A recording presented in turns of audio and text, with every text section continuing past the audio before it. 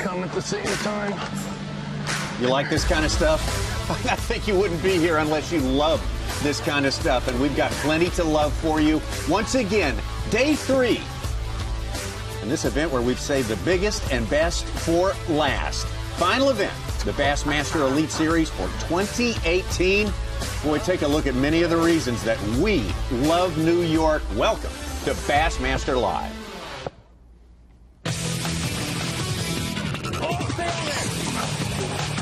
Giant. Oh, the biggest feet in the flow. Yeah.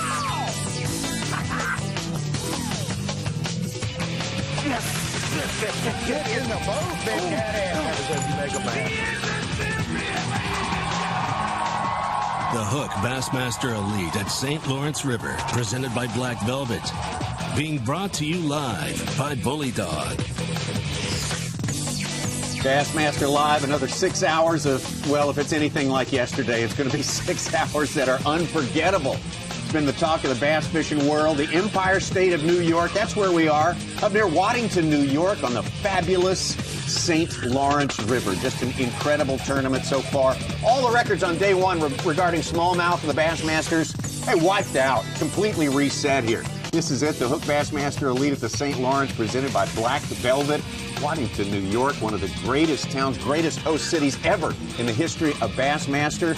We've got 50 anglers on this day number 3, where they got to make a big move today. The top 12 alone will get another crack. The St. Lawrence River, I think every angler in the world would like to have a crack at the St. Lawrence River. What we've seen over the first 2 days, Davey, is just inspiring, really. Yeah, if you missed out yesterday, you missed out on some of the best fish catching I've ever seen in the history of Bassmaster television or live. It doesn't matter. It's just incredible. Some of the fish we saw David Walker catch just look like freaks of nature. They look like panfish. They're just so wide and so big. A lot of 5- and 6-pound smallmouth being caught. And a lot of 2- and 3-pounders, and people are like, oh, it's a little one. It wasn't too long ago you catch a 3-pound smallmouth, you had really done something, but not at this event. Absolutely. And, of course, Brandon Lester, our leader, at 50 pounds even. That's right on track for the century mark. Now, that's improbable just because of the nature of the way tournaments go and the fish catches deplete. But still, this place, I'm not going to declare anything out of bounds here. 50 pounds is incredible, and he laid off of his fish yesterday about 9:30 in the morning. We talked to him a little bit. We had a Skype with him yesterday, and he said, I've got a few places that I'm not even going to go fish. I've laid off of them. And I questioned him a little bit, saying, man, they caught him really good yesterday. Are you going to lay off them this early? Brilliant move on his part. Yeah. Hopefully it pays off for him. He had 25 pounds. I would have laid off 2. I didn't realize he had quite that much, but smart move for him. I expect to see him catch 23, 25 pounds again today. We'll see it play out today. Davey Height, ladies and gentlemen, here. Tommy Sanders with you in the Toyota Bassmaster studios. Also, Ronnie and Such. Mike Sukon, today, what's on your mind? What are you getting worked up about? We have a treat. We have on camera today 2 of the guys. One of them, Josh Bertrand or Justin Lucas, is going to win the Angler of the Year. Is this a 2-man race at this point? It's become a 2-man race. They only have 1 fish between the 2 of them today so far, but it's unlikely somebody can catch them. Yeah, still 2 more days of fishing. What are you looking at, Ronnie? I know you've been running crazy, chasing these stats around. I'm wanting to see how many 20-pound bags we have. We have obviously less than half the field with only 50 guys fishing today, but we had 52 bags, 20 pounds or more on day 1. Amazing. Beat all the other St. Lawrence River events for the whole total event in just 1 day. Yesterday, what a terrible day of fishing. Only 34 20-pound bags, only 34. So it'll be interesting. I think with less guys, we've already seen more catches on live this morning. I think that we'll see a lot more 20-pound bags per ratio of anglers fishing. So my question to you, I've never thought about it. It's for all of you guys. Will we see over 100 bags of 20 pounds or more in this single event? That's unheard of. Oh, no doubt. Definitely so. Over 100 bags. We're going to see a lot today. We got 6 full hours of Bassmaster Live on the way. Let's take a look right now at our Rapple of 5 live. The 5 anglers. We're taking the 5 top guys out with you today live on the St. Lawrence River. Let's take a look at the 5 live right now.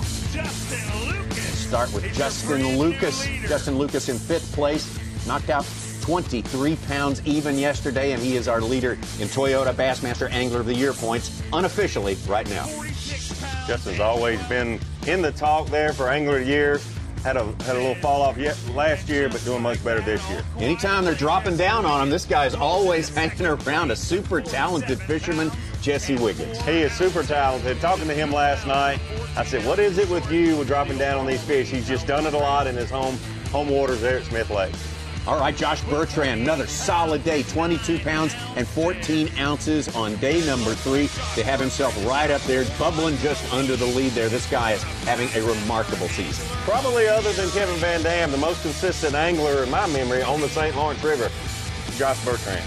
David Walker, we followed him yesterday, and it was a party. It was a smashing day as far as big smallmouth go, and David Walker absolutely figured out a way to catch him again 2 days in a row, 22, 14, almost 23. To have a seasoned veteran like David Walker's, we had him on live most of the day, and he just laughed. Every time he would hook up with a 5-pounder, he'd just laugh. He was loving the day yesterday. We did not have Brandon Lester on one of our Rapala live cameras yesterday. We did get to visit with him, and I've never seen that guy smile so much. Super confident. Obviously, he is on to something pretty important here, David. Very important, and we'll get into a lot of what he's doing a little differently than some of these other guys today. It's going to be hard to beat Brandon Lester. All right, that was the scene pre-dawn this morning. Everyone, I don't think anyone shows up late for this tournament. These guys can't wait to get out there and start smashing them. We've got a full day of fishing here on this day number 3 again to establish 12 anglers who will move into championship day tomorrow, and we'll have that for you right here on Bassmaster Live. Again, Brandon Lester and David Walker, the 2 Tennesseans at the top of the leaderboard here, chased by Josh Bertrand, Wiggins, and Justin Lucas. Let's hear from Josh Bertrand right now. It's an understatement, dude. I mean, 25-13 yesterday, that's my biggest bag of smallmouth I've ever weighed in. Probably the biggest bag I've ever caught, fun fishing or anything. I mean, it's funny, I'm from Tennessee, where the world record smallmouth comes from. But I'm telling you right now, we have some good smallmouth fishing, but we have nothing that compares to anything like this. There are plenty of fish out there, but they're starting to feel the pressure. There are a lot of boats fishing the same type of stuff. So my goal today is just to go try to get the bites and put them in the boat. I mean, that's everyone's goal, but putting them in the boat's such a big deal here. They're such big, powerful fish, and you're using light lines, small hooks. So that's always the challenge. And the guy that's standing in the weighing line that doesn't have the story of the 5-pounder or 5-pounders that he lost is the guy that's going to be in the lead after today. We just got to catch some bigger ones today. I know the bigger ones are dwindling out, and it's going to be tougher to catch the bigger ones, but, I mean, it's going to be tougher on everybody because they've been hammered on for 2 days. So, but I don't know, we got a challenge, so we're just going to see if we can put a couple in the boat. You know, we stopped on an area yesterday afternoon that I had confidence in, but I didn't know if I'd catch any sizable fish. Ended up calling a fish, so that leads me to believe that I do need to expand a little bit today. I'm going to start probably up there where we've been fishing at, just because if I don't, I'm going to be thinking I'm leaving the door open. So I'm going to go up there and kind of get that out of my system, and then from there, I think I'm just going to try to fish loose today. And just, if it looks good, fish it. So I'm looking forward to it. Should be fun. Well, my apologies to Brandon Lester. He was actually the guy we talked to first, and Josh Bertrand popped up second there. That's not the last mistake I'm going to make today, so we don't have any suspense on that one right there. There's the look, though, at the takeoff earlier this morning. They have been fishing now for a good period of time right now. We've been watching it all the way for you this morning. If anything went on out there, you're going to see it here over the next half hour or so, and we do have a lot to show you here. Take a look at our Humminbird lay of the lake. It's about 100 miles of the St. Lawrence River that these anglers are dealing with here, from up in Messina, New York, and that power generation dam up there all the way down to the mouth of Lake Ontario. About 100 miles, and these guys have been, well, Davey, you commented several times, this is not a place of tiny key spots. I mean, there are areas of this lake that are vast that have fish. It's incredible, the vast areas that have fish, but also if you look at some anglers that you expected to see catch them here this week, they're not everywhere, but there are fish throughout the 100 miles, and they're in small groups, but you can, because it's so big, not only 100 miles long and narrow, but it's so wide, and you have shallow areas, and you have a lot of really deep water, and the current breaks, they change from day to day, and things just change up a lot. So it's not as easy as these 5 guys are going to make it look, but it is what most people say the best smallmouth fishery in the country right now. If you were watching this Hummingbird Lay of the Lake map yesterday, you saw David Walker in a different place. Now, we look at him right now. He has relocated. So, obviously, this morning, a change for David Walker. So, right now, we can sort of roll back the clock a little bit and take a look at what's been going on with him this morning. Obviously, a little different plan of attack, and he told us that he would do that. It looks like he's at a place that he fished just a little bit yesterday afternoon. I think it might be the place he was referring to earlier.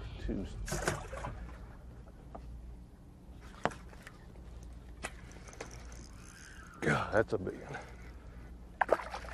Notice the way David Walker's setting the hook more and harder than the other guys. He's using straight fluorocarbon and not braid. He's pulling so hard. Oh, look at that. Fatties. Fatties. Look at that fish.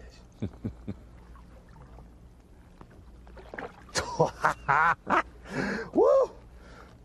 Look at that. That one. Huh? Nice.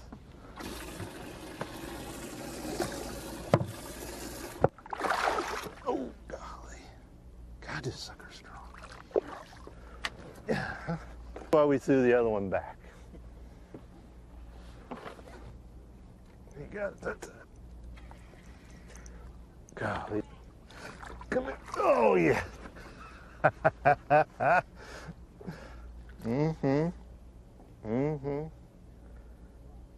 See, what's weird about this place is that's an average fish.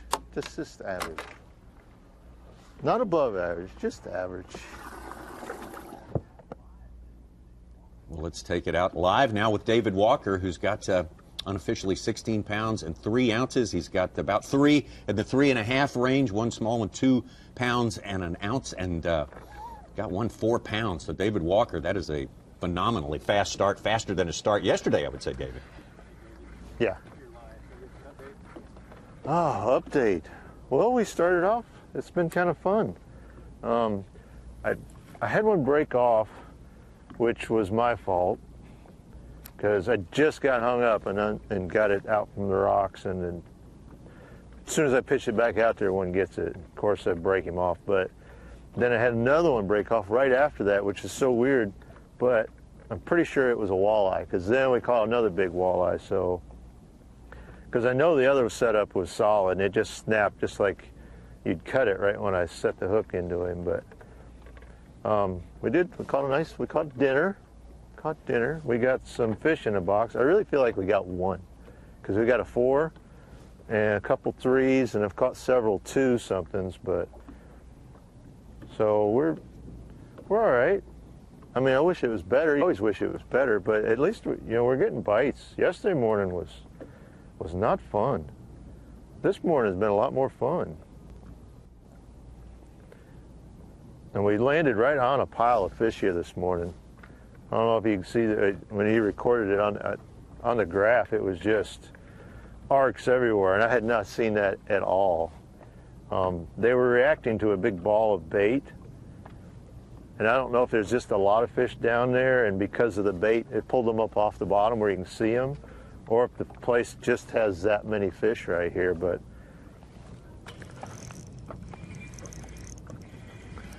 I think it's another little one. Been a lot of these 2s right here. That's what this one is. But we do have only 4 in there because I'm afraid to keep one of these. I mean, it's a keeper, but if he dies, then you're stuck with it, so.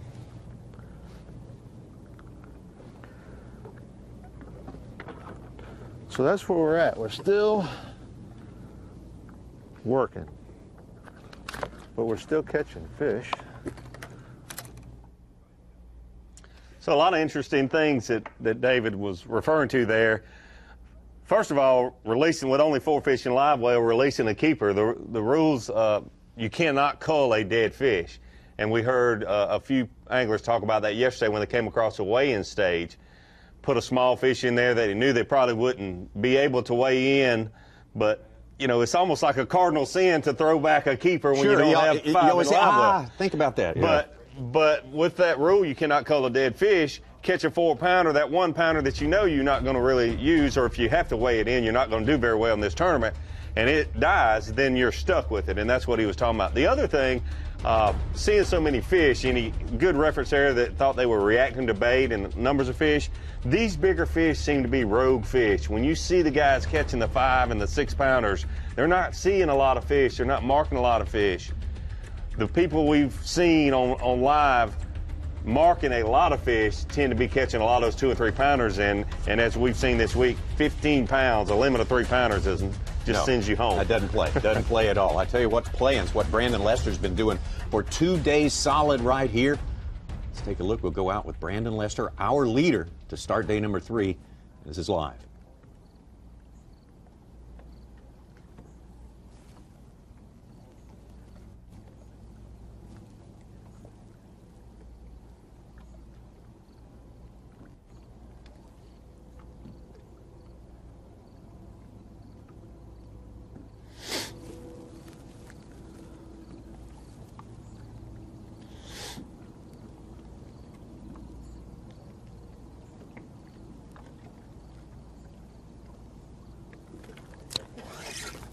There's a big one.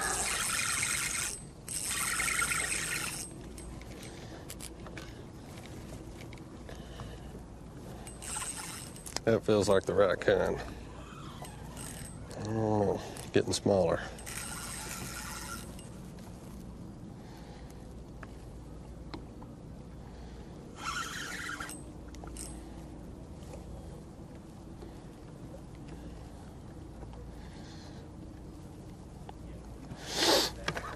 God, look at him on the graph.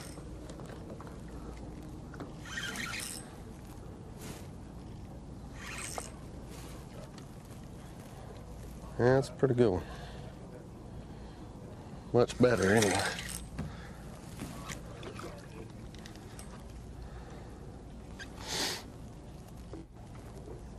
Give up.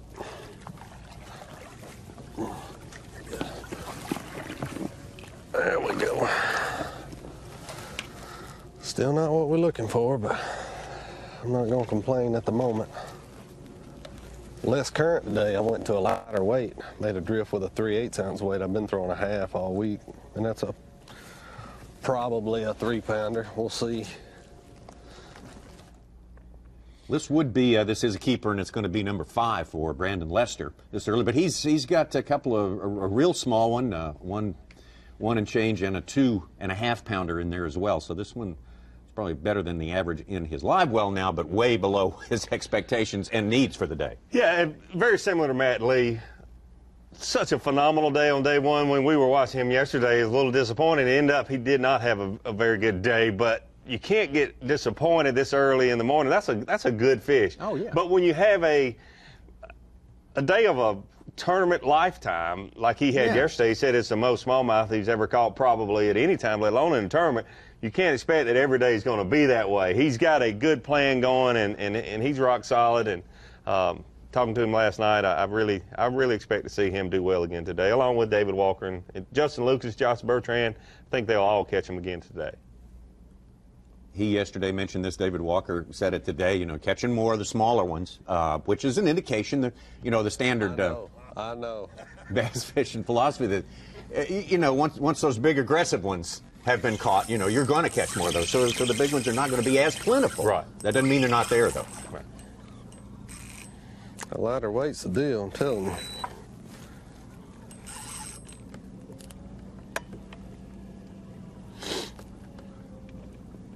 I mean, it's not a big one, but it's probably about the same size as that last one. They get rid of that little bitty peanut we got in there.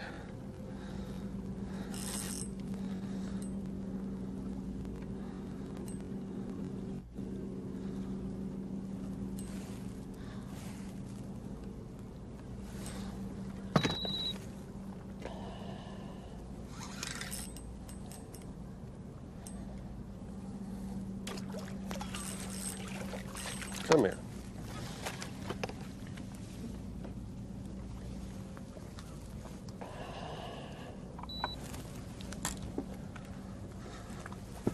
Probably 2.5, I'd say.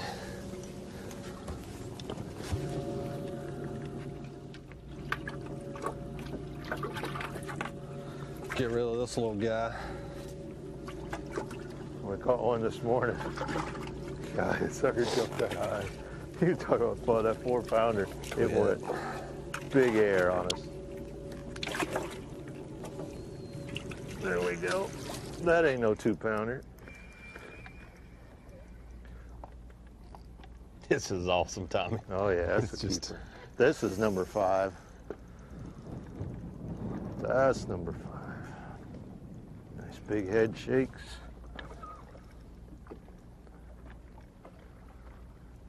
He run up there like he wanted to jump.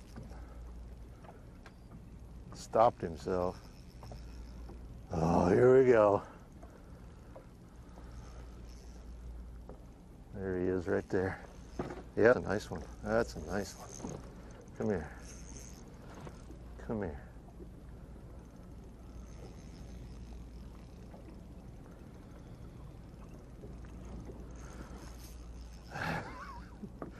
Come on, Russell, help me out here. Get the net or something. Just standing there with your camera all the time. No help. I'm going to chase him down.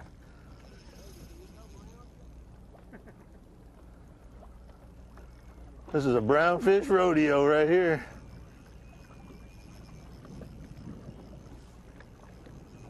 Look at that deal. Come on. pull and drag. Well, hopefully he beaches himself right over here, because it seems to be my only shot at it. See, the anglers want to put the trolling motor on spot lock. I caught a so 3-pounder here a stay little on while their ago. place, It but acted the the current same pulls way. and the strength of these fish Oh, yeah. pulls them downstream. Look at that. I can't catch him.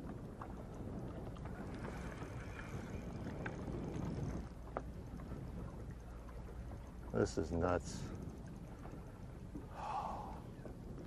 If you could only catch him with a flipping stick, I'd be much better off. There he is. There he is. Oh, yeah. Oh, yeah. Tank right there. Look at that. Yes. Uh-huh. No wonder he pulls so hard. God, we ain't hooked good, though. Right in the old gristles. Yeah, that's the kind of fish we need to catch. Just keep catching those.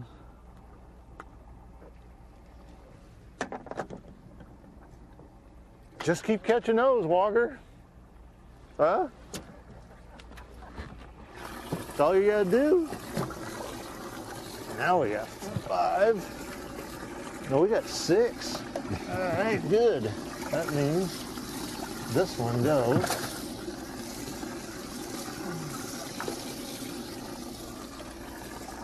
There's a cullfish right there. Look at all that. Looks like a sack of fertilizer in there. Oh, wow, that one there is looking bad. Good cull, right? We saw some culls that were just, you know, just a joke yesterday. It was just hilarious. It really was. He's way ahead of schedule from yesterday. Yeah, yesterday, this time, he had 5 I hate to call them rats because they were 2-pounders, but looking at what he's got in there today, they were rats. I mean, he's way ahead of schedule. And he's fishing a place that I'm pretty sure he's still at the place that we saw him fish a little yesterday afternoon. He referred to it this morning before he left out. He had a place he had a little confidence in, caught one big one. So it's kind of icing on the cake, this place this morning. It's working out really good for him. We got Justin Lucas hooked up right now. He is your unofficial Toyota Bassmaster Angler of the Year points leader. It looked as like of a nice yesterday. arch on the graph, but man, you just don't know. He ain't that big. He's not bad, but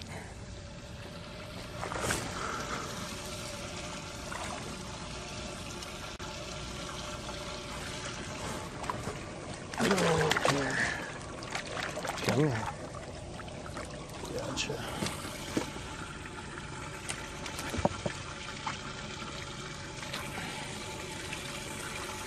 Not what we're looking for, but I guess we got to get started somewhere.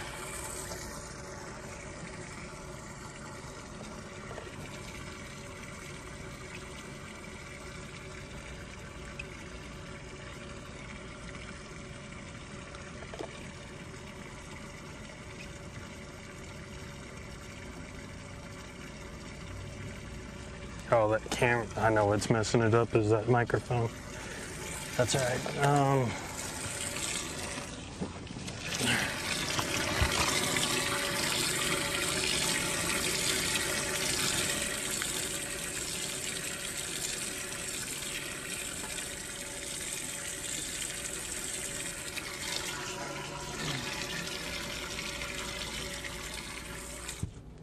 He's still doing all right. Somehow the cameras and the wireless mics can interfere with those digital scales. Same frequencies and whatnot that they use to put it out. We actually have to have them turn off the mics when we're doing the bracket competition, for instance, where we release them on the boat. It's got 138 already. That one, well, it read 3.2, but that may not be accurate. I would say two in the same sort of middling region for smallmouth on this body of water. That's big. I felt a big head shake. Yeah, that's a big one. Oh, wow. That's great. There's another one on the graph.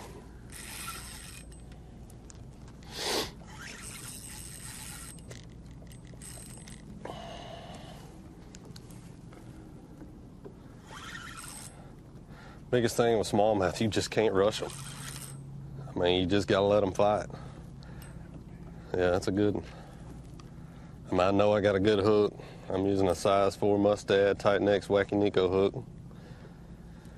The thing about it is, there's no way you're gonna land 100% a big smallmouth. You're just not gonna do it. But with the right rod, the right line, the right hook, you can put the odds in your favor. Biggest thing is just don't get in a hurry.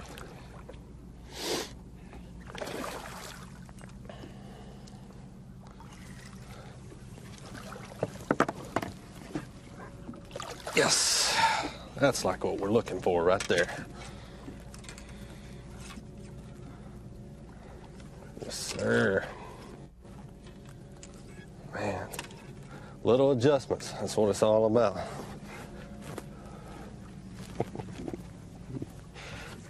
Finally got one. It ain't even on.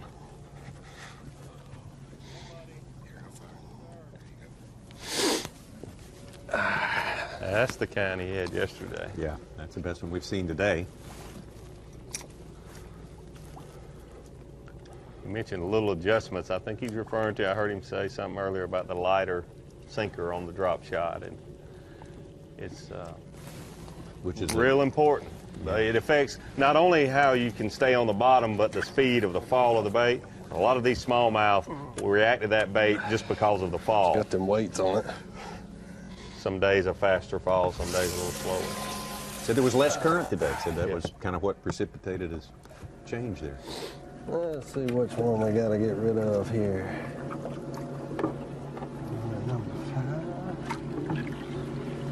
That's the one he wanted to get rid of, that little peanut he was talking about earlier. He's got a 112 in there. Yeah, there he is. Yeah. So this one right here is going to be the right candidate. Josh Bertrand, our first look at Josh Bertrand, and he is, not surprisingly, hooked up. So he's been catching them all morning, but throwing back 2-pounders, not even putting them in the well to risk them dying. He's been throwing back fish, so he might not have a limit, but he's caught a lot this morning. This doesn't look like a 2-pounder here. He's that big.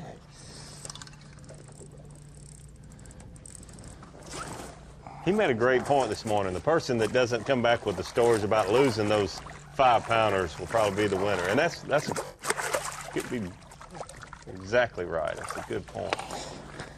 Dang. I am scared to throw you in the live well, buddy.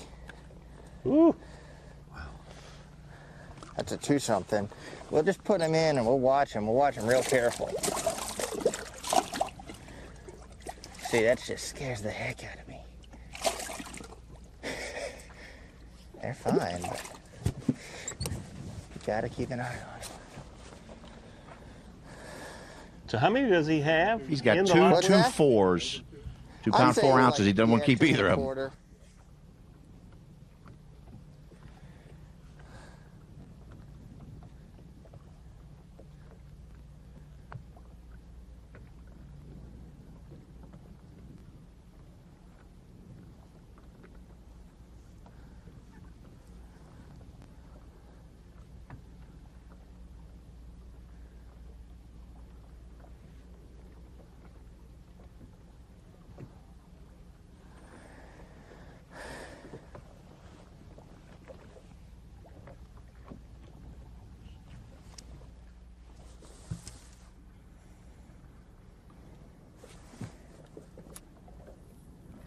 So the update is we got 5 again. I think this is definitely the bait we want to be fishing when it's tough like this. This little That happens a 3-inch lot bait. though. But here it's like water's so clear and the fish are so obvious. What's that? Hard to miss them when Yeah, you just a open little up the gulp box. minnow. That's for sure.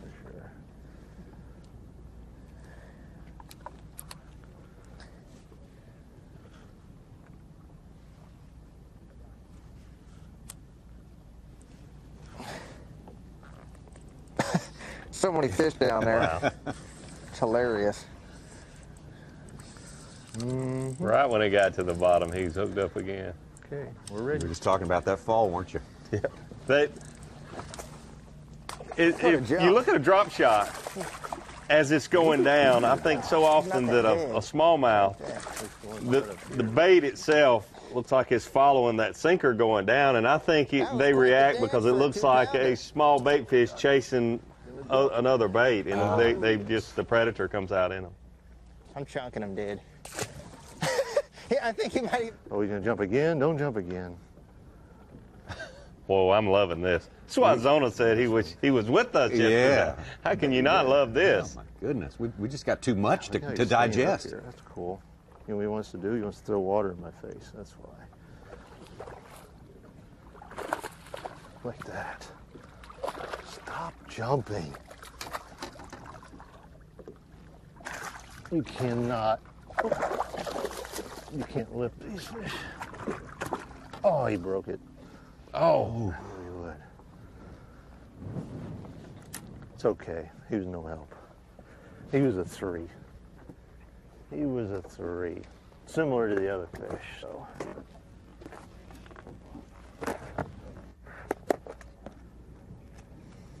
That's part of finesse fishing and big We went all day yesterday without seeing any, and I wasn't about to jinx us. I wasn't going to mention that, but now I can mention that. We went all day yesterday without seeing someone lose one I side hadn't of the thought boat. about that, but you're right. Yeah, which is incredible considering what these guys are doing here. And boy, they are doing it on day number 3. We got plenty more to come on Bassmaster Live. We'll take a break and be right back. Hook Bassmaster Elite at St. Lawrence River, presented by Black Velvet, is brought to you by Toyota, Triton Boats, Mercury, Minn Kota, Berkeley, and by Hook.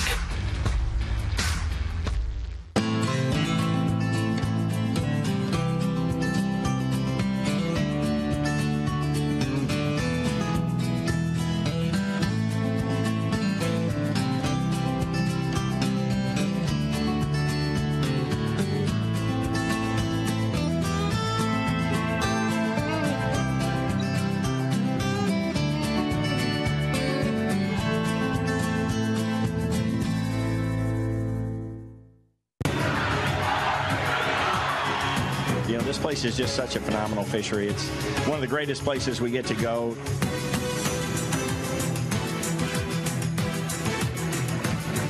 What an awesome fishery. I just can't, say enough about this place, guys. It's really, really good.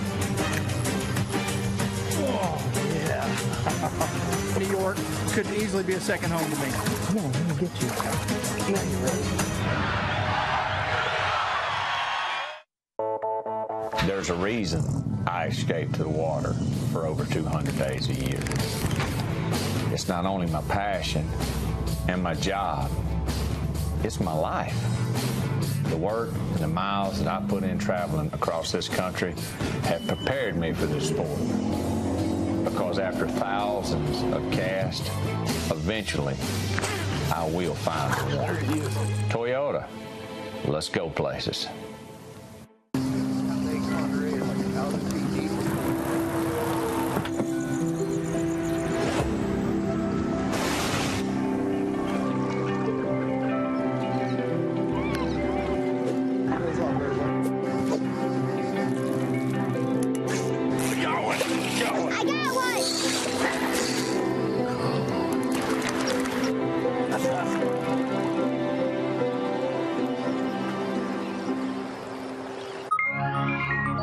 generations, anglers from across the globe have put their trust in Abu Garcia. Because out here on the water, we know our science is your religion. Fish like a fanatic with the latest generation of Revo. Featuring up to 24 pounds of max drag. Designed for leverage and power. Built on corrosion resistance and comfort. World-class adventure awaits with Revo. Abu Garcia for life. What's your biggest strength? You got jig skipping skills? Can you tie a double uni? Product planning? Oh my goodness. I ain't got a resume, but I do have this. You're hired. See more office antics at teamgtfishing.com. Fishing just got easier, and it didn't cost you a thing. Free feature upgrades from Lowrance. Fish Reveal delivers the best of chirp sonar and downscan imaging, all on one screen, and it's going to help you find more fish. High visibility color sonar take high contrast imaging to a whole new level. It delivers the absolute best views of structure. Fish like to hide there, but their hiding days are over. These features are ready to roll when you are. Just upgrade your HDS Carbon software.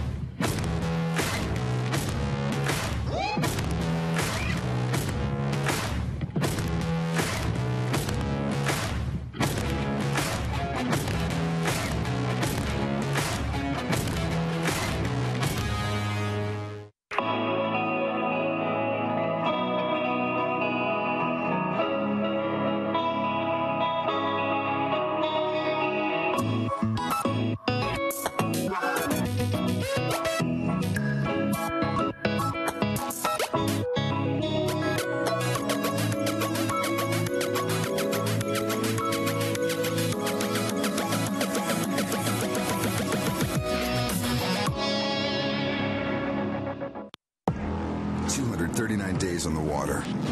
With an average tournament day of 8 hours, that's 1,912 hours of fishing. Averaging 60 miles per hour, you covered 12,300 miles. That's 102,420 minutes with a rod in your hand. Averaging 4 casts per minute, that's just shy of 410,000 chances at a bite. But numbers are the foundation. The results are up to you. Bassmaster Angler of the Year! Bass Live is being brought to you by Bully Dog. Bassmaster Live just barely getting started this morning. It's just too fast and too furious, and we absolutely love it that way. This was just moments ago. We took a short break, and this is what happened with Josh Bertrand.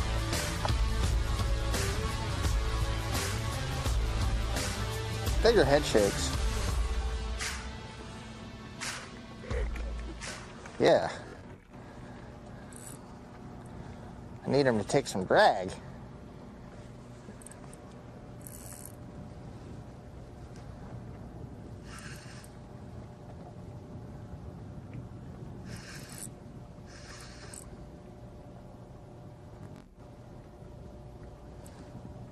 I think it's a little bit better. Just real low.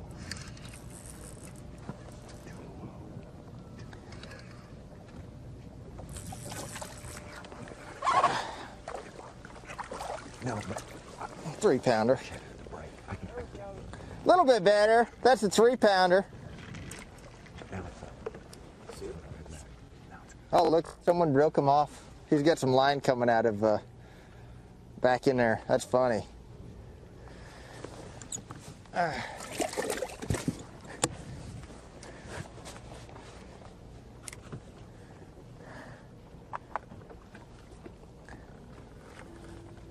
It's quite the school down there.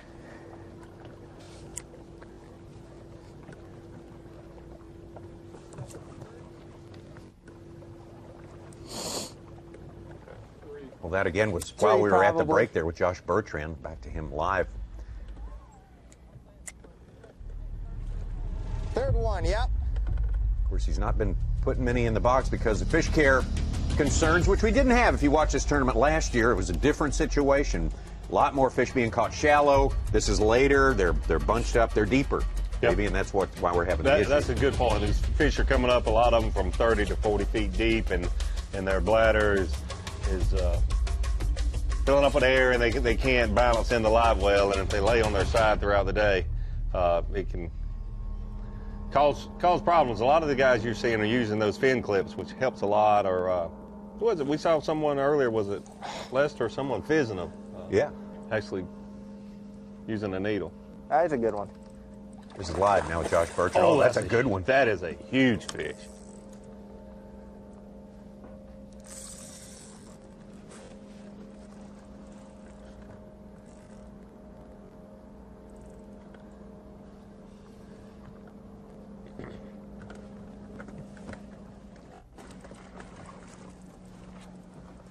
All right.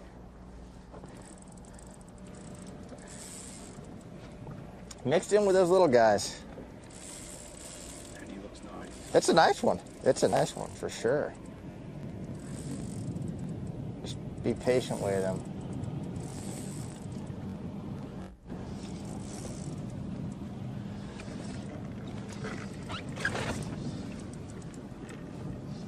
He likes to jump.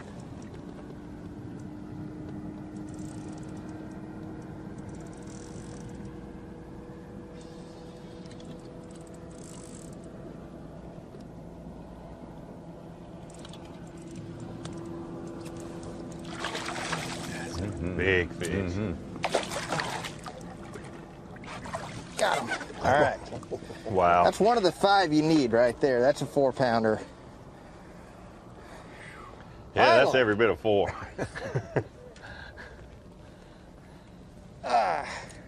4-pounder. Not giant, but I mean, it's a decent one. It's a nice one. All right.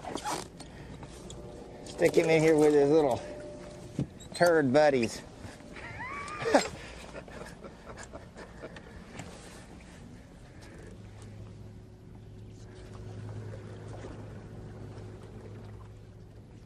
I don't know if the red gloves are creating an optical illusion or not, but that fish might be 4'14", but yeah, that's a solid 4. Oh, look at that. Look at that fish. When he came out of the water the first time, it scared me. Yeah, It it startled really me.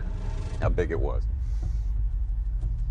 That's not a 315 or 4'1", I can promise you that. Yeah, it's closer to a light 5 than a Yeah, light 4. Exactly. Beautiful fish. That one's not going to avoid the live well, like a couple of other keepers Josh Bertrand has brought in so far this morning. Hey, one angler among our raffle of 5 live we have not been able to check in yet with. Had a great tournament the start of last year's season on Cherokee, and that's going to be Jesse Wiggins. Always, I say this again and again, anytime they're dropping on him, Jesse Wiggins is hanging around town, that's for sure. Great young fisherman. Fishing close to Brandon Lester. They're sharing some of the same water. I got 3 so far, only one big one. It's been pretty slow. I had about 18 or 19 pounds about this time yesterday, but I mean, I'm fishing the same area as I caught them. So, but we're fishing to move and go to another area here just in a second. But the first morning of the tournament, I didn't have any fish at this time, so I mean, I'm not real worried about it yet. So yesterday I felt like I got very lucky to catch what I caught real quick. So the rest of the day is going to be pretty tough to get big ones, but we got to have 4 more somehow.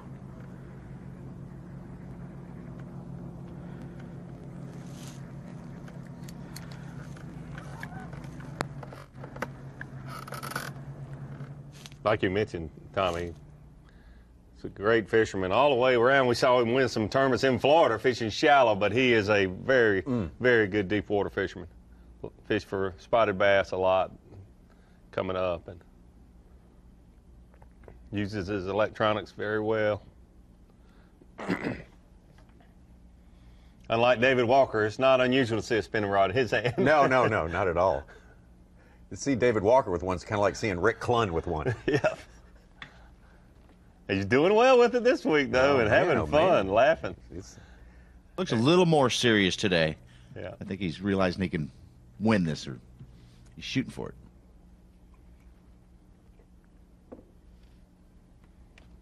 Speaking of someone else with a spinning rod in their hand, Mark Daniels Jr. unofficially, according to Bass Track, up to third.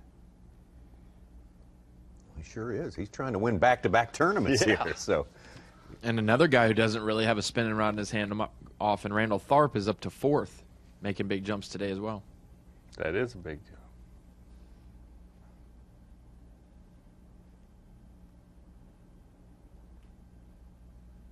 And Bass Track, Brandon Lester is roughly up to 17 pounds according to On the Water bloggers. So his 4 for 11.8 is, hasn't updated quite to his limit yet, which add another 5.5 pounds to his total to get him to 17 would put him basically tied with David Walker. Okay. And those guys would have a 6-pound advantage over third. So they've kind of separated themselves for sure. Neck and neck.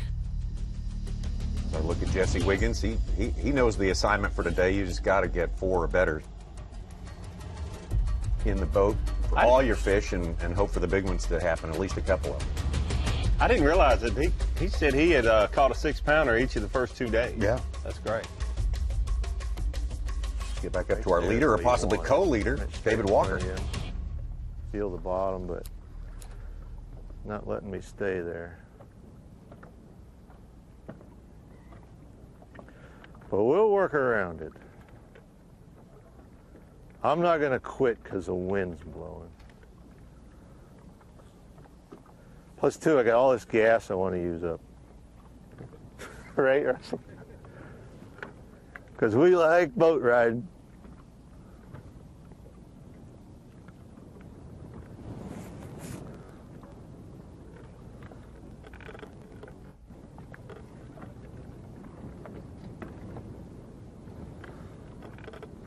Like yesterday, we was running up through there in a giant ship wave that I was unaware of. Next thing I know, it's Ranger and Evinrude to the air. The goby liking it.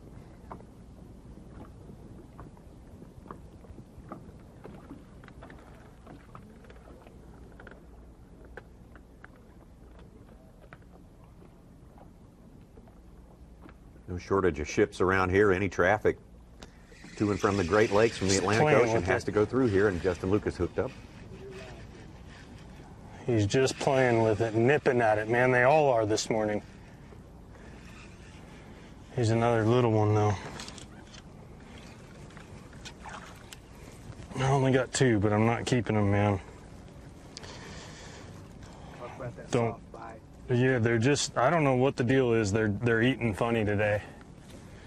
I always just wonder if that's just for me or if it's for other people too, but I'm not gonna take a chance of that fish dying in my live well and me getting stuck with it, so we're just gonna let it go even though we don't have a limit.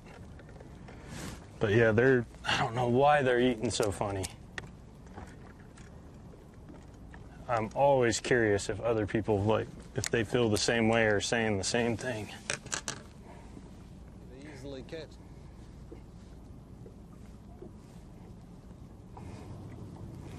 Got to put on another. Caught every single fish this week on same thing I used at Oahe. That Berkeley Power Bait Max Scent Flatworm. Pretty sure it's the best bait I've ever used for smallmouth. It's like really, really good. Gonna find out that he's gonna jump. 2-pounder. Well, slightly over 2. I'm gonna have to grab him though. He'll break my dang line again. Ah! Come here. Come here. You're just big enough to be problematic. Mm-hmm.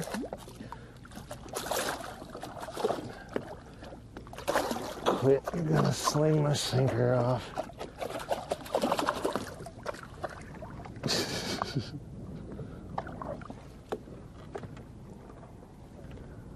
And he did. Godly. Nope, sinker's still good. Huh? You talk about fighters.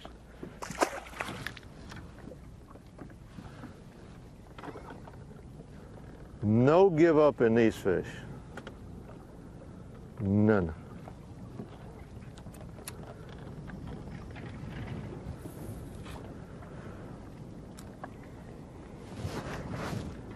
Mm-hmm.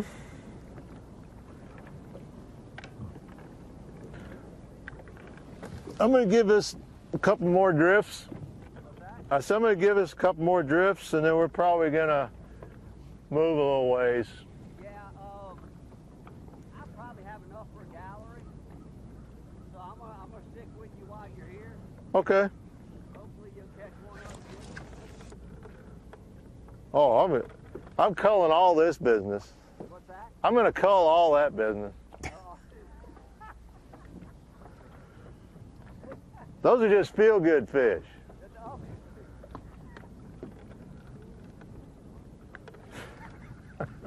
Walker working with the photographers to get the shoot schedule all ironed out and make sure we get the right pictures up there. You said that?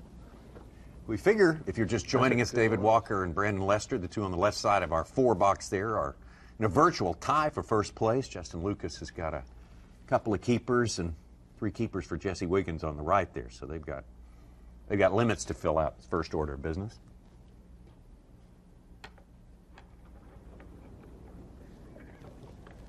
Wiggins. What was that, Ronnie? That was I thought that was Zona. Wiggins. Did he just possess your body for a minute there? Is that... You get it this time, I bet you. Wiggins. Oh, how many have caught like that? Where you feel them bite it, and you jerk, and you even feel the fish, and then that thing's falling back down. Man, they get it that time with a vengeance.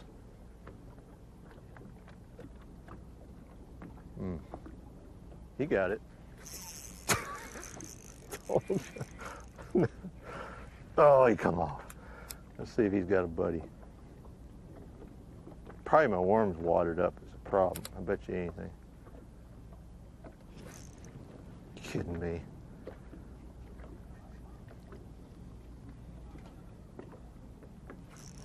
Got him that time. I got a little buddy. There's his little friend. Come here. Come here.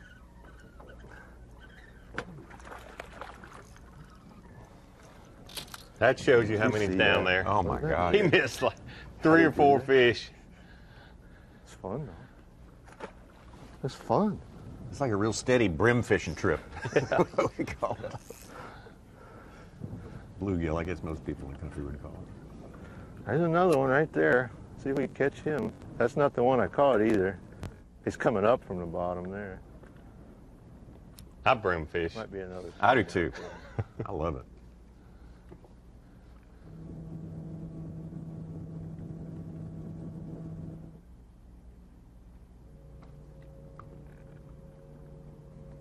I think it's that same one I missed a minute ago. He's sitting right on a break. Like I can see him plain as day, but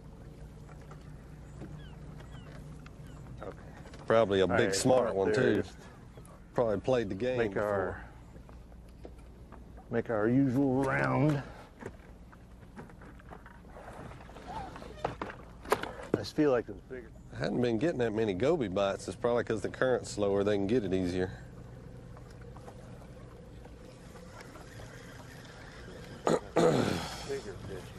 That many gobies around, that makes it that much harder to fool them, though.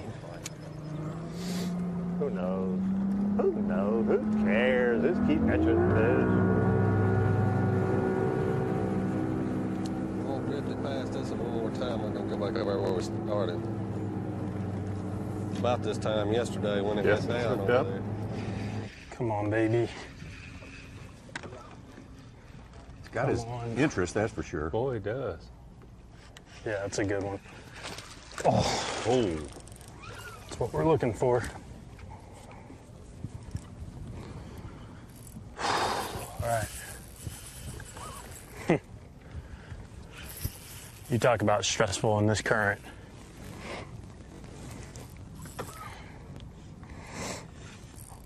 Yeah, that is the kind we need right there, folks.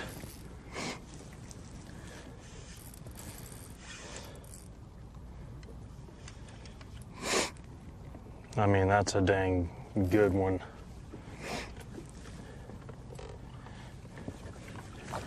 All right, coming back here, dude. Boat wave would hit right at this time. Come here, bro. Oh, God, that's a toad. Oh. I got you. I got you. Woo!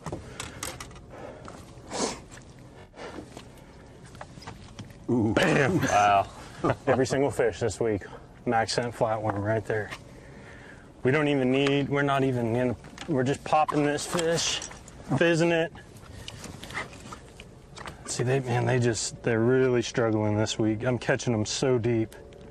42 to 48 feet. So,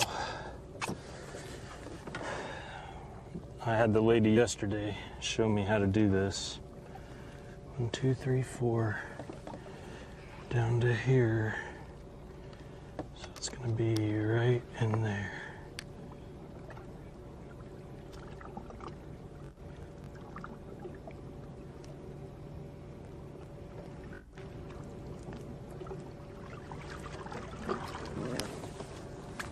As soon as you get back up, you taste the bait. Okay. That's your breakdown, what you're doing with your baits.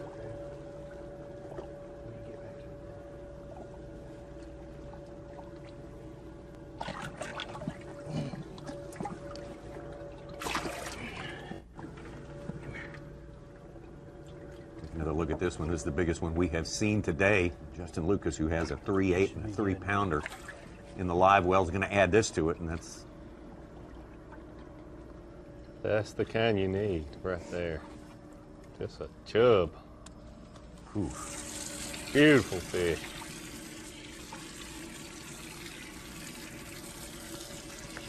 Murphy flatworm. Was he maybe 17 inches long, but so fat? Just a strange body The shape. difference, man. I should have been doing it the whole time. I unfortunately have had 5 dead fish, and it's just, I hate when they die. But they're coming in such deep of water, and I didn't know how to pop them the right way. We do now. Give me your taste of bait. My taste of bait? It's the Berkeley Power Bait Max Scent, dude. It's like crack for these smallmouth. It's unbelievable, dude. And we got a really good shape with this flatworm. So, just need like 3 more bites like that, and then a couple 4s, and we're good.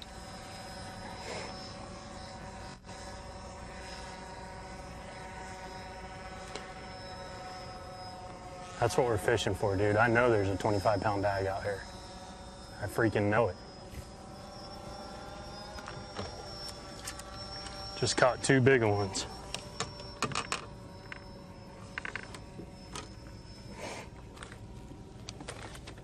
I mean, you see how I do this. I got 3 bags up here. I got green pumpkin, I got black, and I got smoked purple, and I change up the colors when I think I need to or whatever, but it's the scent, dude. It's the scent. They can actually smell it. It tastes real. It's just, I think they actually swim to it. They come and try and find it. I really believe that. It's too good, man. Too many guys catching them on them this week. I'm telling you. I hate that I'm not going to have it to myself anymore, but it was fun while I did.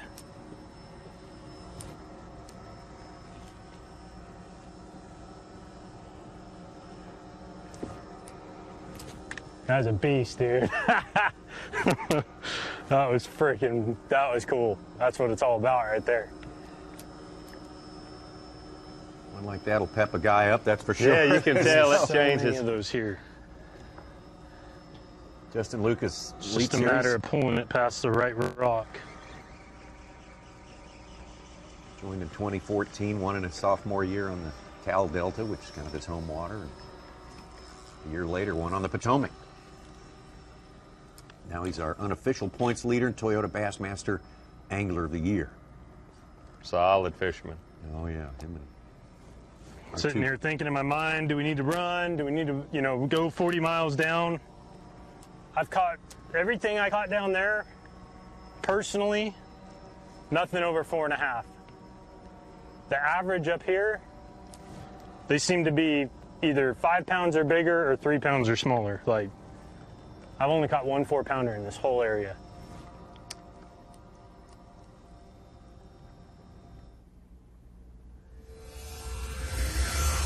I'm telling you, I think we're seeing way more numbers in the first hour of our competition than we did yesterday, but we have not been without big ones either. That one we just saw from Justin Lucas, he was right. That is certified toad right there. Jesse Wiggins getting it done. Josh Bertrand. We have been blessed with good coverage and great fish being caught. David Walker this morning, way ahead of schedule. Huh? Look at these. Nice. All 4. All 5 of these guys. Brandon Lester also. Doing well early in this day. What will the rest of the day bring? Let's have a diversion right here. The 2018 Toyota Bassmaster Angler of the Year points. In our raffle of 5 live, we got those top 2 guys who are locked in a battle for sure. Justin Lucas just landed a giant right there. Josh Bertrand in the top 5 as well. This is getting really, really good. And we are headed toward a lot more big fish when we come back. Live coverage of the Hook Bassmaster Elite at St. Lawrence River, presented by Black Velvet, will return after this short break. 239 days on the water. With an average tournament day of 8 hours, that's 1,912 hours of fishing. Averaging 60 miles per hour, you covered 12,300 miles. That's 102,420 minutes with a rod in your hand. Averaging 4 casts per minute, that's just shy of 410,000 chances at a bite. But numbers are the foundation. The results are up to you. Bassmaster Angler of the Year! Bassmaster Sweepstakes equals your shot at terrific prizes. Why miss out when entering is so easy? Enter now for a chance to win a Toyota Tundra SR5 Double Cab. Grand prize also includes a genuine Toyota accessories package, plus additional accessories from Bully Dog, B&W trailer hitches, Covercraft, Volant, and Yakima. Go to Bassmaster.com and enter right now. It's fast, it's easy, and think of the possibilities. Don't miss your chance. 239 days on the water. With an average tournament day of 8 hours, that's 1,912 hours of fishing. Averaging 60 miles per hour, you covered 12,300 miles. That's 102,420 minutes with a rod in your hand. Averaging 4 casts per minute, that's just shy of 410,000 chances at a bite. But numbers are the foundation. The results are up to you. Bassmaster Angler of the Year! The competition is fierce and the prizes are huge. The only thing missing is you. Bassmaster Fantasy Fishing. Sign up for free and face fans from across the nation. Grand prize winner wins a Triton Yamaha package including a Triton 189 TRX. MSRP of $37,293. The classic and each individual elite event winner will win $2,500 Bass Pro Shops gift cards, plus a $500 bonus card for winners who are B.A.S.S members. Sign up and pick your team today at BassmasterFantasy.com.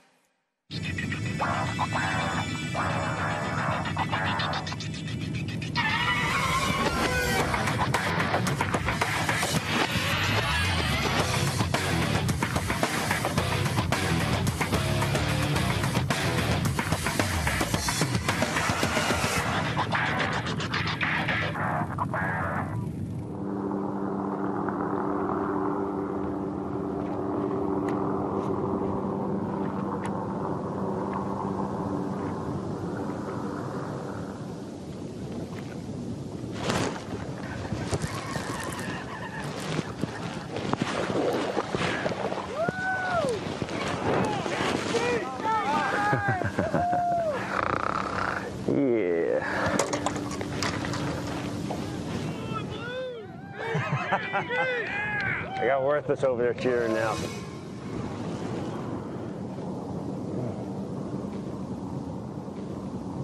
Every cast around here, it's just everything I'm casting on looks good. I keep expecting to get a solid bite. Not getting the bites, not getting the size, but is it going to be a timing thing today? Are these big ones ever going to turn on?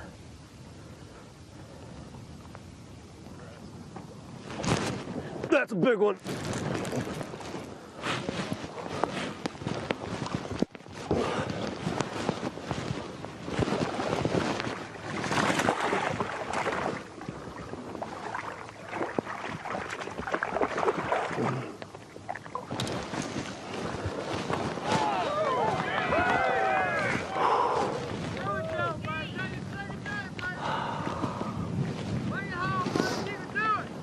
I've been waiting to catch a fish off that tree for 3 days.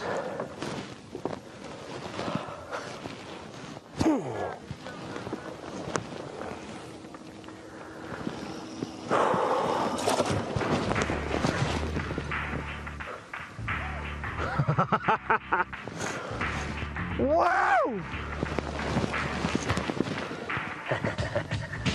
We're getting closer. I missed a fish on that tree twice the first day of the tournament. We're stripping down now. I feel like I'm one step closer. I don't feel like I got enough, but I feel like I'm getting a step closer. At least I'm doing my part. I mean, I'm catching fish and getting some upgrades.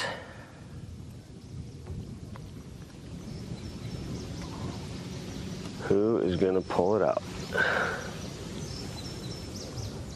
Lift it up as heavy as it. Oh, maybe. Maybe not.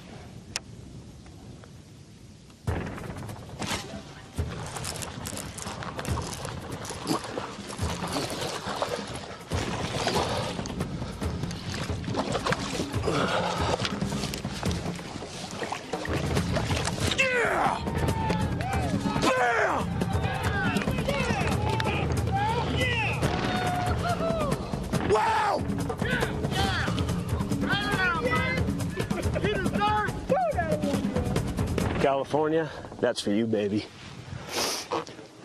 Whoa!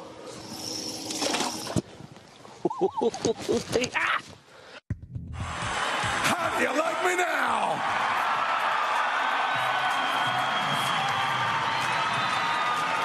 This year, redemption is sweet, and Steve Reese is the 2009 Bassmaster Classic Champion. Oh yeah!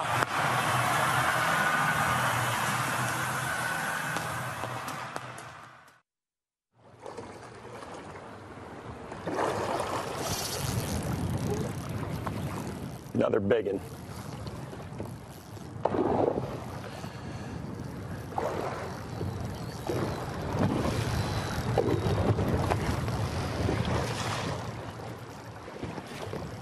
Might be the biggest one I've seen yet. Giant, dude. That's a freaking giant. Ooh, we need this one.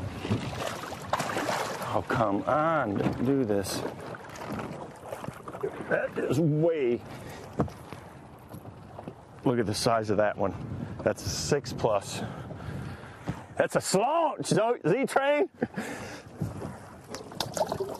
Gigantor.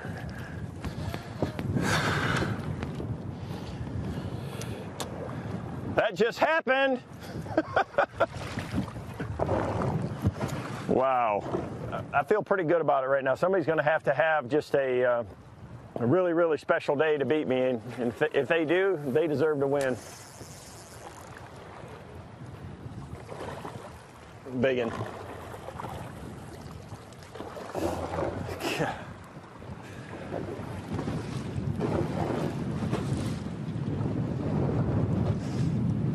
Oh God, he's only got one little bitty hook in him now.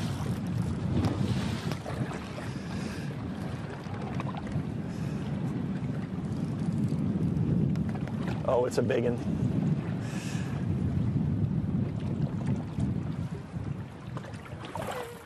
Lights out! Boom! 5-pounder.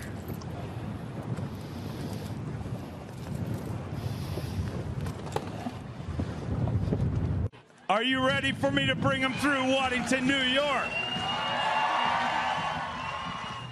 66 pounds, 7 ounces. We're looking for 15-13. 23 pounds, 12 ounces. KVD slams the door on number 24.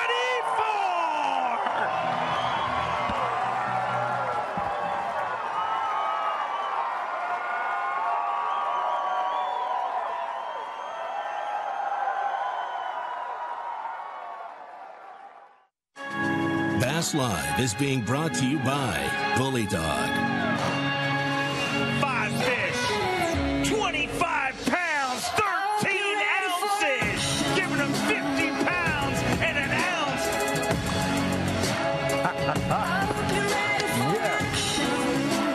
Tank. That is a tank. Waddington, New York, let me hear ya. Well, not a Texas two-step, but a Tennessee two-step on top of the leaderboard here. The St. Lawrence River, day 3. This Bassmaster Elite final event of the season. See the great weather we've been enjoying throughout the course of this tournament continues today. Our TH Marine Weather Watch got a high of 81 we're looking forward to today. Every night's been down around 60, the low 60s. Wind a little bit stiffer than yesterday, about 11 miles an hour. Tomorrow, rain in the forecast, so the wind's going to bring a little moisture in for these anglers. Be a little warmer, as you might expect. Maybe not quite as much wind. We'll see how those conditions affect the bite. Doesn't look like anything drastic, though. I don't think that's going to be much of a factor. The wind very consistent the whole week. The one thing with the rain, the light penetration, the visibility, can sometimes change things up in a big way with the smallmouth. A lot of these guys fishing 35 to 45 feet deep would be less effective than last year when a lot of the fish were being caught shallower. Here's our raffle of 5 live, the way they're laying out on this fishery here, this 100 miles. The St. Lawrence River, the conduit for the Great Lakes water to get out into the Atlantic Ocean. And now let's take a look at Josh Bertrand. This was while we were away. He does his best work, it seems like, today while we're taking a break there. So he's ready for us to go again.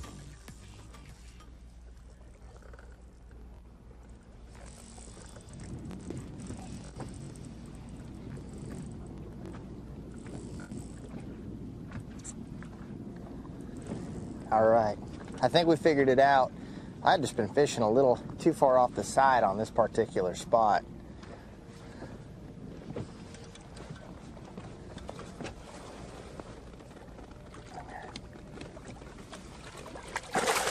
Ooh.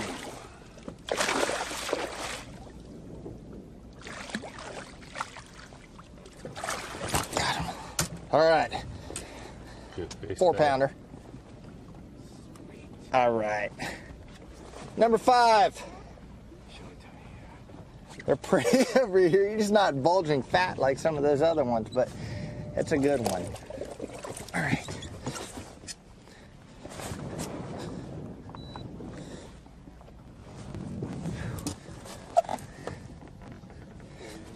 Yeah, I think that's a 4. That's the 5th fish that he's putting in the live well. We've seen him catch a lot more than 5. Any more keepers than that. He's not going to keep the small ones. Doesn't want to be stuck with one he can't cull. Already had a 4 in there, or as you said, it could be a 4 to begin with, but could be a 4-12. Yeah. It was a very solid 4. Well, that was while we were away. And Josh Bertrand filling out his limit right there. Also looking to fill out his limit is Justin Lucas. This also, while we were away just moments ago. That might be another good one, dude. Coming up. Oh, yeah. That's another nice one. I don't think he's as big as that last one, but holy wow. Come on. That was great. That was more than that was a tail walk. That's a good one. That fish tail walk 12, 15 we feet. need. Yeah. Nice. Oh, you're going to be easy for me. Yes.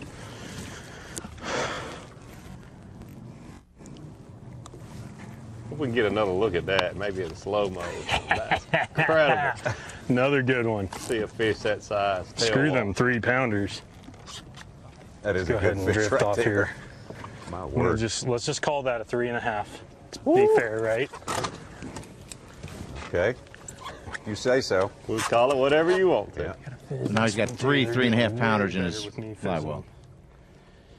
So, thank you to Barbara. She gave me this needle yesterday.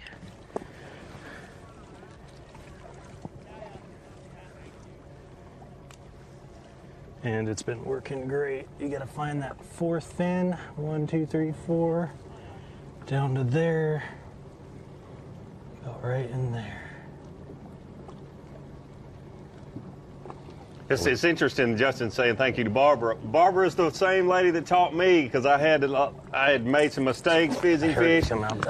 She's the same lady who taught me where to count back on the fin, come straight back, and the right placement and go in under the scale at an angle, the right placement to be able to fizz these fish. So Justin, along with all these other anglers, some of them using the fin clips, every one of them are doing everything they can to We keep talked these about fish alive. Barb Elliott instructing a lot of anglers at the registration how to do this, and apparently afterward as well. Yep. She's the New York Bass Conservation Director, and we also have like a 5 to 6 minute video for folks at home that don't know how to fizz fish of her walking you through the steps. And then other days they just sit there and peck at it. So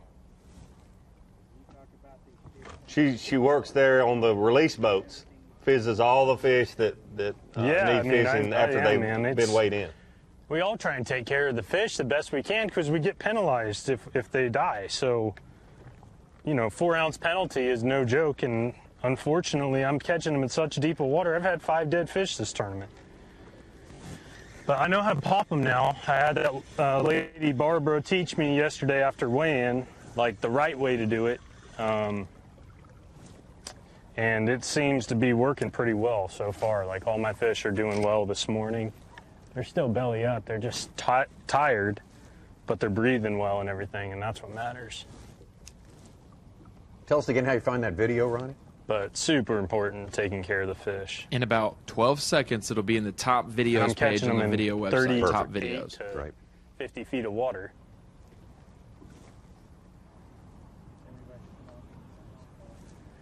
Dude, I do have a lot of confidence right here. I caught a 6-pounder here in practice, the biggest smallmouth I've ever caught. I've caught 8 5-pounders in this area now, and it's just, man, I know there's a 25, 26, 27-pound bag to be caught, What I really want, I'll tell you what I really want, is a 7-pound smallmouth. That's what I really want. Like, that would be the icing on the cake of this week fishing this spot for sure. Or this area, I should say. It's multiple spots.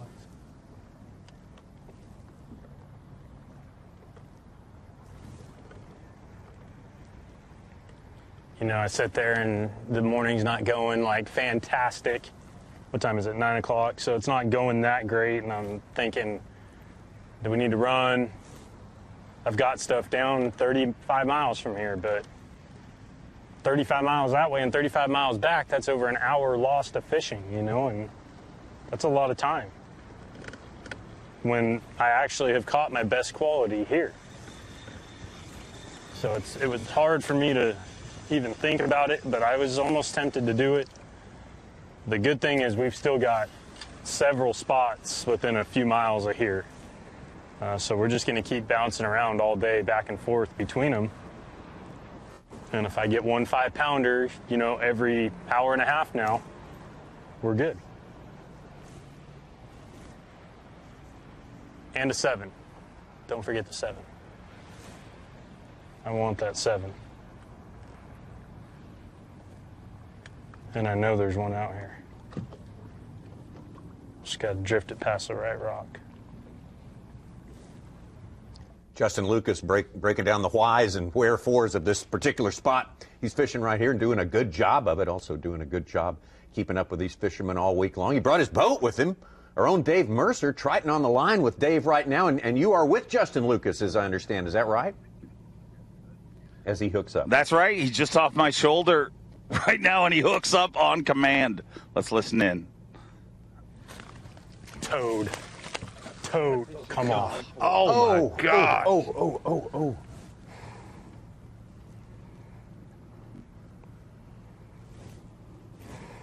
Damn it.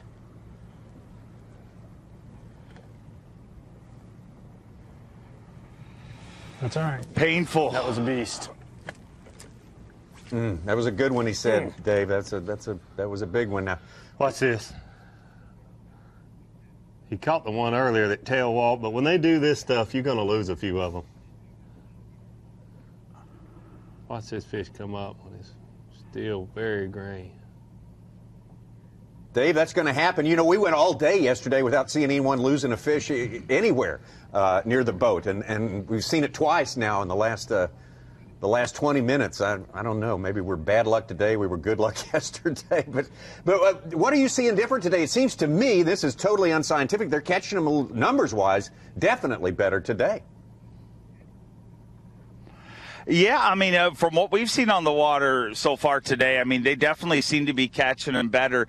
But, you know, what's interesting watching Justin Lucas fish here, and first of all, guys, that fish jump there, we had an incredible perspective from it here because we're right in line with them. And you guys seeing that fish jump from the camera, it looked big, but I can guarantee it didn't look near as high as it was from here. I mean, that fish probably cleared 3 feet of water from here. It really was amazing. But when you're watching Lucas, the thing to remember, it looks like he is fishing a lot. But if you really mathematically broke down how much time he gets to spend in his key area, it's not as much as you think. I mean, he's running a very short drift here. We've watched him fish, you know, for the last 30 minutes or so, and I guess his drift is probably about the length of 2 football fields. But when you really think about that, if you start to think about when people say they get 8 hours on the water, well, remove the time that they spend running to the spot and then just really start taking away all those moments where he has to run that boat back up, get repositioned.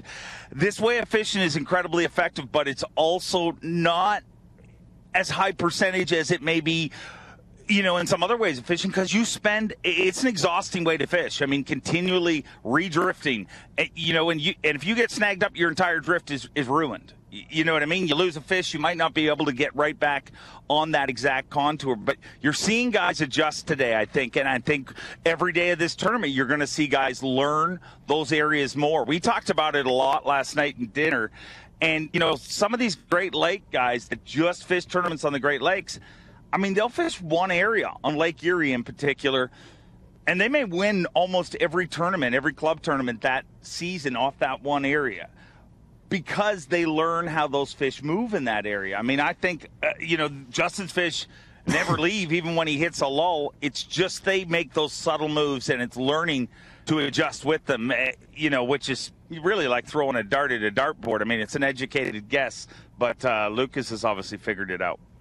We had Josh Bertrand catch a good one just a few minutes ago, Dave, and he says, I figured something out, and it made me think of what you were telling us yesterday. He says, I was just fishing off to the side of him, just a little bit, and you gave us some incredible information, stuff you had dug up through the years with underwater views and so forth like that, about how close you can be to them and really not even know it. I wish you could sort of recap that again, because that really unlocks a lot of what we're seeing here today. It really, and it's true. You know, when you think about smallmouth moving, the thing you got to remember is pre-goby smallmouth and post-goby smallmouth. They're two totally different creatures. You know, all those tales you've heard in the past about, oh, you know, they were here today, gone tomorrow. From my experience, they don't move that far. Generally, they set up on one of these shoals, or whether you're fishing a wreck, a shoal, whatever you're fishing, an edge, they set up there and they move up and down in that area. They have certain areas where they move, but it's not that far. It could be 20 feet. It could be, you know, no more than a football field's worth of length. They'll cover that area, but they can disappear. I mean, it is amazing. I had an argument last night at dinner with Brent Ayler because I was telling him my theory on that, because, and we've tested it. You know, we've gone through areas with a graph, and you don't mark one fish. And every fisherman out there is going to say, well, there's no fish here. You know, they've all moved. You know, we blame the fish. That's what we do as anglers. But when you go through there with a you know, an underwater camera, you see where those fish go. I mean, they're on the bottom of this river. There's tons of little boulders, and they just kind of hunker in behind those. That's their current break. And when they want to eat, they move out. When they don't, they move off to these different areas. And depending on where the current's coming from, where the wind's coming from, is how they position on that shoal. But they're still there.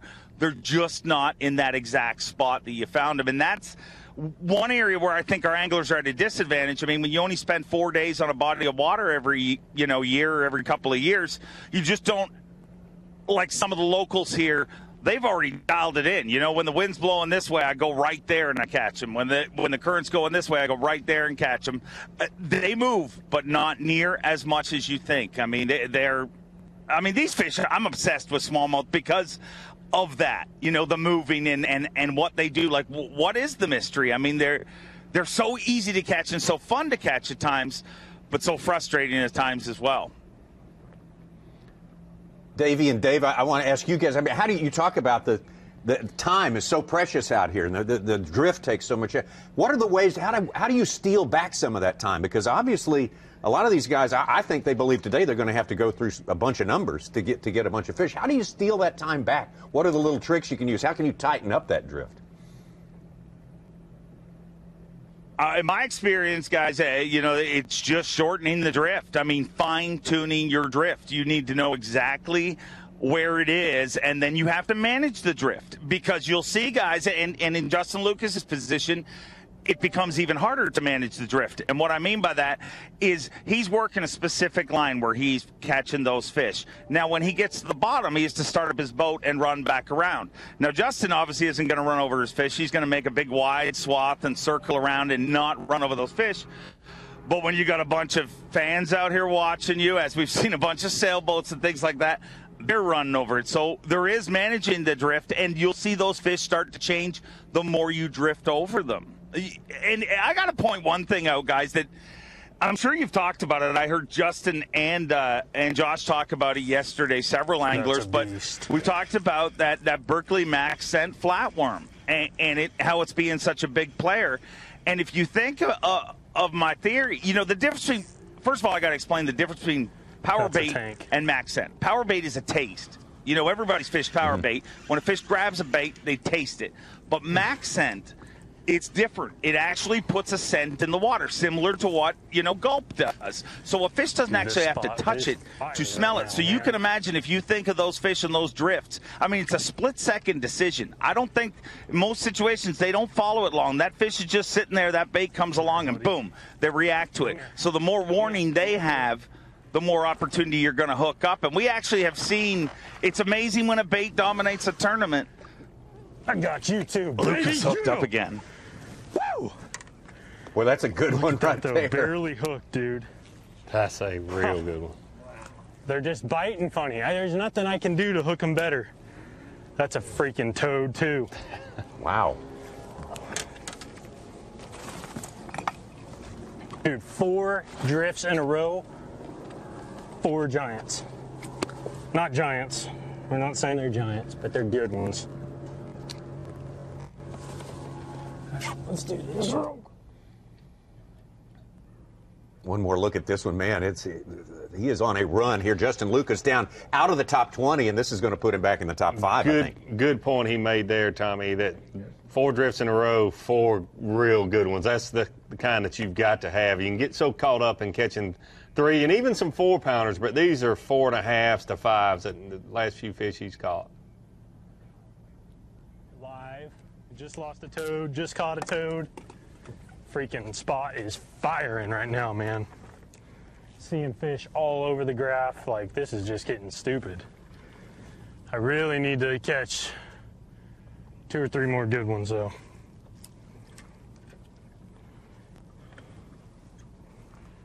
But again, Dave, Justin has been saying this all morning. He's saying they're biting really funny. They're just kind of playing with it and toying with it. Is that a function of the current being down today? Why would it be so different, the bite today? I mean, I'd like to say I'm a scientist and I know exactly. I mean, yeah, that's one of the reasons guys are going to give you. But just sometimes they bite funny. I mean, there's days you go out there, with smallmouth, and you're like, it's just, it's going to be on. And the bites are weird. And that, that bait that I was talking about, there's several anglers who have told me they weren't hooking up yesterday. And they switched to that bait, and then they started hooking up. I think it's just, if you think of how little time, if you watch how quick he's drifting and how much water he's covering, think of how little time that bait gets in front of it. It's real easy to watch from above the water and see a guy drop shot and then just think it's slow and fish are getting a chance to look at it. But that bait's covering ground. That bait is bouncing along at probably a mile and a half an hour. He's probably covering during his drift. It'd be interesting to see what kind of speed he's covering during that drift. Or he's hooked up again. But that's another good one, too. These fish are biting, guys. Dude, this spot is on fire right now. Oh, God. Come here, bro. That was beautiful. That'll get rid of a 3-pounder. I know that.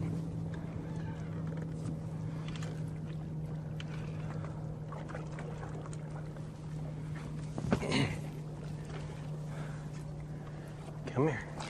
Oh, dude, come here, come here. Gotcha.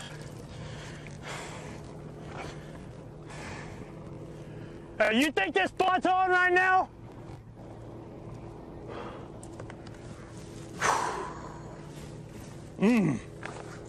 Dave, you know how to pick him. You know how to be at the right place at the right time. Our thanks to Dave Mercer with some Triton on the line stuff. Dave, yeah, we'll just follow you around today. That seems to be the key to it. But Tommy, Justin couldn't make us look better right now. We were you just mentioned, how do you tighten up your drift? You shorten it and you find the key spots and you watch him. He doesn't spend a lot of time in that junk water. Like, we're watching this entire drift. I mean, he's going to pick up here shortly, and he'll run right to the top of that drift. He's doing a short drift. It's a lot of work, but as you can see, it's paying off, and time is everything right now. Just like on the Tennessee River, when those fish start firing, it's time to make hay, and he is definitely doing that. We are right in the middle of it right now, unfortunately. Thank you, Dave. We'll talk to you again really soon. Great stuff. Good stuff. Great right stuff there. That is a pivotal moment for today so far. In fact, that's going to rank as our Power Pole replay of the day. Going to be one Justin Lucas. He said it. This spot is on fire. How can you pick any one fish? He has put on a show here in the last 30 minutes or so. And big ones. He was a little disappointed this morning. He was catching smaller fish, but boy, that has changed in a hurry. And I'm glad he didn't decide to run 35 miles down towards the lake. I hope he stays right where he's at because he is on the right side. Fishing the Berkeley flatworm. Drop shot, you see it right there. Fishing out about 40 feet deep. Dave was talking about the shorter drifts. I think it's so important. We'll talk about that more. The guys that are catching them best they're fishing spots. It's so easy to get, I don't want to say lazy, but complacent and just continue to drift and think you'll just come across them. These guys that are really catching them, they're fishing exact spot. It's a lot more work. It's a lot more time consuming and moving and staying, but they're on exact spots. Well, this is a spot. We just heard him say 4 drifts and 4 toads. I think we can say 5 now. Yeah, that's 5 in a row, and that is remarkable from Justin Lucas. Taking a look at the leaderboard, which is not exactly reflecting reality right here. These guys are catching them so fast and so big that it's not had time to catch up. But right now, we still got Walker and Lester in a virtual tie at the top. These are all approximate weights, courtesy of Bass Track, but from down in the 20s almost. We've seen Justin Lucas make a big move, and he's going to move some more once these last 2 fish get in there. We'll take a break. Live coverage of the Hook Bassmaster Elite at St. Lawrence River, presented by Black Velvet, will return after this short break. How's your weekend? Mine was unbelievable. Really? It's gotta be Skeet. It barely fit on 2 pages. It was so big. Hey, Skeet, I think you left this on the copier, man. Whatever. Skeet. See more office antics at teamgtfishing.com. There's a reason I escape to the water for over 200 days a year. It's not only my passion and my job, it's my life. The work and the miles that I put in traveling across this country have prepared me for this sport. Because after thousands of casts, eventually I will find the water. Toyota, let's go places. You know, this place is just such a phenomenal fishery. It's one of the greatest places we get to go.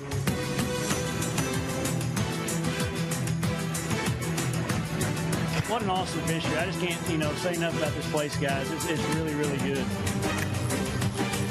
Oh, yeah. New York could easily be a second home to me. Come on, let me get you. Yeah, you're ready.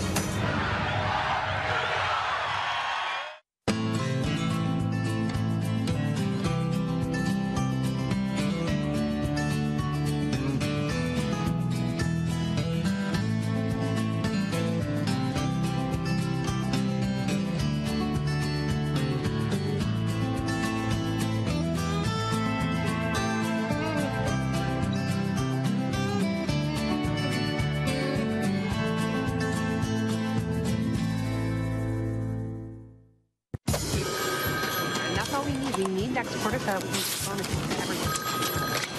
Yeah? Stop working right now! Look outside. Is this spreadsheet weather? No, it's not. This is fishing weather. So stop clicking, get out there, and catch a bass.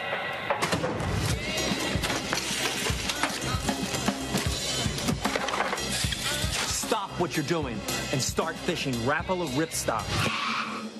Fishing just got easier, and it didn't cost you a thing. Free feature upgrades from Lowrance. Fish Reveal delivers the best of chirp sonar and downscan imaging, all on one screen, and it's going to help you find more fish. High visibility color sonar take high contrast imaging to a whole new level. It delivers the absolute best views of structure. Fish like to hide there, but their hiding days are over. These features are ready to roll when you are. Just upgrade your HDS Carbon software. It's time to take fishing to a bold, new place. Berkley Powerbait Max Set. These baits feature a revolutionary new material that releases a supercharged scent field.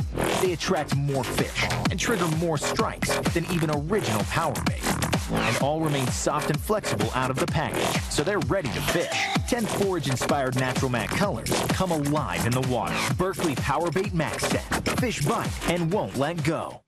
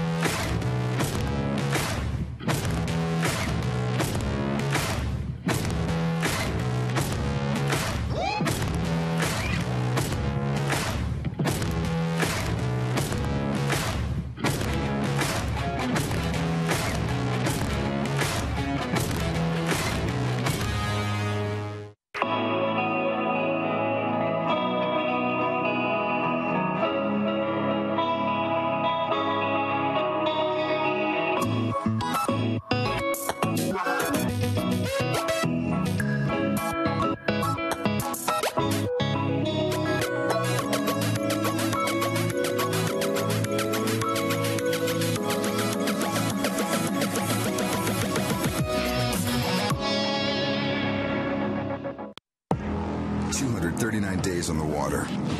With an average tournament day of 8 hours, that's 1,912 hours of fishing.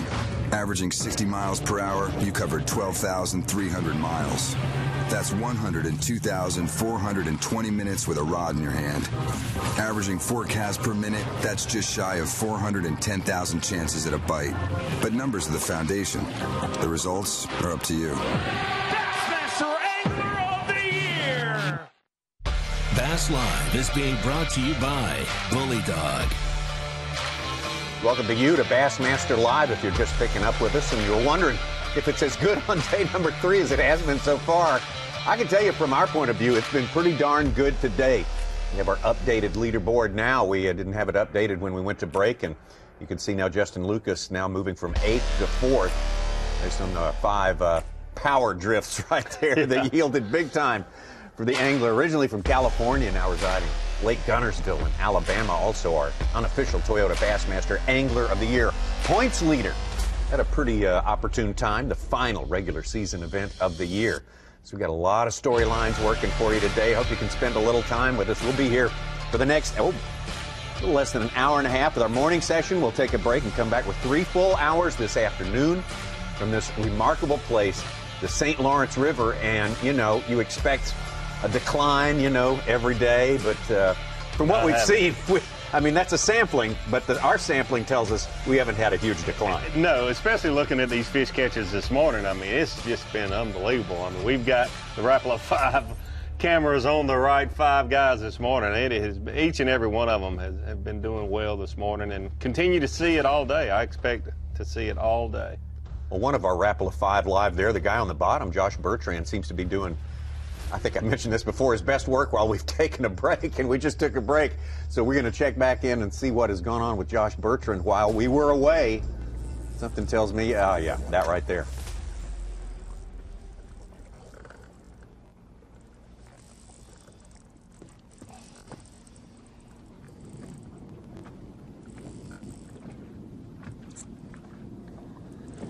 All right, I think we figured it out. I've just been fishing a little too far off the side on this particular spot.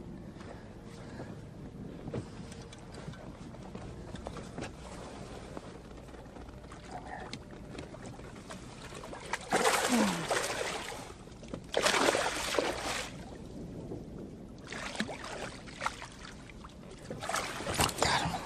All right, 4-pounder. All right. Number 5. They're pretty over here. You're just not bulging fat like some of those other ones, but that's a good one. All right.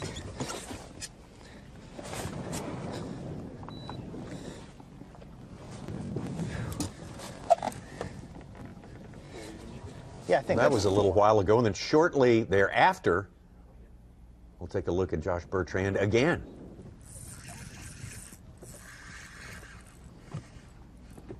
I think he's got this spot figured out. Yeah, he said he's unlocked a little bit of the secret of this place. He was just a little bit off. Holy cow! We have got. Did you see that fish jump over the trolling motor? Like a bowling ball just got dropped in the water. That was awesome. Try to do it again. Good. This is frightening. Love it. Look at that one. Oh my! Oh. Right. It's improving quickly.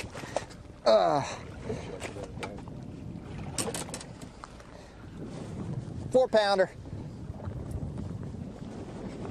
4. I need to see it too. I need to see it too. Yeah, baby. He's not overestimating these His 4s fish. are I can big. promise you. We're not going to take a ton of time with these guys. We're just going to eyeball. I think that's the smallest, actually.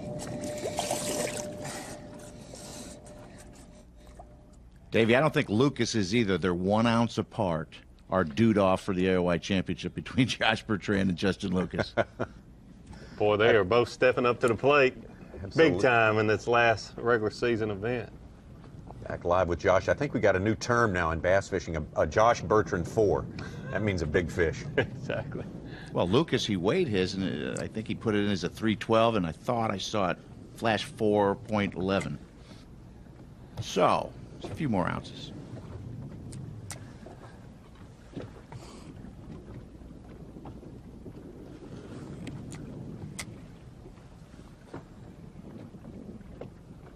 Justin Lucas, Mark Daniels, Keith Combs, all listed as being over 19 pounds already today, with plenty of fishing time left on day number 3. This is. Speaking of Keith Combs, he's the closest to 20. He's the first man out of the AOI points. The top 50 to go to Chattooga's 51st. Oh, my God. He only had 18 pounds yesterday. He's in 22nd place in the tournament. But when Felt he jumped like a nice one, too, man. up to 6th place, he'll knock Lester out of the AOI championship. Wow. If he keeps up in the top 10. We need to talk about that a little more today. Who's going to be in that AOI championship and the bracket format and that sort of thing? Because that's there's some great names, some tremendous fishermen that outside Look the like classic they're cut. outside that cut, but have a chance with the bracket. We'll just lop off a 30-minute segment, and we'll just cover all the big names. It's a lot to cover. I mean, you got to consider too. You got to think about who's a fisherman who's made for Lake Chatuge, knowing what we know about Chatuge, because that's a different deal than what we're seeing here for sure. I don't think so. Looks like such a small one in comparison. Yeah, but we can still a talk about solid other things fish. when they catch 3 1/2, 3 3/4. Yeah, that gives us some time. He's got a 2 1/4 in his live well on Bass Track. I'd like to see that 2 1/4 come out there. I don't. 3, maybe. That guy left. He's okay.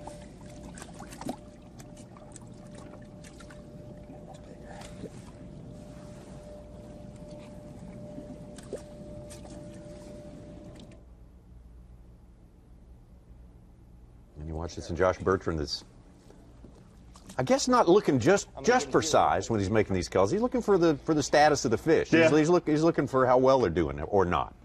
You got to keep an eye on it. It just, like Seuss just mentioned, it not only this tournament, but as close as he and Justin Lucas are in the points AOI, 4 ounces here and 4 ounces there make a big, big difference. Well, we just mentioned Keith Combs and his move up the leaderboard and the great day we're having today. How about a little bonus coverage with the man himself? Let's take a look at Keith Combs. I think Keith can hear us out there. And Keith, a fantastic day. Tell us a little bit of what's going on with you. Hey, Tommy. Yeah, today's been more similar to the first day. You know, I had a 25-pound bag the first day, and man, it was probably one of the easiest 25 pounds I've ever come by. It just, things were clicking. Yesterday was grind, but today, you know, got probably right at 20 pounds, and we dumped one about 4.5. So, I mean, we're getting bit. It's just, it's really a random deal, though. You never know. You hit a little flurry of them, you get well in a hurry, but there's definitely times when you get in the bad stretch of water and you're not getting any bites. Well, how long has it been since you had your last good keeper, Keith? I just caught a 3-pounder, but I hit a little flurry about 20 minutes ago, and I caught 3.5, 4.5. Had 2 others follow my bait in that were good ones, you know, like 4 pounds. So they're definitely still biting. So, Keith, are you fishing a little shallower than we see a lot of the other guys this time? Or what kind of depth range are you fishing? Looks like you're throwing a jerkbait.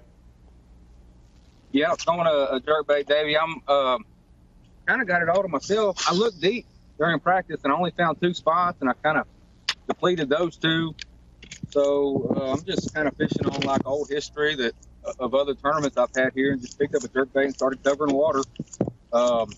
Staying in anywhere from 5 to some of the fish I brought up from 15 foot. So definitely, I think a lot shallower than what most guys are fishing. I think most of the fish are deep.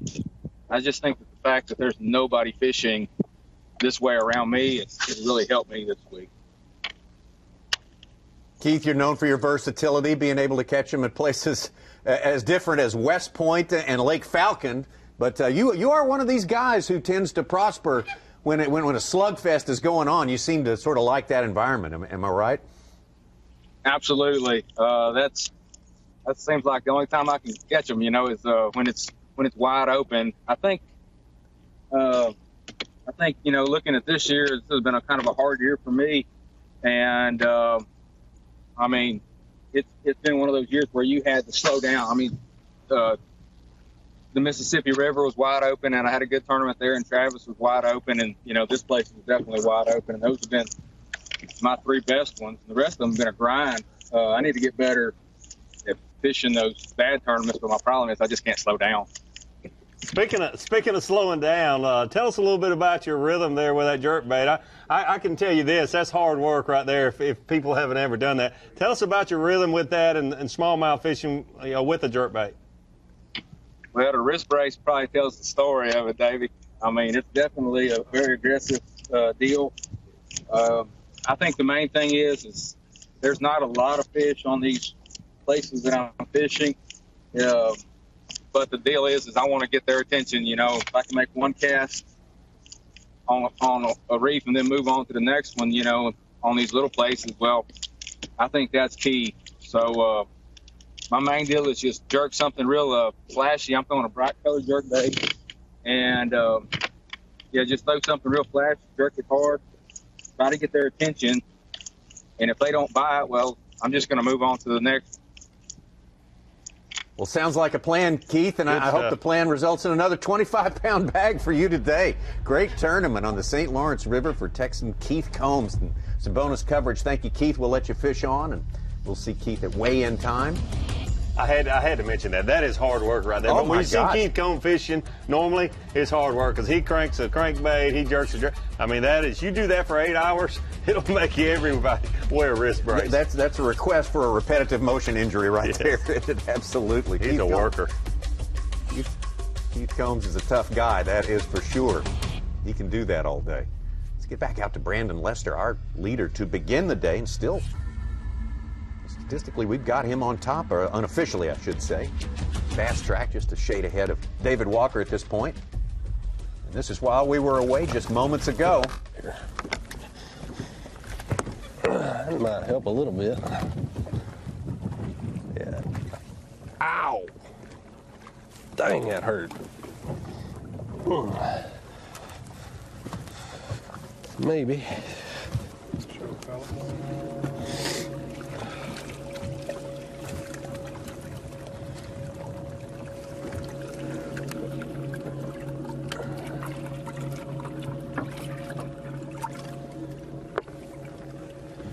Oh yeah, that's bigger than that one.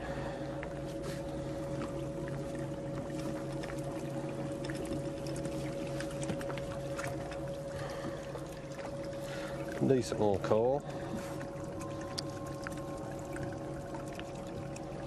Back down there and grow up.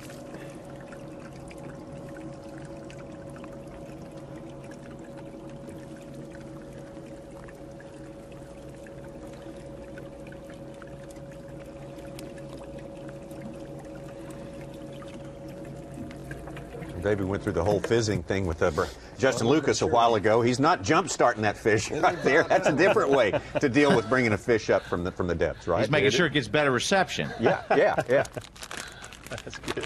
And then be sure to take those off before Trip weighs them. Yeah, I think they'll get noticed. Yeah, those are fin clips if you're just joining us, and they're catching these fish really deep, and it helps those fish be upright in the live well until their bladders What's our smallest stabilizes.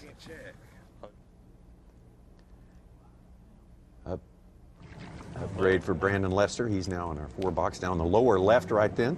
He was asking what his smallest one was, and it was a 2.5. Now he's got a 212 in there, I believe. Ah, I missed it.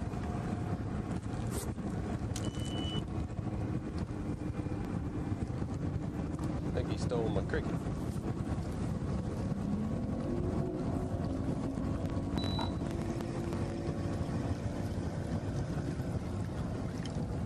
No, I still got it.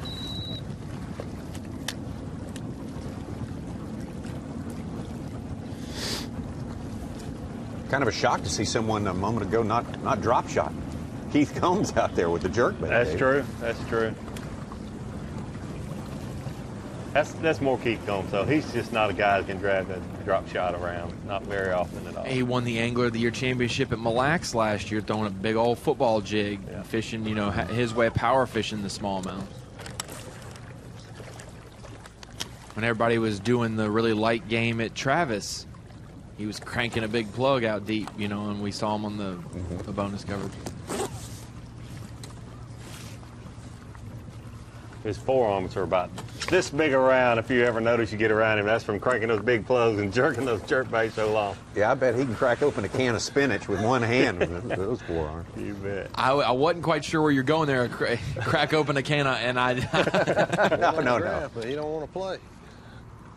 Keith's one of the nicest guys out there. Stone Cold Steve Austin. For darn sure. He is.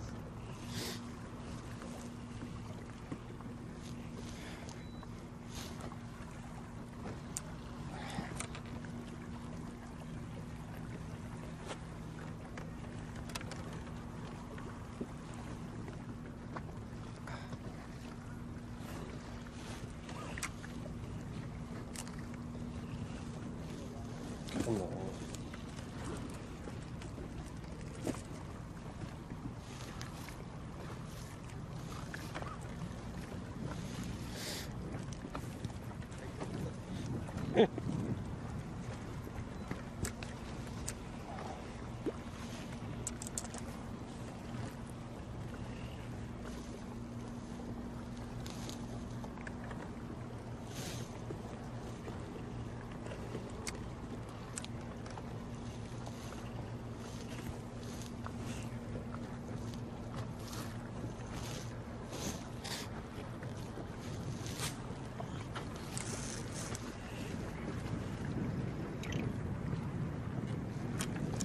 See Josh Bertrand rigging a Ned rig there. Right there, It's unusual to Yeah. see somebody using something other Just than a drop right there. shot. I always feel bad that you guys have to like listen so closely to us eating and making weird noises with our mouth and everything. I will say, got to see Seth Fighter use a Ned rig different than I had thought. Okay. You know, you normally think of like Brock Mosley casting it out maybe and dragging it and keeping it on the bottom. But I saw footage of him last year, Mille Lacs, being able to drop straight down on fish because of the way the profile of bait, you can like drop to those vertical fish, and it's basically like a guaranteed shaky head's going to stand up. You know, it's like, but it probably streamlines, gets down there quick. But that was just another way to fish the Ned rig that I saw last year really develop. That's the way these guys are doing it here because of the current. It's similar to they call it the Demiki rig, but you can use whatever plastic, a jig head, but dropping it straight down because with all this current and that light head, it'd be hard to fish that Ned rig the way the traditional way. Yeah. Like you would at Table Rock or the Ozarks where it kind of really started to gain traction, dragging on the rocks and stuff. Yeah. Because normally they have like odd weight size, like 1/5, 1/10, like different than anything else you see weight wise. Let's try another drift on the outside of the buoy.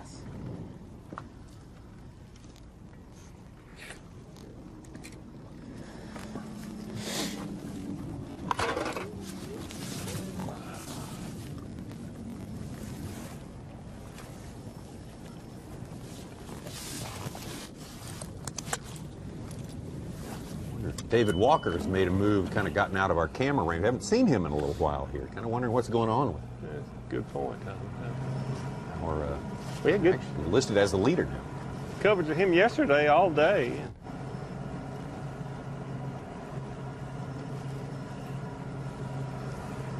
Said he was going to experiment a little bit. Maybe he did. Yeah. Yep. Maybe he's going to uncharted waters.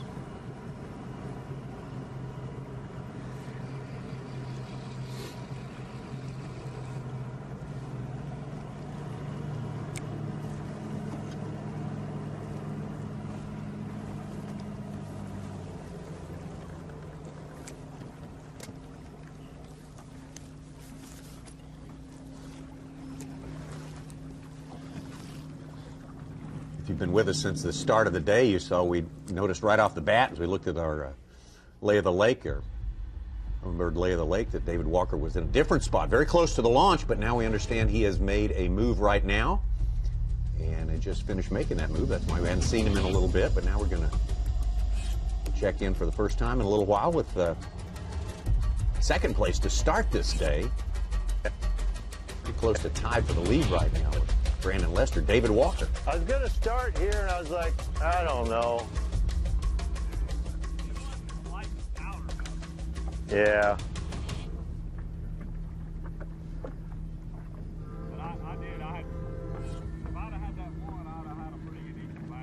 Talking to Randall Tharp. Yep. Mm-hmm. This is where we saw David Walker a lot yesterday. I noticed there's nobody else around. Like down there, nobody on the...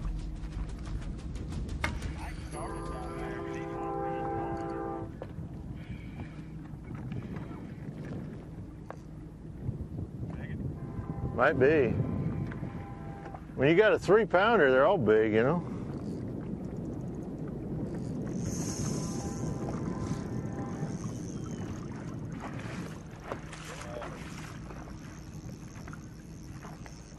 God. Don't let him get him. I'll roll the motor down. That's where he's heading.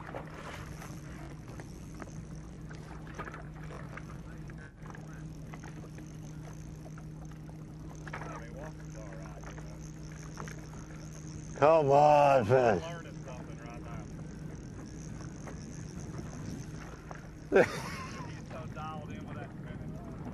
I am Mr. Spinning Rod Specialist. Gotta hope it is, Randall.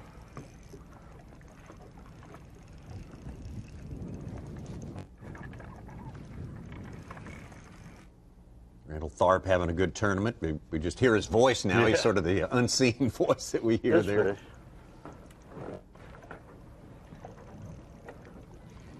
Like a really nice. It's a. Oh yeah. Not bad. Not in yet either. No, good point. Said he had a 3-pounder in the live well. There we go. That one would help me probably. It'll help me for sure. It's a 4 something.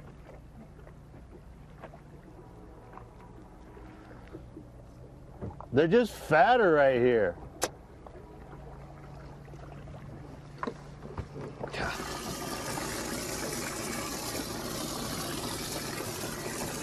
So big.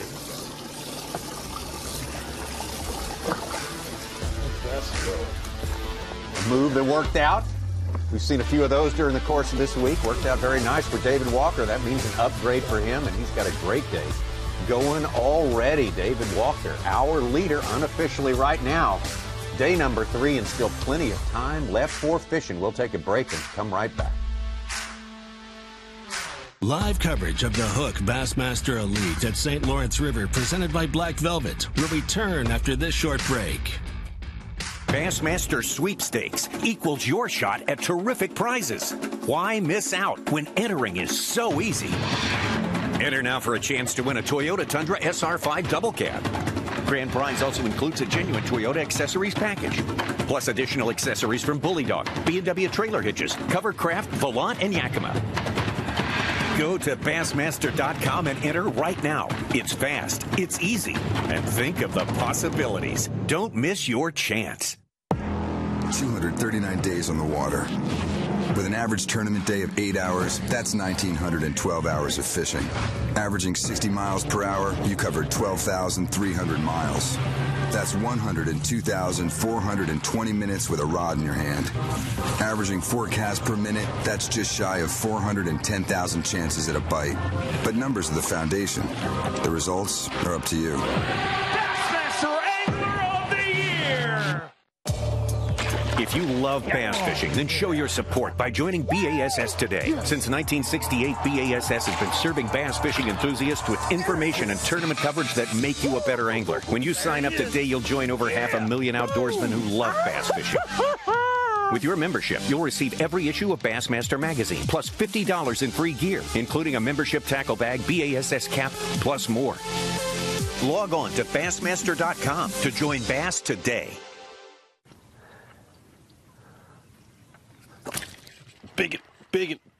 Biggin. Please tell me he's on there, still on there. Come on, troll him up. Oh, power pulls up. Come on, stay there.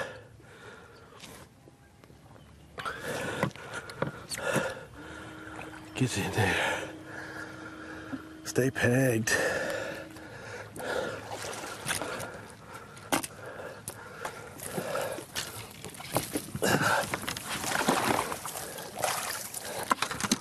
Watch, coming at you.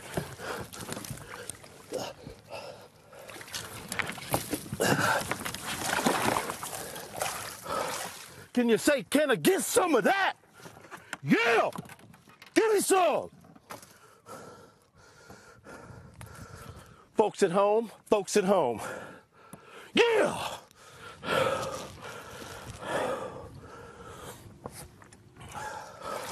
Can you say, can I get some of that? Yeah! Yeah!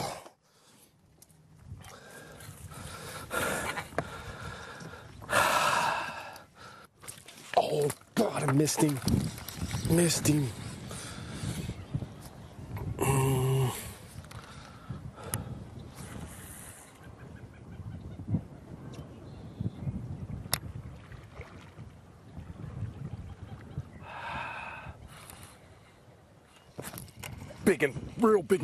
Big giant one. Big, giant one. Big, giant one. Big, giant one. Big, giant one. Stay pegged. Dang it, boys and girls. You give me some on that. Oh, I missed her. Flip back in there. Oh, it's 7. I fish for big fish. I pull out the big rod, the flipping stick, and I have at it. I love braid. I love 1.5 ounce weights, and I love sticking big ones. I don't play the finesse game. I fish hard for big ones. Even the Z train knows I like fishing for big ones. I like having the flipping stick in my hand. I like having the frog rod in my hand. I don't like waving the fairy wand, spinning rod as we call it, around. That's just not me. I'm the big stick guy. I fish to catch big fish, and I feel like I'm going to catch the limit fish to go with it. Biggin, biggin, biggin, biggin. Stay pegged. Oh my God. Stay pegged. Let me get my hands on you, girl. Get my hands on you. Got her. Wes, this is the 10. Golly gee, sorry you're gonna have to beep that, but golly gee, give me some.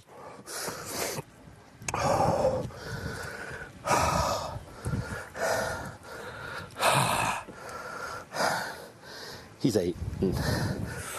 I got a power pull down.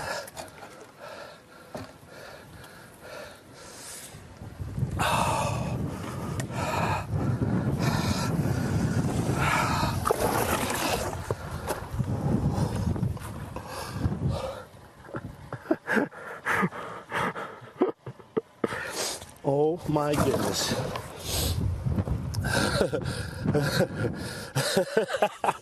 When you're culling fish like that, gosh, it's game. Whew, game on, boys. Game on. Let me make sure. Hold on. Okay. Yes. And yes.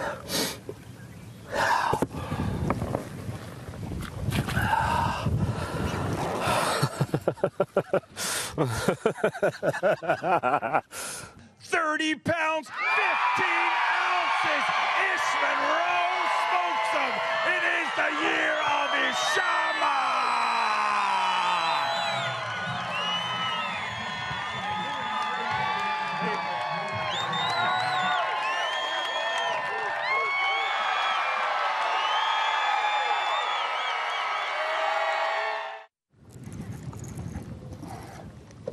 Feels like a good one. It's going out into deep water. Going out to deep water. Stay on. Stay on. Oh, monster, monster, monster. Big bass. Big bass. Big bass. Please, baby, stay on. Stay on. Please, stay on. Stay on, baby. Stay on. Stay on, girl. Come here. Look, she's got the popper all in her mouth. Come here, girl. Yes, yeah, yes. Biggin. Oh, yeah. On the popper. Yeah. Yeah. Oh, yes. God, yes, that's what I needed. I needed my big bass. Yeah. Yes, yes, yes. God, man, I was fighting. I was heading to deep water. I'm like, ain't that big? And I'm sitting there fighting a hole, and it's just like going out to the middle. I'm like, what the heck? Because it only hit like a little 2-pounder. Yes. Woo. Yeah. Yes. That's what I needed. I needed that big bite. Yes. Woo. Rojas needs 13-8 to walk away with the title here at the Trocar Battle on the Bayou. 13-8! He is your champion, ladies and gentlemen! 13-8! He has exactly exactly what it takes.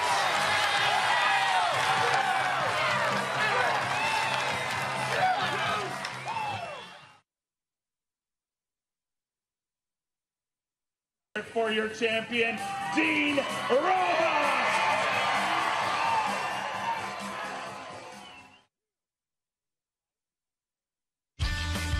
Bass Live is being brought to you by Bully Dog. Bassmaster Live, and I don't want to be disrespectful here, but I never knew that St. Lawrence was the patron saint of smallmouth. He seems they are his subjects are really showing up big time in his river today. St. Lawrence River has been just absolutely fantastic. Of course, this is the time of year when all the storylines start coming together and getting tangled up with one another. And we play it against this backdrop of just tremendous smallmouth bass fish. Who is St. Lawrence actually the patron saint of? Oh, I think cooks, chefs, and comedians. Cooks, chefs, and comedians. Well, if I ever come up with anything funny today, I'll feel a kinship with St. Lawrence. Too late. Hasn't happened yet. Has not happened yet. But there's the situation right there. We got a David Walker on top. Started the day in second place behind Brandon Lester. Josh Bertrand, Justin Lucas, all maintaining their spot in the top 5. Mark Daniels Jr. moving in there. Others making moves today. Keith Combs, who I think if he can stay in the top 12, there's your top 4 right there. Combs can stay in the top 12. Got a good shot at going to the AOY Championship. Beautiful 4-box there. Beautiful day in New York. A little bit more breeze than yesterday, but nothing to upset the apple cart, as they say.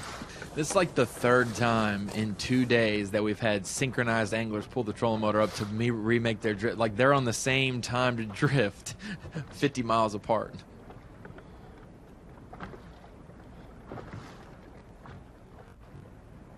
It really is hard, and everyone's mentioned this, you know, to sit there with a camera in the boat. You don't see how fast your surroundings are whizzing by if you're focusing on the angler. These guys are on a definite drift as this happens here. They're not just dropping straight down on one spot and working it. Two places I'll always remember the first time I was there, the lower part of the Mississippi and the St. Lawrence River. The volume of water, the speed, and you look at your depth finder and it's 50, 60 feet deep and just trucking until you know, the camera, like you mentioned, Tommy, does it no justice. That water is really moving. And it's so hard to, Dave Mercer talked a lot about the exact drifts and being precise and fishing these places rather than just randomly drifting down by them. Yeah. There's a lot more to it, and that's why you see the anglers like we have here today on the Rapala 5 Live catching them every single day. There's more to it than just putting a drop shot over the side of the boat and letting the current take you. There's a lot more to it than that. We're sure glad you're with us today on Bassmaster Live. Yesterday was just fantastic. Of course, the world of bass fishing was abuzz after day number 1 with 52 limits over 20 pounds on that first day. Gosh, only 34 20-pound bags yesterday, so a huge disappointment. Not really. It was fantastic yesterday. We were with Dave Walker all day long, and it was just wonderful. We've been with another Dave this morning, our own Dave Mercer, out there in his boat, really getting the job done, really going where the action is, and he took us right to Justin Lucas, right when Justin Lucas was in the middle of his big run. We got Triton on the line, and Dave Mercer on with us again. Where are you now? Where do we find you now, Dave Mercer? Right behind me right now is Brandon Lester, our tournament leader, and surprise, surprise, he's catching a few, which is status quo for him. But, you know, it's so weird. You're so used to running up to guys, and they're like, yeah, I've got 18 pounds or so, and they feel good about it. But this week, you run into a guy with 18 pounds, and it's like running into a dude with 12 at most tournaments. I got about 12 pounds. I mean, even Lucas, you know, before he went on that flurry, I rolled up to him and I said, do you got him? He said, well, I just got a 5 and a 4 and some 3s. That's it. And I'm like, just, that's all. I mean, the standard is different. Everything's changed here this week. Yeah, in the academic world, they'd call that grade inflation. We got smallmouth inflation here for sure. It's sort of spoiled us all right now. This is the time of year, this last event of the year, Dave, when so many of the storylines start connecting with one another. And what are What are the things, the little items that you're watching, the little storylines that are emerging that have caught your eye during the past couple of days? Well, our Rookie of the Year race, I mean, not only do we have an Angler of the Year race, but our Rookie of the Year race right now, Roy Hawk, we actually have a two-way tie between Roy Hawk and Jake Whitaker, of course. And the difference between them is 10 ounces right now. The tiebreaker is 10 ounces, and Roy Hawk's got it in his direction. And Roy, obviously, on the water today, got an opportunity to gain some points. And he was our original Rookie of the Year leader and found himself right back in the lead. So that's not going to be over till the very end, obviously, our Rookie of the Year and our Toyota Bassmaster Angler of the Year. I mean, if Justin Lucas is waiting for Josh Bertrand to take his foot off the pedal, it doesn't seem like either of them are going to take their foot off the pedal. Watching Brandon Lester, how surprising is it to you, Dave, that we got two Tennessee guys on top of the leaderboard here on the St. Lawrence River, a long ways away? And I asked those guys and several anglers about that. You know, is there something to this? Well, you got Tennessee guys who are used to dealing with current, but it's very different current here. But they're used to fishing rivers. And I asked Walker, what do you two guys, why do you think we got two Tennessee guys here? And his answer was just, we both desperately needed a good tournament. So whether it's where they're located or their style of fishing, they're getting what they needed here this week. The difference between the way Lester's fishing and Justin Lucas earlier today, we talked about Lucas shortening his drift and just fishing kind of a shorter drift than he had been.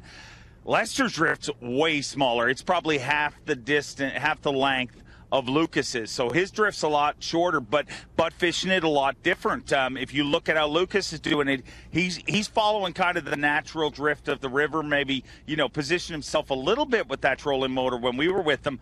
But while we've been with Lester, I mean, there's been times where he's literally, you know, spot locked and stayed right on that spot. So he's trying to stay over some of these fish. And that really just goes down to the structure. If you look at the structure they're fishing, Justin's structure works, you know, the actual point and the differences where he thinks those fish are. It's just a longer run.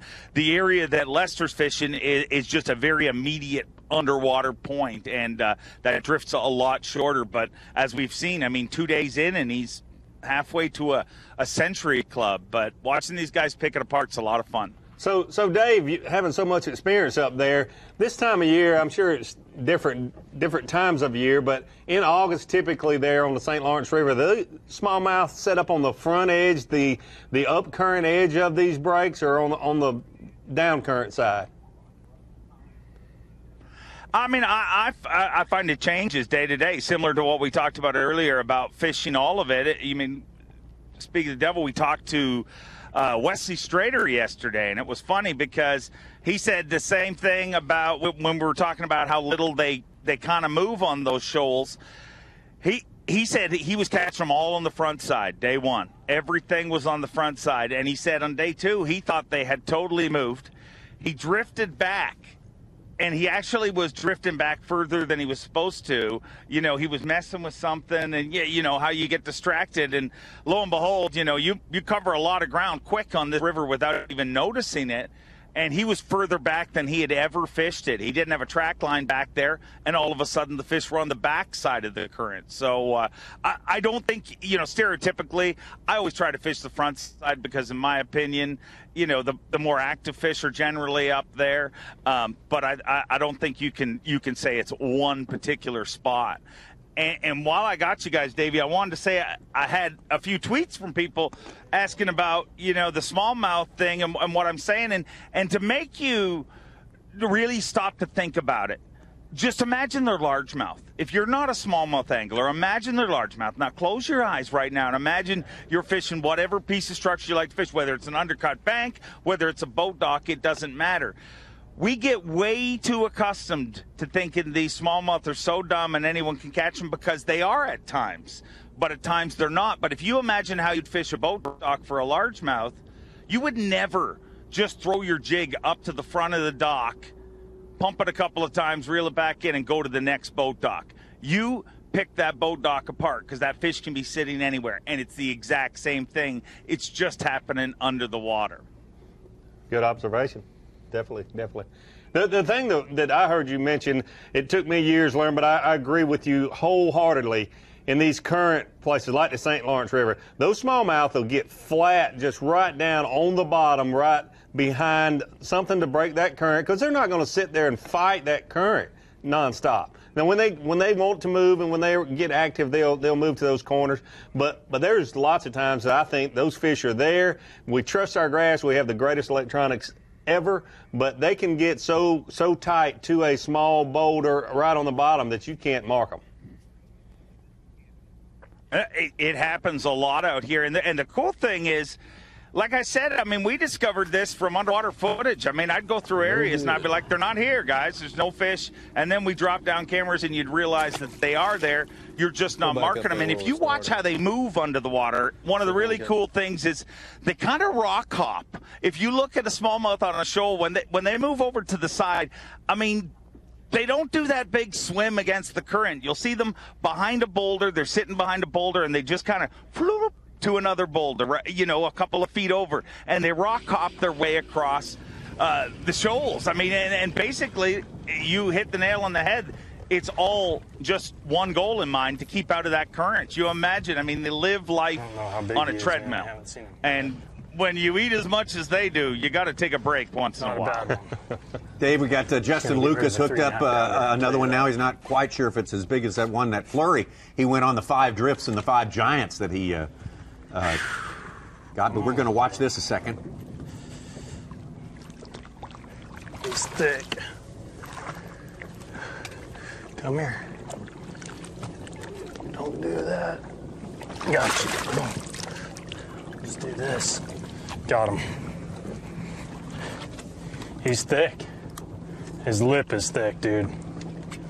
Look where that hook's at, too. That's how you want him hooked. Look at that. Like, he would have never gotten off.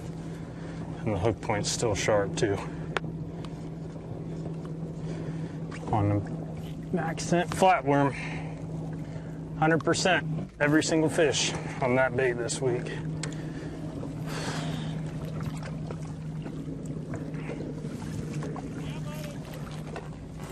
Alright, gonna pop him. It's a good fish, really. It's not a bad one at all.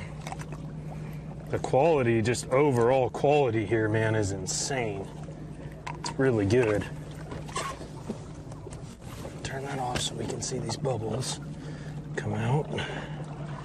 1, 2, 3, 4. What's he counting? Scales there? Is that what he's counting? Scales below the fins on the dorsal side. Coming back 4, then straight down, and then straight back. I got you.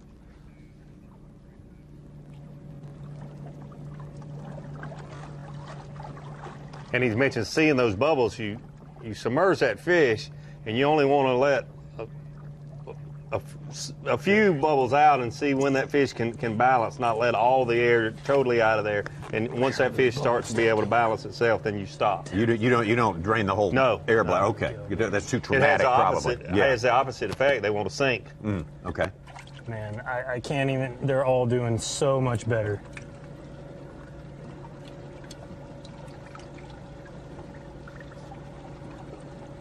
So much better. It's not even Another thing close. I've noticed here with Justin, he's using a straight shank hook, a different hook than a lot of these other guys are using, a nose hook, the little small hook like David Walker we saw him using yesterday. He described the 2 type hooks that he was using. This thing's a lifesaver, man. I wish I would have known how to do this a few days ago. Oh, a beautiful fish. All right, I gotta turn this mic off. Let me turn this mic off so I can get some weights on these fish. Can I do that? Are we still live right now? Yeah, we got the microphone frequency interferes with the frequency used by these digital scales here that the anglers use, so he's got to turn it off to get an accurate reading. Maybe we get a shot of it, and still, even though we can't hear it, we can get a weight on that fish. I would love to see that. I don't know if it's going to be possible or not. Fired up. Dave Mercer, Justin was just talking about the quality that's here. You know, the number of fish. I'm curious. You should know this.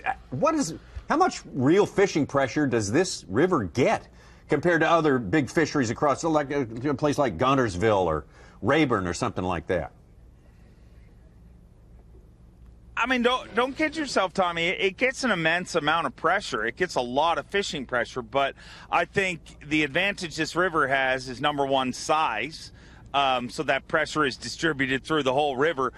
But number two is Mother Nature. You know, just like all the Great Lakes, one of the major reasons they're as good as they are, in my opinion, is because Mother Nature protects it, you know, half the year, whether it's by, you know, ice or whether it's by, you know, rough weather and inclement conditions. So it gets a lot of pressure, but this body of water can take a ton of pressure. I mean, it's I mean, when we say a lot of pressure, we're in the middle of, you know, semifinal Saturday going on here. And I don't know how many boats I'm thinking we passed. We probably ran 15 miles on the river, 20 miles on the river, and we probably only passed, you know, 8 to 10. So there's a guy in Gunnersville saying that there's 28 boats at my boat ramp that isn't even public right now. So he's probably thinking there's no pressure. But there is pressure here, but it can take a lot of pressure. Dave, we're definitely in a northern situation. Climate, you just mentioned it right there. We see one of these 6-pounders, one of these giants come in. How old is that smallmouth going to be? That's an old fish. I mean, but I mean, honestly, I'd have to revert to, you know, somebody like Gene or something to answer that, because I got to believe it's changing. You know, years ago, you'd hear someone say, that's a 15, 20-year-old fish. But you look at these fish, they're not that old. I mean, you can tell an older smallmouth. Their mouth's a lot bigger. You know, the shape. These fish, you know, I mean, if you see how small a 3-pounder is here, that's what really shows you how young these fish are. Go catch a fish and weigh them. And that's why you see so many guys underestimate their weights here.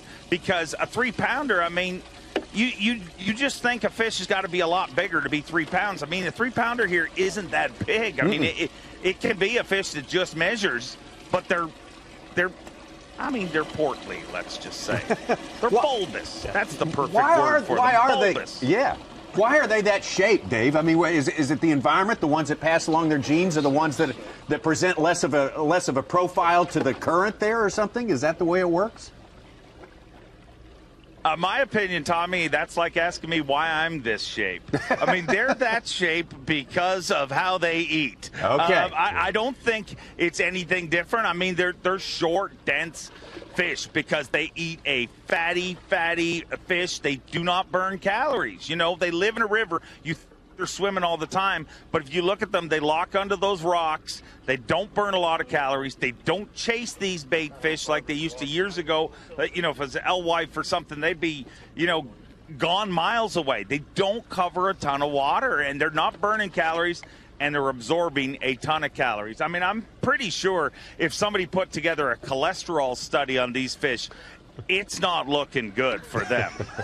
I agree. I agree with everything you just said, and great question, Tommy, because years ago, these fish, a 5-pounder, I've talked to biologists saying, you know, from 15 to 20 years old, they've got to be growing faster, and the reason they're eating so much more and they're growing faster, their shape is different. You see largemouth that are be shaped the same way in places that are just loaded with food, and they don't do a lot of moving and do a lot of eating, and they get all that girth on them, and they're just younger fish.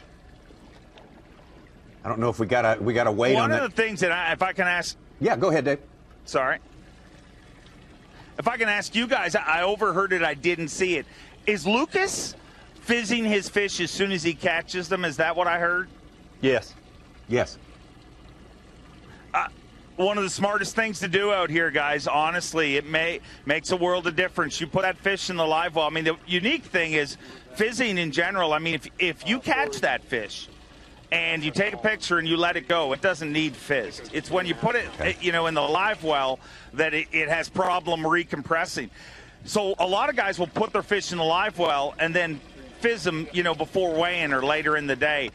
I'm telling you, your survival rate is going to be so much higher if you fizz those fish immediately. And exactly what Davey said, you're just trying to get the excess out of it. You're not trying to empty the dude. You're just trying to get the excess out of him. So smart move by Justin Lucas and any of those guys that are doing it. It really pays off big time on these fish. Well, Justin Lucas told us, I don't know if you were able to hear this, Dave, that he got a fizzing lesson from the expert back there, and it's made a huge difference. He is in such a better mood today than he was yesterday because his fish are doing 10 times better. Basically, if I can get rid of those with 5-pounders, there's my 25 pounds I've been looking for. And I'm still looking for that 7-pounder. I think he weighed all his fish and told his cameraman the total. If we could get that, that would be awesome.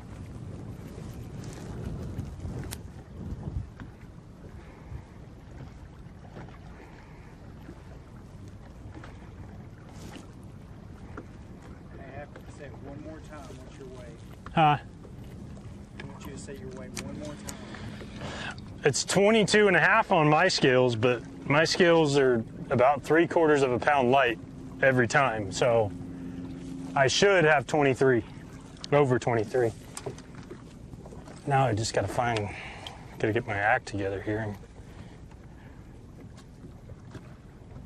Problem is I'm doling up all my hooks. I got 5 drop shots rigged up.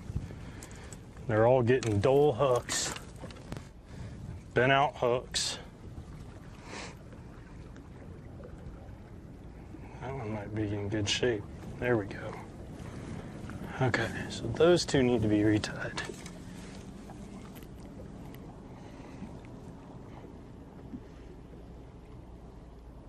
Justin Lucas sort of reaching the point to evaluate his day so far and make a plan, formulate a plan for moving forward on this day as he's looking really good to make the top 12. I think that's probably an understatement right there based on what he's got going there. Dave Mercer, thank you so much for everything you've offered us here. And Dave Mercer, we're Triton on the line. Good visit there. Yet again with Dave, he's all over the place, got his boat there, and that's a powerful tool in the hands of a guy like Mercer. It sure for is. sure. He can take us there and talk about it in this place he knows so well.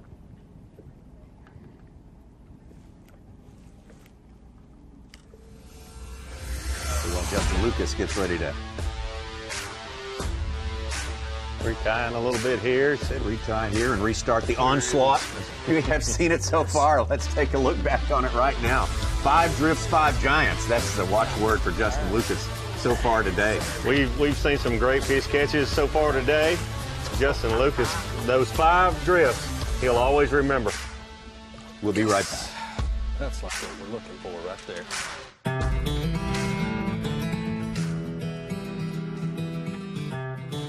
I remember catching my very first bass with my brother when I was 10 years old. I caught like a 3-pound bass.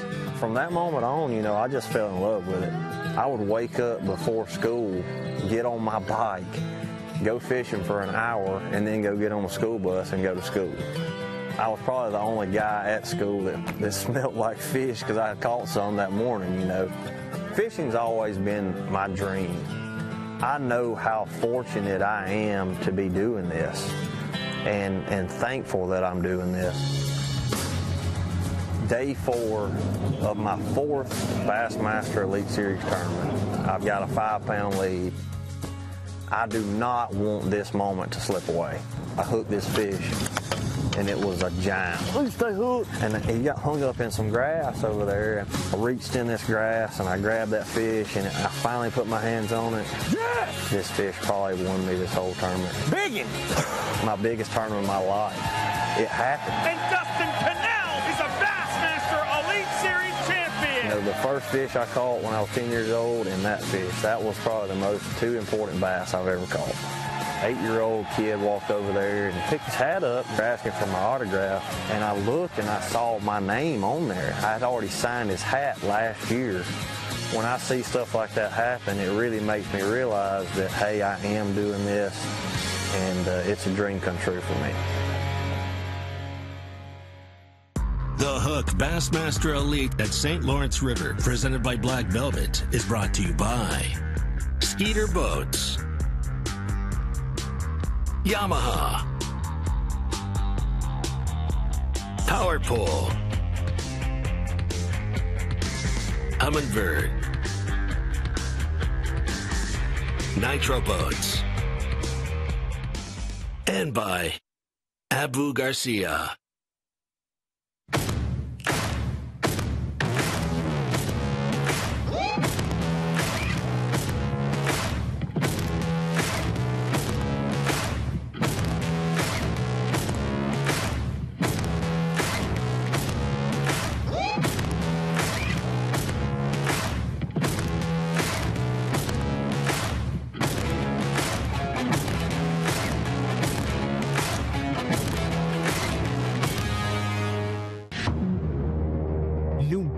Fireline Ultra 8. It's rounder, smoother, and 4 times more abrasion resistant than original Fireline. That means you catch more fish.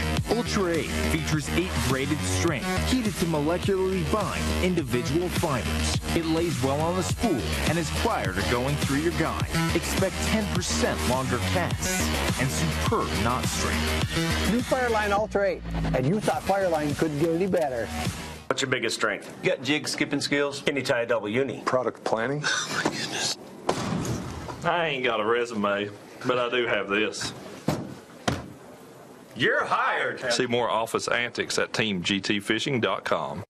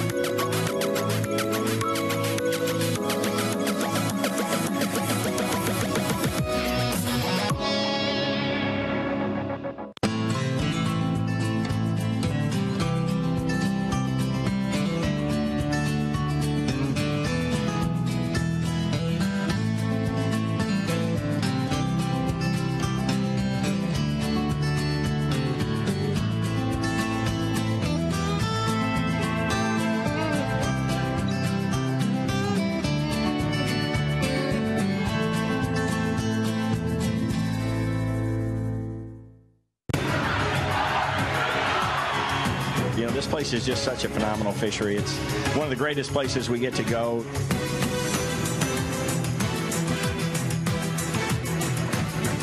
What an awesome fishery. I just can't, say enough about this place, guys. It's really, really good. Oh, yeah. New York could easily be a second home to me. Come on, let me get you. Now you're ready.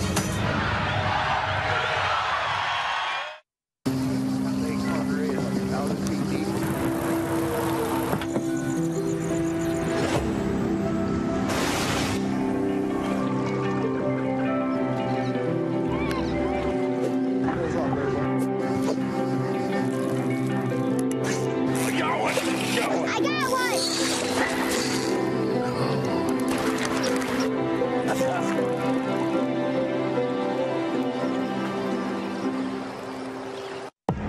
239 days on the water. With an average tournament day of 8 hours, that's 1,912 hours of fishing. Averaging 60 miles per hour, you covered 12,300 miles. That's 102,420 minutes with a rod in your hand. Averaging 4 casts per minute, that's just shy of 410,000 chances at a bite. But numbers are the foundation. The results are up to you. Bassmaster Angler of the Year! Fishing just got easier, and it didn't cost you a thing. Free feature upgrades from Lowrance. Fish Reveal delivers the best of chirp sonar and downscan imaging, all on one screen, and it's going to help you find more fish. High visibility color sonar take high contrast imaging to a whole new level. It delivers the absolute best views of structure. Fish like to hide there, but their hiding days are over. These features are ready to roll when you are. Just upgrade your HDS Carbon software. There's a reason I escape to the water for over 200 days a year. It's not only my passion and my job, it's my life. The work and the miles that I put in traveling across this country have prepared me for this sport.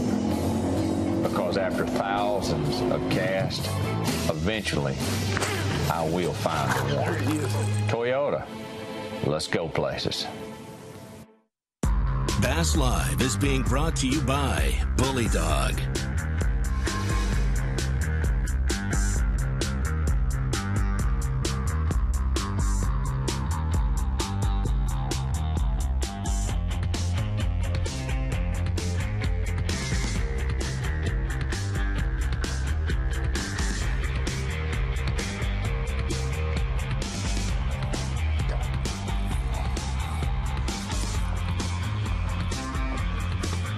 God, so it gets a good one. Stay down. He's just dark. He looks bigger than he is just because he's so dark. What a jump, though. He looked like he was like a 6-pounder.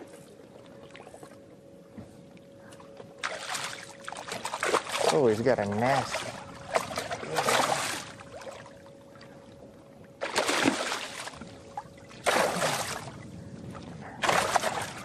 He's not ready. Oh, that sucks. Oh! Yet again, while we were away, ready, Josh Bertrand but he came hooking up. up with a true giant, big, dark smallmouth right there. I mean, it wasn't a giant, but it was a good one. Well, big giant to me. Well, hey, he didn't want to beat himself up too much. It was pretty big. He even said it wasn't ready. It was so still amped up and green. Wow. He's done a great job being patient. All of our anglers have. We've not seen, never saw one lost beside the boat All day yesterday. All day yesterday, no one lost one beside the boat. We've seen it a couple of times today. I hope that's not a trend. And Josh Bertrand himself said, you know, the guy that comes up without the story of how the 5-pounder got away at the boat might be your guy who's on top at the end of the day. There's your updated scoreboard right there, just a virtual tie, according to Bass Track, between Justin Lucas and David Walker. Brandon Lester, our leader to start the day. A little behind the pace just a little bit. Josh Bertrand hanging in there as well. It is good, tight stuff right here. I tell you what, it seems like a long time ago we had that first day of fishing on Lake Martin in February, because it has been a long time. And that day, the arithmetic is just as important to these anglers as this day is, but sure seems a lot more stressful today, Davey. It does.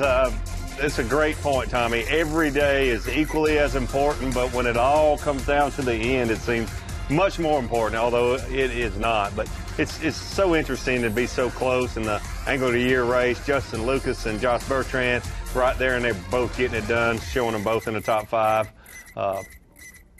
Unofficially, according to Bass Track, the LY and the Rookie of the Year, it's just ounces apart here at the final regular season event of the year. That might be a good one, dude. I don't know.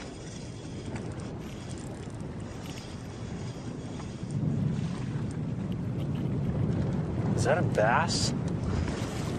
Dude, if it's a bass, it might be a toad.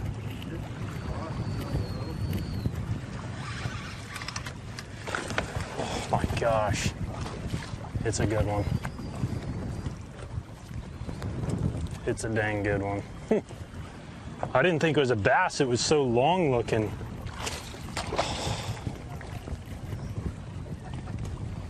Come on, dude.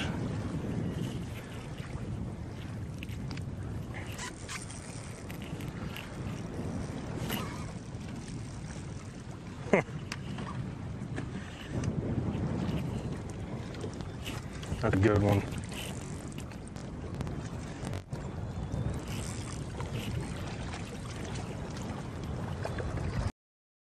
All of them. There's guys that fish the elite trail that say catch everyone every single day. Don't worry about tomorrow until tomorrow gets there. And there's other guys that want it. We saw Brandon Lester back off yesterday morning, and we see Justin Lucas talking about maybe doing that at this point. So, in a slugfest, you've got to think, man. You better lean on them. Yeah, you better lean on them. You're right, Davey. The older you get, the more you figure out the best answer to most questions that start with why is, well, everybody's different. Yeah, that's it. That's kind of what works for you. Yeah, that's it. There you go. Learn from others. Take notice and from what others do. Successful, the best in the business, like we have right here. But you can see the mini board is now updated. Justin Lucas was in a virtual tie with David Walker. Now has about a 1.25 pound lead unofficially on that leaderboard. And it's worth noting here, if you think you're going to make the top 12, that might still mean you got to put pressure on your fish and not lay off. It's more of if you think you're going to be in the top 5, then that's when you can get, like Lucas probably already thought he had the top 12 maybe when he breached 20 pounds. But now that he's up at 24, he knows he's top 5. Now he can go look because he knows he'll be in striking range even if he's not first. I don't know if he knows after that first day this guy's 7 bags over 25 pounds. The day one fishing was really good. Yesterday there was 99 limits, like 21 less fish, only 506, and they averaged an ounce less, 3 pounds 12 ounces yesterday. It still blows me away that there's going to be over 100 bags of 20 pounds or more. 86, we're up to like almost 4 today, I think. We'll have to see how fish react to drone flight. We know they come up and look at the boat.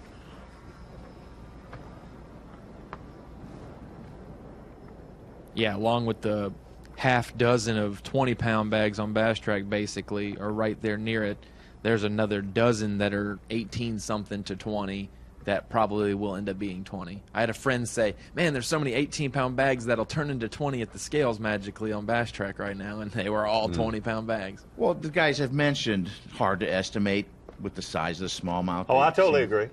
Totally agree. They're heavier than you think right now. There's times immediate postpone, and you'll overestimate a smallmouth. They're harder to judge. When they held up all Matt Lee's 5 fish on day 1, they all kind of looked cookie cutter, you know, and one was 8 ounces to a pound more than the other ones.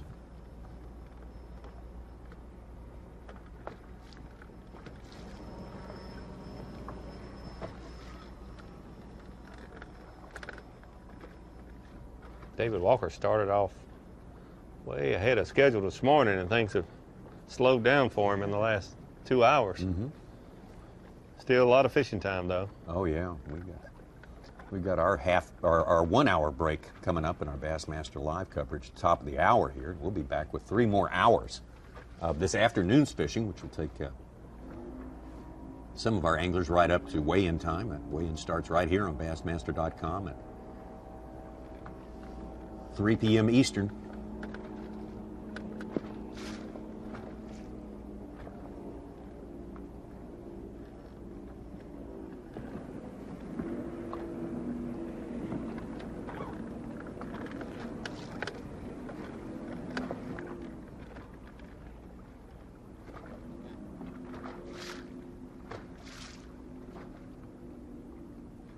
Hashtag Bass Live.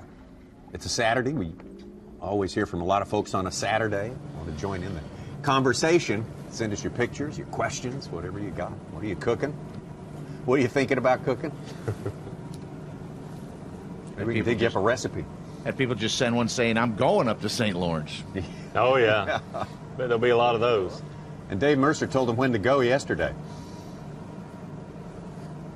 October. Right in the lake. Go in October, you might want to bring your long handles. Absolutely. Yeah.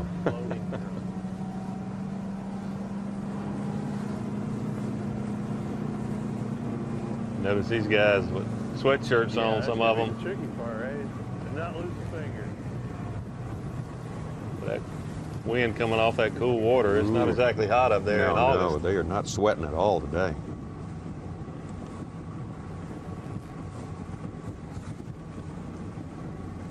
Roy Hawk came in recently, the fight with Jake Whitaker for Rookie of the Year, and he's moved up a couple spots to 17th. So he's gained those few points for now. Could always change. Well, he moved up from like 38th or 39th to the top 20 yesterday, and so if he moves up again and sneaks into 12, then that's even more chance of points tomorrow. Walker's hooked up? Yes. Got some big head shakes. That's a good sign.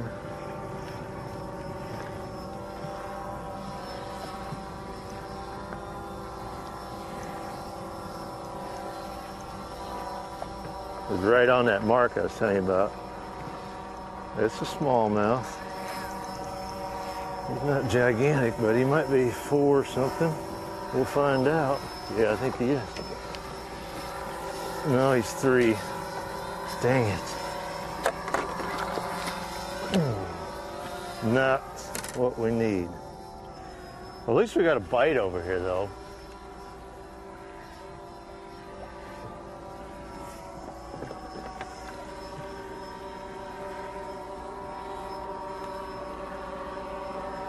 He was right on those marks where I said it was the best spot. Big long fish, but he ain't gonna help.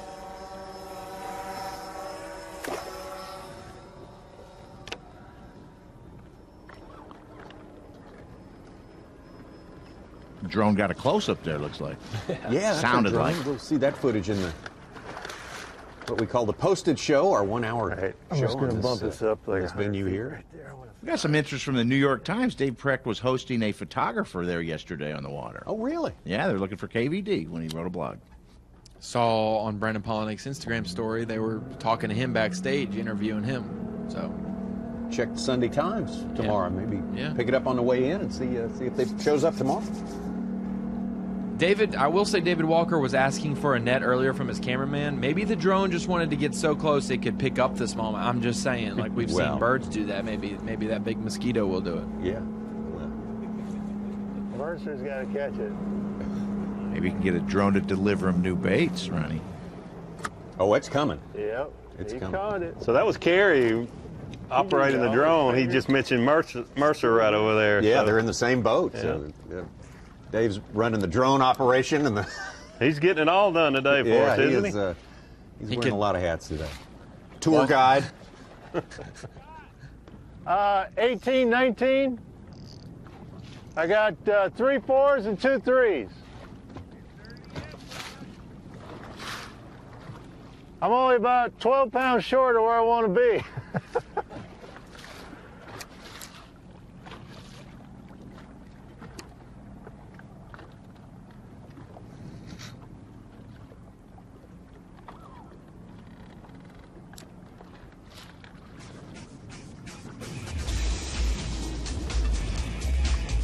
Maybe you caught our Facebook Live. Ronnie and Such there with the pregame show this morning. They'll have a sort of a pre-afternoon session show starting at 11:15, about 15 minutes after we take our break on Bassmaster Live today. You don't want to miss that. Every time we take a break, we miss stuff. So there's a way to avoid that pitfall right there. Josh Bertrand always catches the fish. Josh Bertrand's going to light it up for us. There's no doubt about it. We're not going to tell him we're live on him in the midday. We're going to see it all happen for Brady. He's not going to know we're live. The action has not stopped. It was supposed to have been a little slacked off today. I don't think that's the way it's worked out. Look at this cavalcade of giant smallmouth we've got going here. We got how many guys over 20 pounds already? Half a dozen, maybe 10? 4 or 5. 4 or 5, okay. There's a lot within ounces. A lot of 19s there. Yes, yes. Looking forward to that afternoon bite today, Tom. Oh, yeah. We'll see if it materializes today. Could help some guys, that's for sure. A lot of guys are trying to make it into that top 12. That's the purpose of today, to go from 50 down to 12. And we will kick off our afternoon session at 3 p.m. Eastern Time. It's not a bad one. Thanks for being with us this morning, and we'll see you in an hour.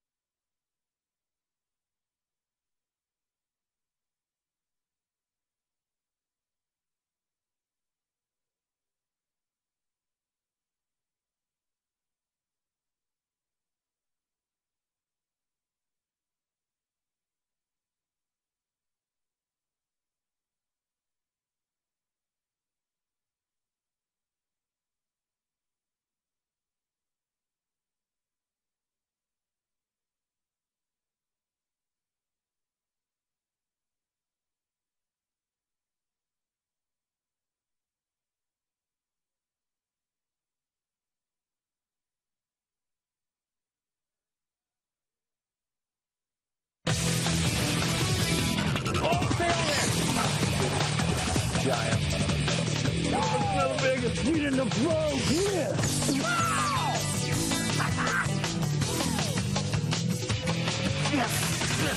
Get in the boat, big daddy. The Hook Bassmaster Elite at St. Lawrence River, presented by Black Velvet. Being brought to you live by Bully Dog. It's just almost an understatement to say we are right in the thick of one of the greatest smallmouth bass fishing tournaments of all time, with the Bassmaster Elite Series final regular season event of 2018 coming to you from upstate New York and the almost mind-boggling St. Lawrence River. This place has kicked them out so well through the years, but Davey Height, this is a whole nother level. 2018. I mean, I think it's caught us all by surprise. We hadn't had a chance to ever catch our breath yet. You hit the nail on the head, Tommy Sanders. Mind-boggling. The fish that we have seen being caught the last 2 days, mind-boggling. Not only are they heavier weights than we've ever seen, but these fish, they look like freaks of nature. They really do. They look like panfish, and they're smallmouth bass, but they look like panfish because they're so wide. It's absolutely incredible. Absolutely. 52 limits over 20 pounds on day number 1, 34 on day number 2, and you said it, wow, we're going to see 100 limits during the course of this event over the 4 days of 100 pounds, of 20 pounds or more. And that is never thought I would have seen it. Never thought. Oh my gosh, it's incredible. It's all playing against the backdrop of all these other things that come into bear on the final event of the year. Who's going to make it to Toyota Bassmaster Angler of the Year Championship? Who's going to qualify from the Classic? You got to probably get there to do that. Who's going to be the Toyota Bassmaster Angler of the Year? Who's not going to make it next year to fish? It's always those questions that come up, and they're important from day one, but they sure loom a lot bigger right now. Magnified so much here in this last event. Dave Mercer hit the nail on the head talking about this bittersweet event every year being the final event of the year. There's guys that have a lot on the line, whether you're talking about Toyota Angler of the Year, Rookie of the Year, making the Bassmaster Classic, making the bracket, making the AOY Championship, and you got to think about qualifying for the elites to be able to come back and fish next year. That's always something that's on some guys' minds on this event also. And the thing that's incredible to me, Tommy, is how close it is. You've got the Angler of the Year. It's changing literally each fish by fish. They're so close. Justin Lucas, Josh Bertrand, and then you look at Rookie of the Year, the battle is just as close. It just, every fish is caught or every fish is lost. Is really changing things up right there. All coming down to it the third day of this tournament. We'll get down to 12 anglers today. Davey Height, Tommy Sanders here in the Toyota Bassmaster studios for you for the next 3 hours with some Bassmaster Live on day number 3, moving day. Also, of course, we have the Such, Mike Sucon, Ronnie Moore over here, and guys, it's just been... we talked about a million things before we got going today that we wanted to talk about today. Things that are going to affect the Classic and everything. We haven't had time to do it. We've been catching fish so good all day. So what do we need to get to this afternoon? What seeds do we need to plant up here? I got one question for Justin Lucas. Okay. Saw a video of his wife Brianna, their son saying, "Mama, mama, mama." I want to ask him what he is teaching his son to say. What word? Champion? Angler of the Year? What's he pushing for, Daddy? Yeah, how old do you have to be to say Angler of the Year? I don't know. Just call me AOY. You'll learn my name later, son. That's good. Well, he's hoping for that. You bet. Ronnie, what kind of track are we on today? I think we're going faster than thought we'd go today. I think so as well. I think we set the bar so high on day one. Well, not us, but the anglers set the bar so high that yesterday may have seemed like a drop-off, but we still saw 34 bags over 20 pounds, 2 of those over 25. We're definitely going to see a lot of 20-pound bags per ratio, only 50 guys, so maybe not 30 out of 50, but half the field. That would equate to what day one was like. So I think the fish catching is amped up, and based on the 5 live we have today, we are seeing that. Absolutely. And something I want to mention, the fish have gotten bigger, the gobies have changed things, a lot of things, but the anglers have gotten better too. Oh, absolutely. The equipment's gotten better. These anglers fishing the Bassmaster Elite Tournament Trail, they're the best in the business, and you can see it when you come to a fishery like this. It's a perfect storm, absolutely. Let's take a look at the storm that we have witnessed so far this day as we take you through this morning, which was incredible on our Toyota Midday Report. And there's Jesse Wiggins, one of our Raffle of 5 live this morning, getting things going with an early limit. Speaking of anglers getting better, Jesse Wiggins is a bright young star in our sport. We've seen him do well several times in his first 2 years, just his second season on the Bassmaster Elite Series. a great deep water fisherman. Just about won his first. He got very close to winning his very first tournament with the Bassmaster Elite Series 2 years ago on Cherokee Reservoir, not far from where we're going to host the Bassmaster Classic this year. And I'm a little jealous, I must say. I've caught a lot of 5-pound smallmouth, 514, 515. I've never caught a 6-pounder. Talking to Jesse Wiggins last night, he's caught one the last 2 days. He caught 6-pounders. A young angler like this go up to New York and catch a 6-pounder the first and the second day of the Bassmaster Elite Tournament.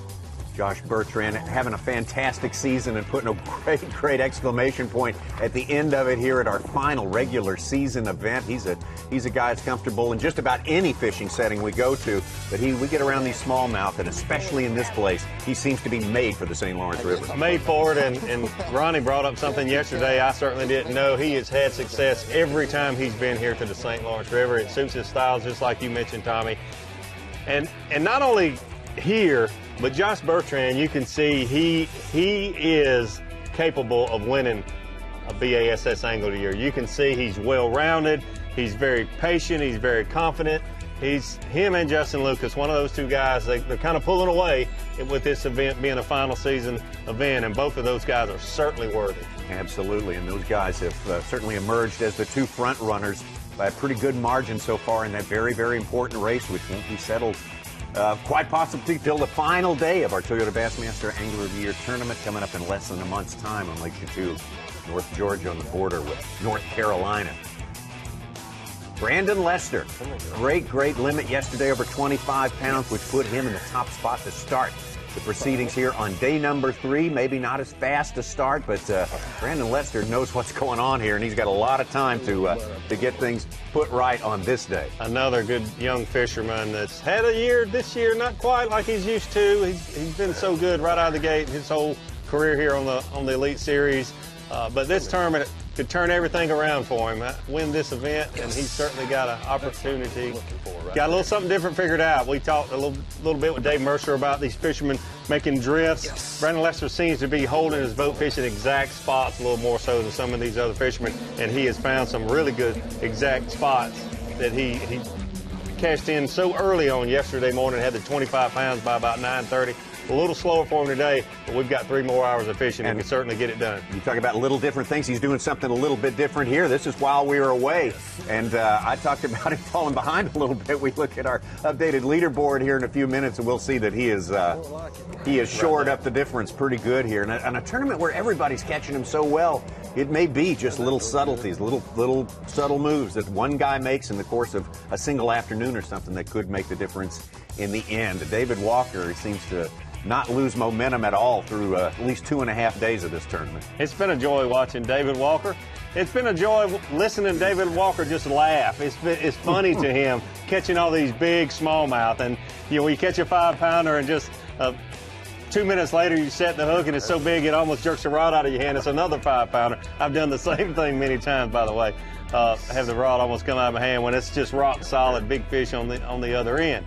That, and David Walker's more accustomed to having a flipping stick in his hand than that spinning rod. It's almost a funny proposition just to see David Walker there with the spinning rod, but boy, he has taken to it like a fish to water, you might say. I think he's having fun, there's no doubt. He hasn't been able to hide how much fun he's having with his spinning rod in his hand and doing quite well. He told me, because that was one of the first questions I asked him when I talked to him the night before last. He said, I use that spinning rod every time I come up here, and it's worked out good for me. So it's not his first rodeo being up in New York catching smallmouth with that spinning rod. Absolutely, and he's done a great job of it within a pound or so of the lead right now as it stands for David Walker. So he's positioning himself perfectly to, make a run for that win tomorrow on day number 4. Just got to keep the pace with the rest of the field this afternoon. There's our unofficial leader in Toyota Bassmaster Angler of the Year points. Justin Lucas having a great tournament already coming into here today, but he has taken it up to another level versus the rest of the field on this day, Davey. A little unusual seeing David Walker fishing deep with a spinning rod.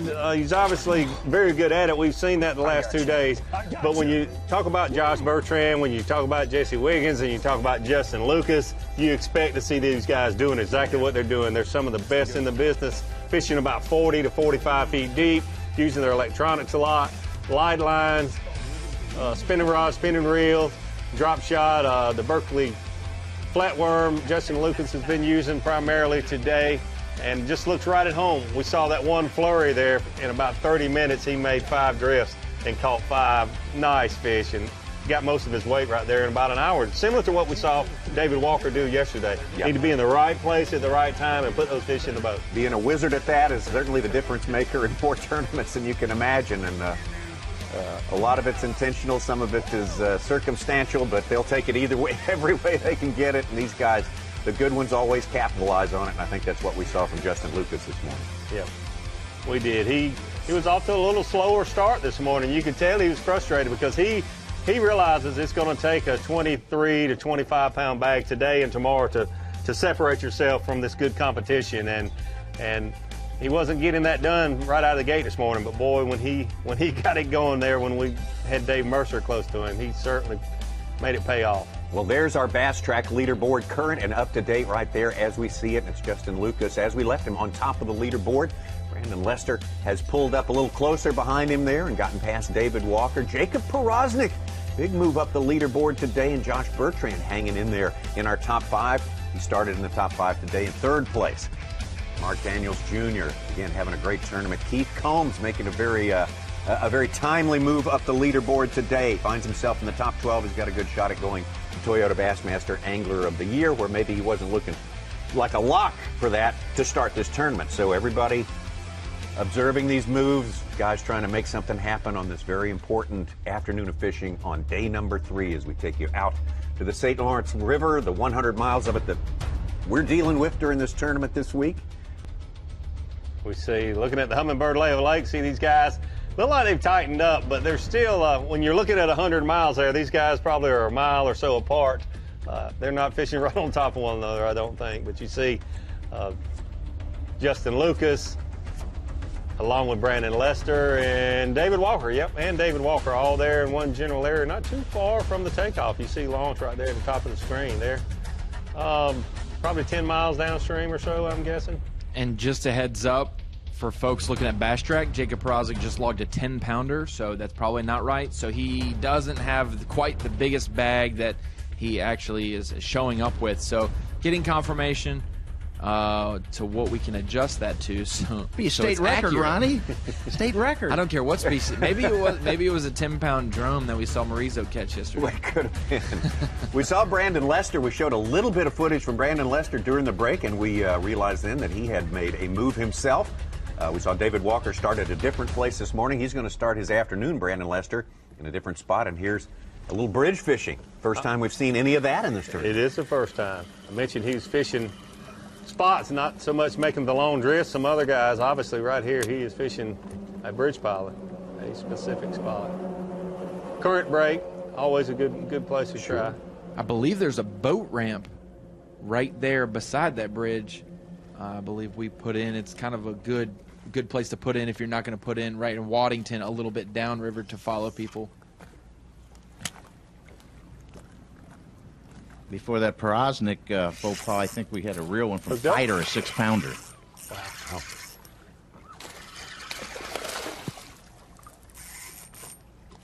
What is a nice fish.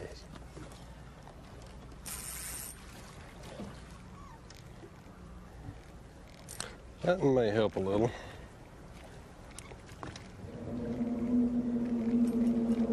I think we've become a little numb. Did you see that jump? I mean, yeah, most days we would die for one of those, but we've seen 10 of them today. Well, yeah, I think the fish are having a jumping tournament today. They didn't let us in on. We're just figuring that out.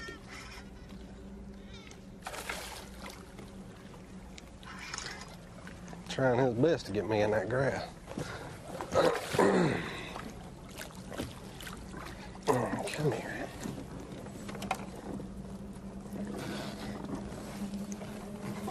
First bridge and first salad of the day all at the same time. How about that? Smallest is a 212. I think that one will help you.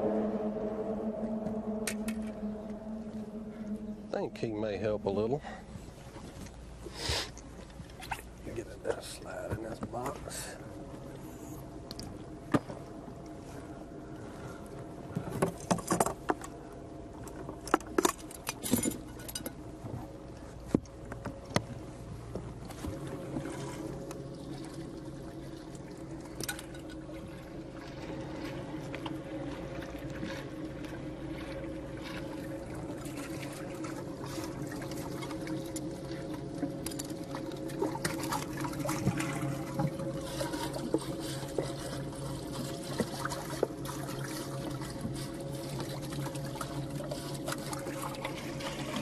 Oh, yeah. That helps you? Yep.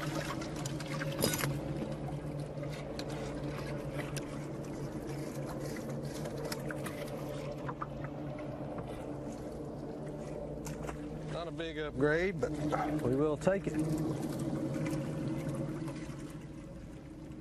Brandon Lester, for that fish, said just a 7-ounce deficit to Justin Lucas at that point. That I don't know if that filled out the whole 7 ounces, but it might be close.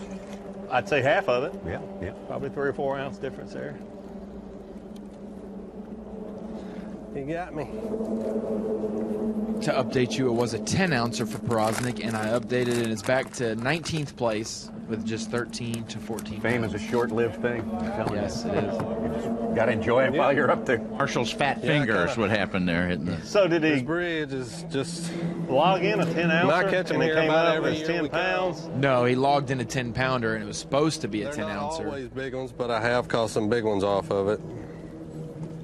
I hadn't been here all week because I just kind of wanted to keep it.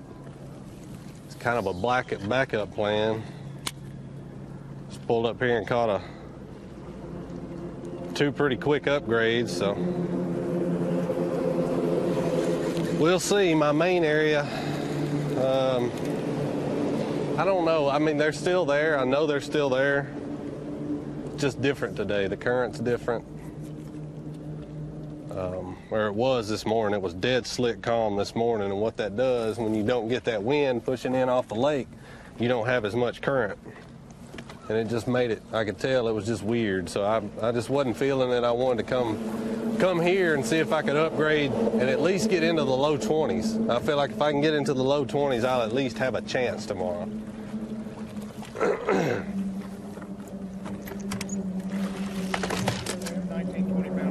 Yep. I'm going to ease on out here a little bit.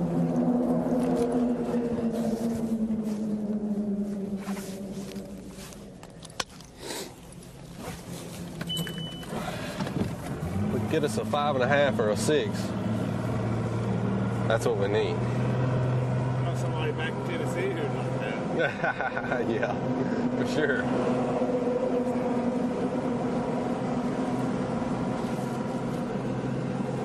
I'm sure my girls are watching. Kim, Leanne, Shiloh. Daddy loves you. I can't wait to get home. I talked to them this morning. Well, I talked to my wife this morning. The girls were asleep, but I miss them like crazy. My little girl, what's today? Today's the 25th. My little girl will be 5 months old tomorrow. How awesome would that be if I won on my little girl's 5-month birthday? That'd be pretty cool. No, I do. I miss her like crazy. I tell you what, having a baby at home makes a man not want to leave near as... I love my job, don't get me wrong, but it ain't easy. I'll be honest with you. I wouldn't trade nothing for her, that's for sure. So looking ahead here, gonna hit a few more bridge columns. Yeah, I'm just gonna keep hitting these bridge columns and see how. I know big ones live here. I'm just gonna hit them. I mean, it's kind of random. You would think they would be on the same ones every time, but they're definitely not. It's kind of random each day, you know. But all these bridge columns are just little feeding spots. You got the main current coming straight down the St. Lawrence River. Just think of that bridge column as a big giant boulder sitting there, and it just blocks that current. They can sit. There's shade, and there's a current break on every column. They can just sit there, and when something washes by them, they slide out and grab it. I've caught some big ones here. This is my third time here, and every time I've caught big ones here. I made a check here last year.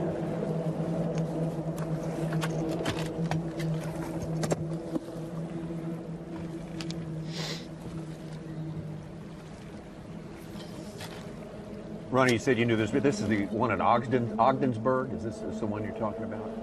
I don't know the town. Or the one maybe. downstream. I think this is just a little downstream. I think it's Cornwall. Cornwall, okay. I'm not sure. No, below takeoff. Right? They're not above takeoff.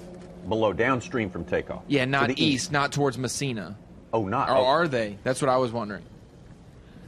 Yeah, On that because map, it looked because like this river runs north. It's know very it, yeah, confusing. yeah. I think they are Downstream west. is east. Yes, yeah. they're west. I think he's west. They're I said So that's- Cornwall, but that's- he's west. Yeah, they hooked a left. probably. Yeah, I think it's just a little before Ogdensburg. Yeah, there's like 3 or 4 bridges. Yes. Yeah, it's On the map, he's there. Yeah. Yeah, Ogdensburg is just a little. They hooked a left out of takeoff and Okay. went that way towards that'd be the Ontario. one. Yeah.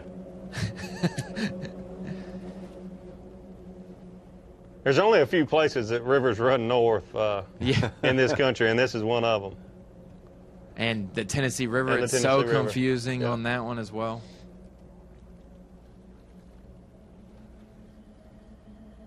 So what is up is really downstream, and what is down is really upstream. So. Oh, it'll confuse someone that doesn't know. Like, you expect the current to be going one way, maybe funneling into Ontario. You would set up something different. You wouldn't even be able to stay on stuff. You'd be like, this is not like I thought it was. Yeah, that's Ogdensburg to Johnstown over on the other side. Wiggins hooked up.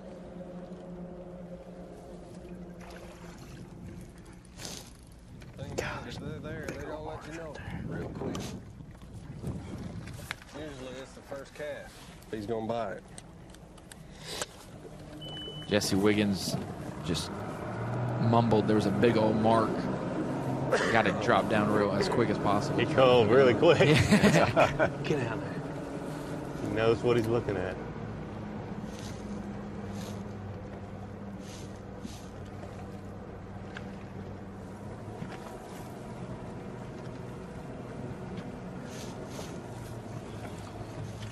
I don't know if Wiggins is using like a Demiki rig style, but I saw a photo yesterday in the Marshall Gallery of a big old smallmouth he caught, and it looked like it had more of like an oblong football type shaped head with a bait threaded up on it. So it wasn't like a big shaky head. No, or he's like using a Ned type rig. Yep. Okay. Or a Demiki type. It's a jig head with a 3-inch piece of plastic. Okay, yeah, because I was like, that's not a drop shot, obviously. Yeah, he's but one. was I like, guess yeah. the only one that is primarily not using the drop shot. Yeah. We saw Josh Bertrand mix it up a little, but Wiggins is mainly using that Ned type rig. I think he caught that 6 on it because that fish, if it wasn't 6, is 5.15 and a half. Like it was a giant in the gallery.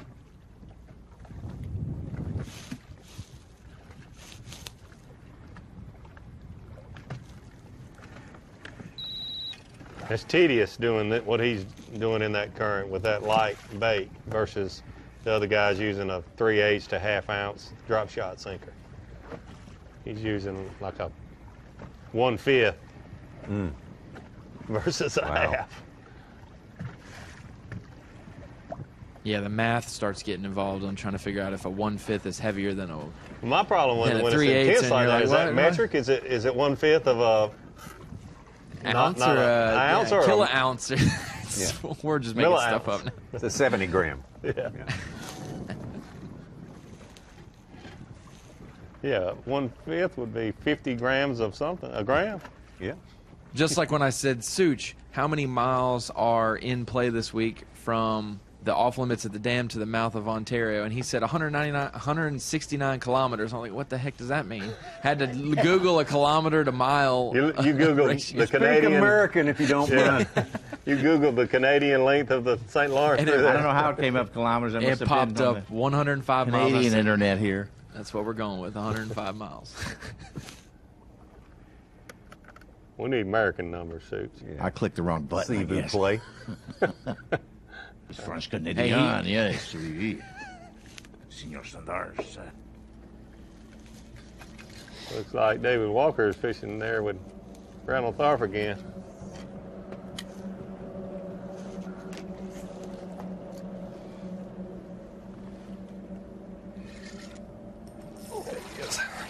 Lester?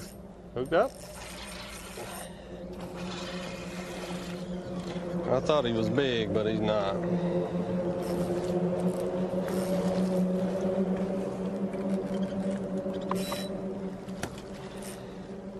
Stay out of that grass.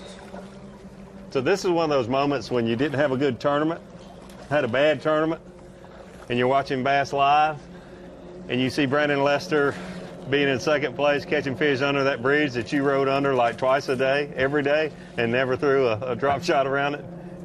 It makes you so mad. Gotta be a little hard to take, isn't it? Heard that at the weigh-in yesterday. I'm going to watch Bass Live, see what I did wrong. Yeah. I want to hear what Lester said on stage of how he's, you know, everybody's kind of drop shot. Not everybody, but most all are. He said, yeah, I have a little different presentation. I'm sure you're going to clue us in on that tomorrow, or Davey. Have to hold off on the real good stuff until tomorrow. Right. When it's pay-per-view. Yes. I'm just kidding. I heard that we were going to start that. Just kidding, please. I was just kidding. Stop the hate mail. If we started everything we talked about at break, I don't know what this would look like.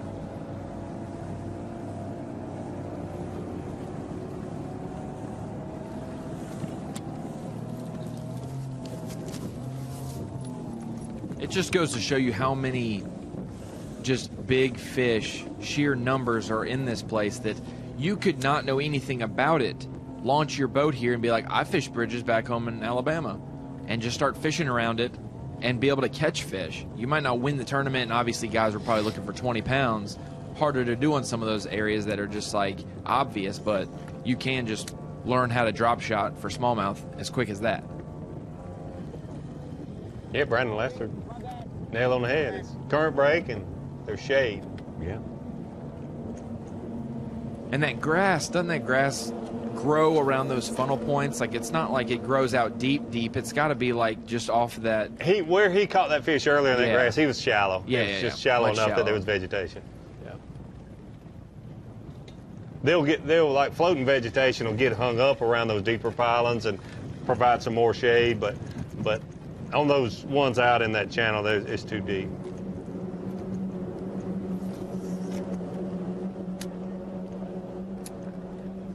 Yeah, I think these.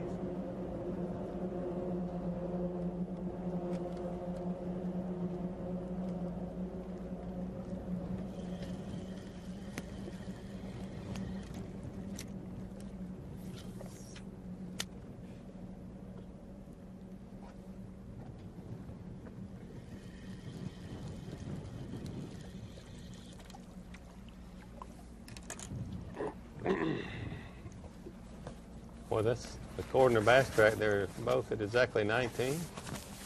Interesting. Every fish will count. Every fish. It was like I just got paid, everything's good. Another one of those guys we talked about, we'd get into it, that making the AOY championship, needing to get a good points of it. Mike McClelland definitely needed a top 12 here to at least keep his name in the hat for sure. Him and Keith Combs both did. Chris Lane was right around that mark as well. James Elam for sure. They're all in the top 12 right now.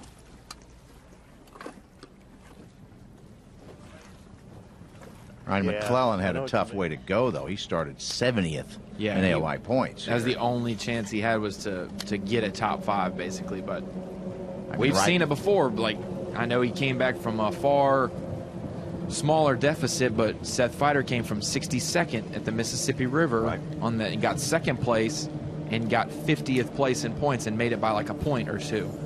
Well, it's a little different in this event because it's almost like you're taking 8 events instead of 9 events, where the gap is probably much smaller to make up increments. You're still like, this is like the next to last event of the year where you can make up a lot of points. A lot more, maybe. He's 54th right now, running 11 points out of Brandon Lester, who's 50th and last right now. And that's what's crazy, 11 points. And if Lester falls from 1st to 5th, he loses 4 or 5 points. And if McClellan started the week or started the day in 13th, moves up to 6th, there's your gap right there. They're equalized. Brandon Lester labors on at the bridge there.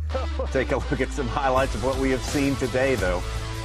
Boy, we've got a lot of highlights, don't we, Tommy? Yeah, that was this afternoon. Brandon Lester at the bridge. Jesse Wiggins.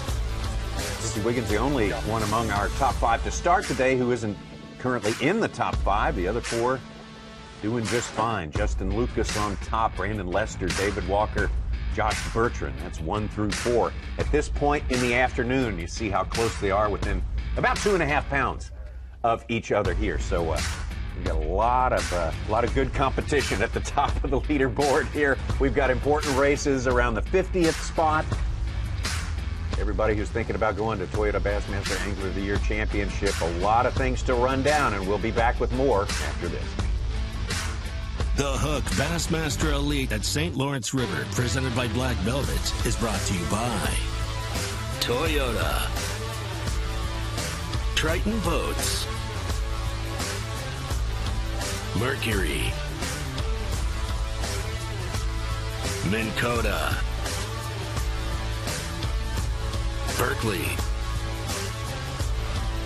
and by Hook.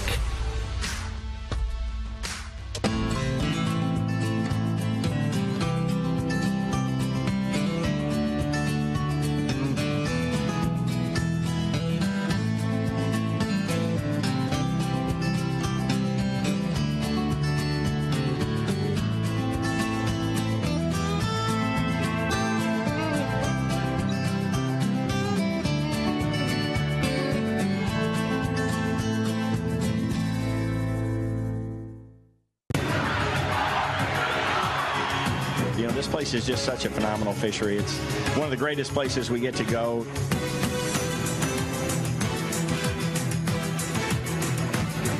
What an awesome fishery. I just can't, say enough about this place, guys. It's really, really good.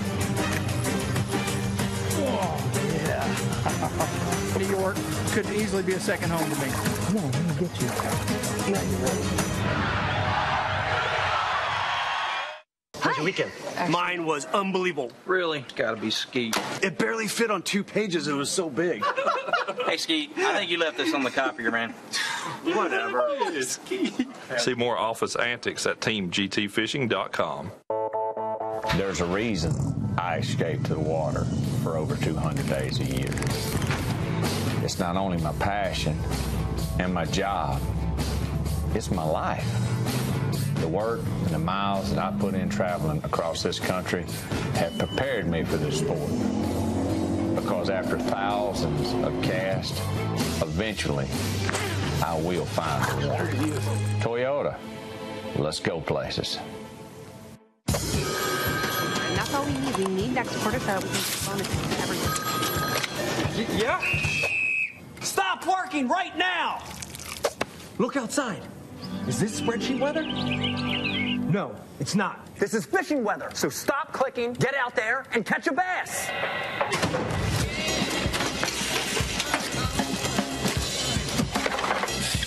Stop what you're doing and start fishing Rapala Ripstop. Fishing just got easier, and it didn't cost you a thing. Free feature upgrades from Lowrance. Fish Reveal delivers the best of chirp sonar and downscan imaging, all on one screen, and it's going to help you find more fish. High visibility color sonar take high contrast imaging to a whole new level. It delivers the absolute best views of structure. Fish like to hide there, but their hiding days are over. These features are ready to roll when you are. Just upgrade your HDS Carbon software.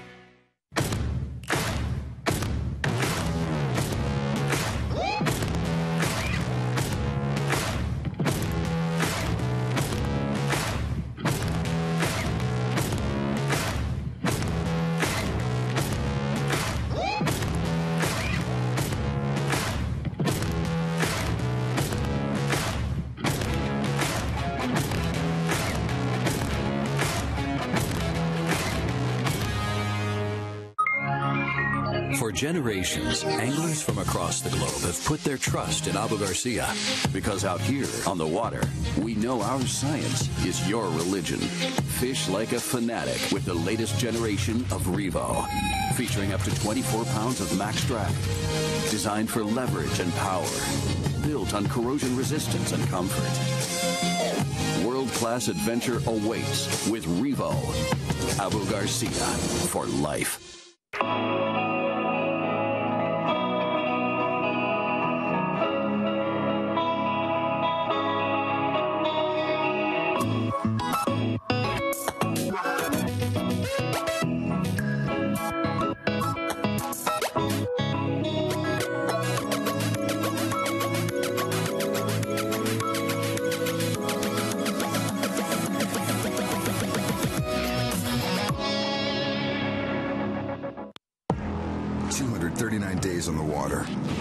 With an average tournament day of 8 hours, that's 1,912 hours of fishing. Averaging 60 miles per hour, you covered 12,300 miles. That's 102,420 minutes with a rod in your hand. Averaging 4 casts per minute, that's just shy of 410,000 chances at a bite. But numbers are the foundation. The results are up to you. Bassmaster Angler of the Year! Bass Live is being brought to you by Bully Dog. This tournament has been the talk of the fishing world since day number 1. Of course, that was out on the grapevine before day number 1. These guys were practicing on the St. Lawrence River and gave us a good idea of what we were in for this week. And then that day 1 weigh-in, it was just, I mean, wide open. 52 limits, over 20 pounds. You know, these fishermen are famous for downplaying everything and it's not going to be good. Yeah.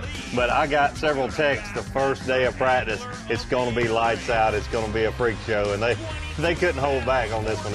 The practice was so good and the tournament turned out to be just as good as their practice was. I had to be at a sort of an outdoor fundraising event last night, and I don't know how many people came up to me. I had no idea they watched Bassmaster. Maybe they don't, but they said, man, what in the world is going on up there on the St. Lawrence River? This one is sort of become a planet of its own. It's got its own weather system just about. It's something that is rare and wonderful and just a perfect storm of smallmouth catching here in the Empire State of New York. This is why people love New York, if they fish and hunt for sure. Here's our top 4 anglers right atop the leaderboard right now. Crystal clear, perfect picture there of the top 4. That's great. Great fishing and great coverage. Get a little cloudy in some spots there. Justin Lucas in the bottom left there, our leader. So, Such, what time is the rain? We saw that in the TH Marine forecast, but in the early a.m., 3 to 4, and we're supposed to be light rain, and then by the time we're launching, there's like scattered storms. Okay. So we'll go till like 9 or 10 in the morning. Little rain showers here and there pop. Okay. Lester. Brandon Lester's hooked up. Lester currently in second place, just ounces behind Justin Lucas.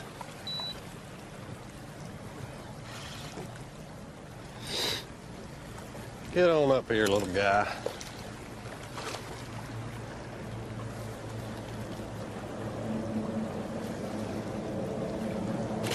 You'll be big one day.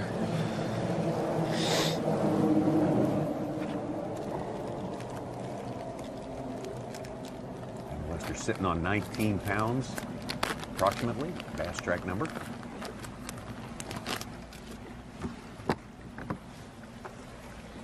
Justin Lucas Bub with a big day of everyone out here. 22-12 is what he's got pegged at right now.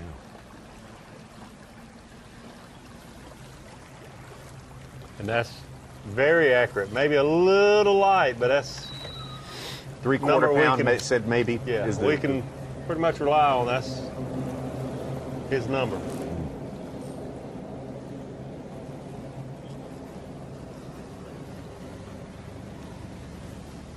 When he got to that point, he said he's going to look for some new water, and we haven't seen him catch much since either. So we'll see if laying off those fish pay off for him tomorrow, if he's able to go back there and keep catching them.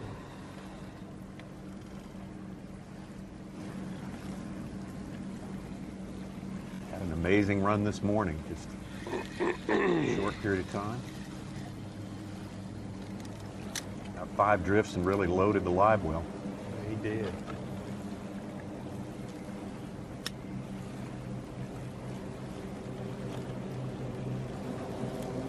In the previous 3 events here, we only had 2 guys catch more than 20 pounds all 4 days. We're on track now for about 24 of them to go for day 3, and then we'll see what happens on that's incredible. Championship Sunday.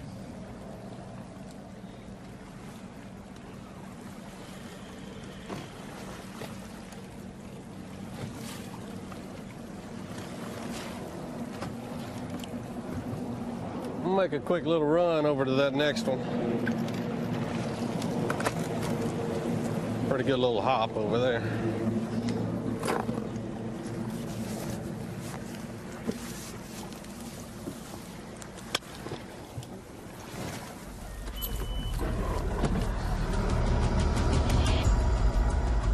The river running south to north, basically, southwest to northeast here.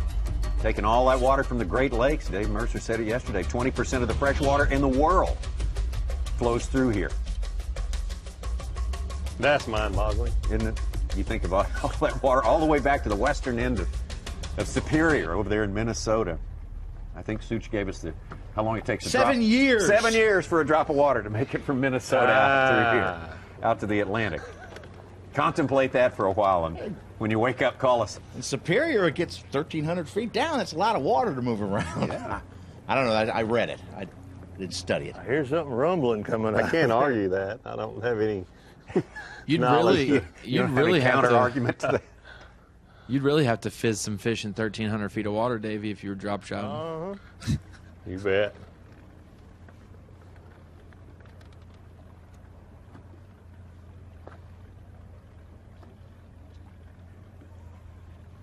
I was on Lake Champlain last week, and with our graphs now, they'll actually work in that deeper water. 20 years ago when we were first fishing Champlain, heck, I probably had a flasher.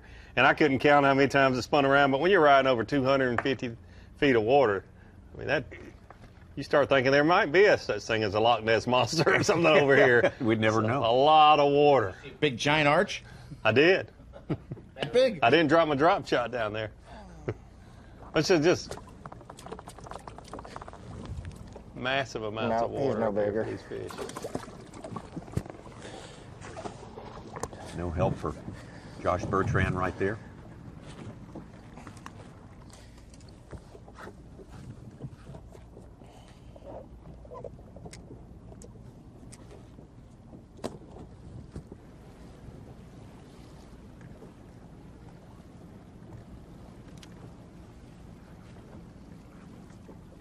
Walker's hooked up.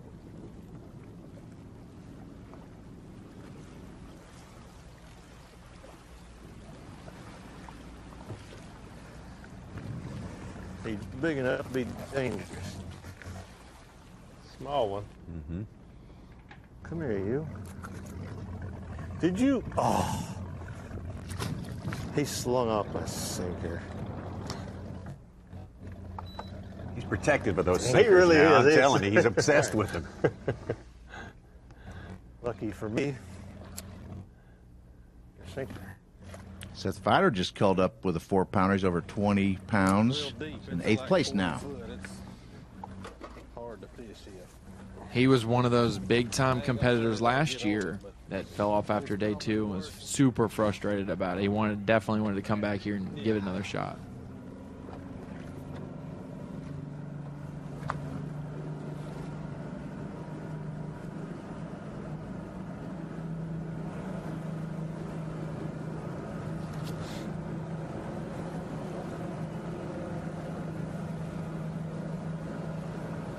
Are the numbers there with Brandon Polnick, are they accurate? The 15, or do you know if that's current or not, Ronnie Such? Because after hearing him talk at weigh-in yesterday with that big bag, I really expected to see him come around with another 23 to 25 pound stringer, but only showing him at 15. You talking about Polnick? Yes.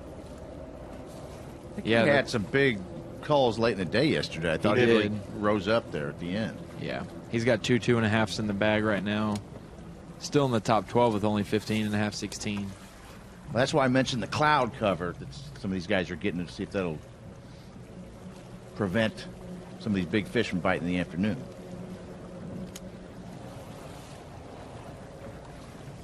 Might help. Bertrand's got a good one on.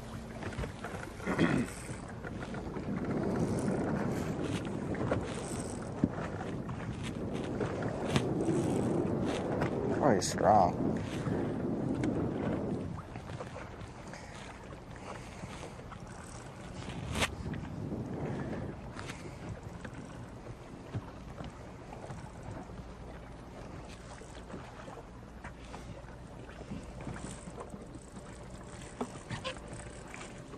See, a lot of these anglers, once they hook a fish, backing off on their drag, you have that drag set so you can set the hook, but then once you get that hook penetrate, then you want to back off and just let these fish tire themselves down.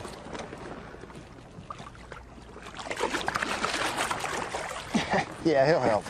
Nice one. I think he's bigger. It's got to be 3 3/4. They just don't want to say 4, do they? Killing their +4 already. I know. It's a little bit bigger. They don't know as I'm making notes. He's bigger than that for sure. Holy cow. So here's your question.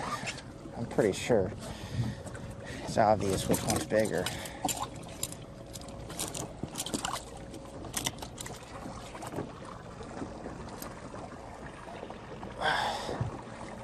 Orange for sure.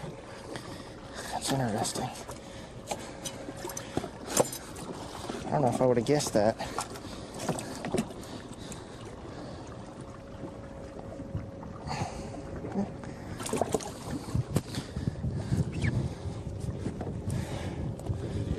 He did. He did. Yeah, I think so. Yeah, we're getting rid of that one. That's about a 3. 3 on the button.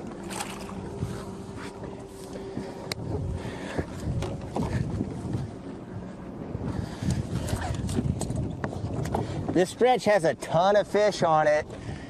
I just don't know if it's got the 5s on it. And that's really what we need, so I don't want to burn up too much time. Make a couple more drops.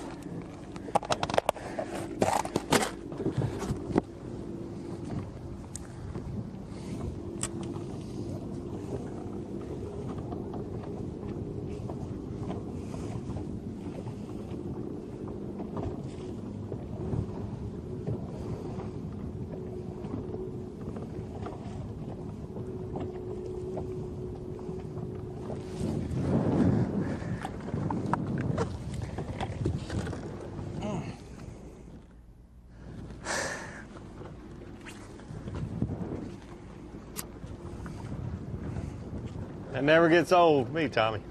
Catching those 4-pound smallmouth. If that does go into Bass Track as a 3 3/4, it'll give him a 12-ounce upgrade, which will put him at 19 1/4 from 18 1/2, because he does indeed have a 3.0 on Bass Track.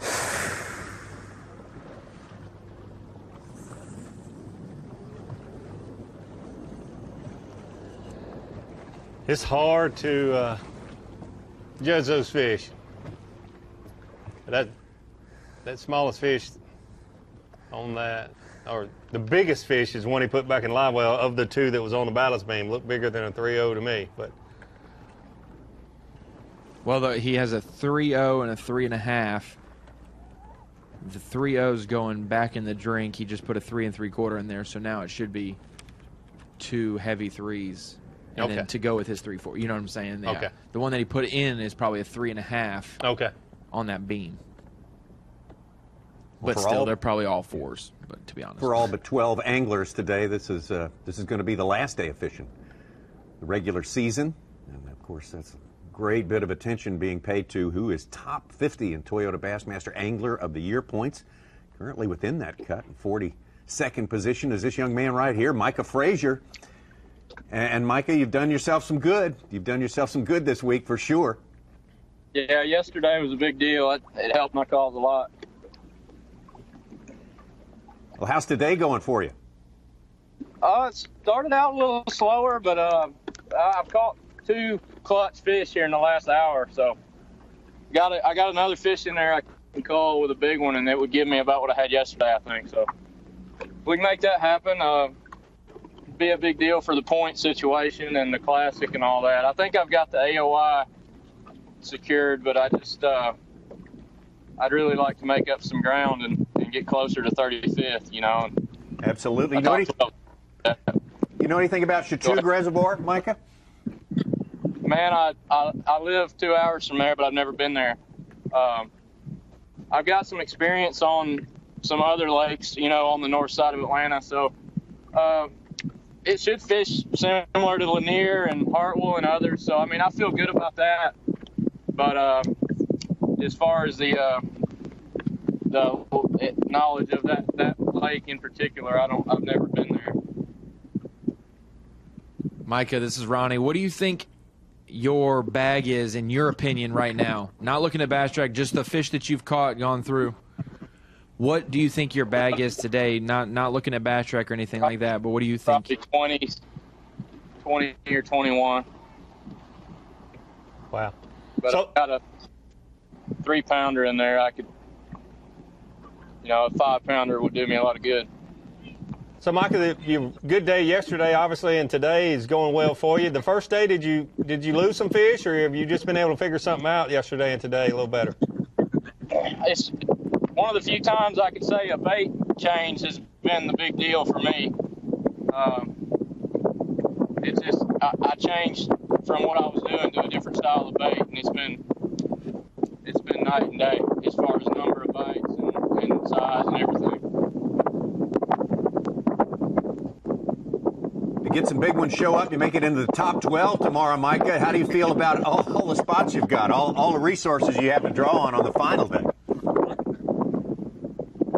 I didn't think I could catch them day 2, and I really didn't feel great about today because of the pressure some of the stuff's getting. So, but I think as much current as there is and the nature of how I'm having to fish, you drift through an area and you may only get 1 bite, but there could be 10 more on that spot. You really can't. The current won't let you just sit there and hammer on them. So I think there's a lot more fish around. It's just a matter of making the right drifts and getting lucky and catching one of the right ones instead of a 2.5 or 3-pounder. Well, Micah, we sure appreciate you taking some time to visit with us. Good luck to you for the rest of the day, and good job on saving some of the best for last in this 2018 season. Good job right there. Micah Frazier. A little windy out there. Sometimes it gets a little hard to hear, but I think we got the gist of that conversation. Good effort by Micah Frazier. Moving day for him. He started this event 52nd. He was in the AOI points. He was 42nd. Today he started 29th in the event. He's going to gain like 14 points right at the classic cut. I wanted to ask him what that bait was, but we have to wait till tomorrow. Okay. I understand. All right. Yeah. I had to ask him what he thought he had because Bass Track has him at 19.4, just outside the top 12. He says 20 to 21. That means he is in the top 10. That's why I wanted to see, because we didn't get to see any of his fish. We obviously see all these other guys' fish. All right. So top 12 talk may not have been out of school too much, huh? Go back up to the top of the Toyota Bassmaster Angler of the Year points list, and right there in second place, Josh Bertrand, shaping up to be a fantastic battle between him and Justin Lucas for that. How fitting would it be if they are 1 and 2 finish this Derby 1 and 2 in this last regular season event, but also go into the AOI 1 and 2? That's incredible. And it's entirely possible. Big head shakes. Be a big one.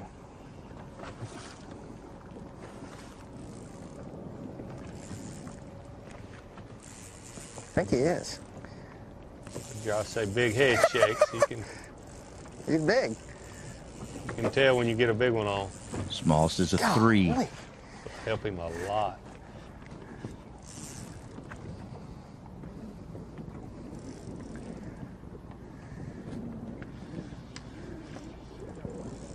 Oh man, both of us. That's the truth. Hopefully he's not just playing us.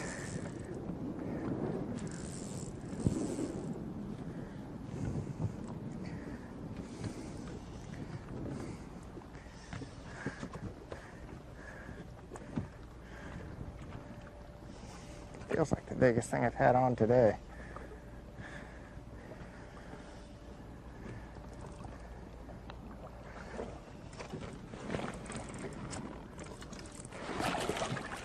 Ooh. Yep. Wow. That's a good one. That one will That'll help him a lot if he's got a 3-pounder in there. Thank you. Gulp minnow. I mean, it's like a 4.5. It's not a 5, but that's what we're looking for. Bigger than what we got. That spot's got him.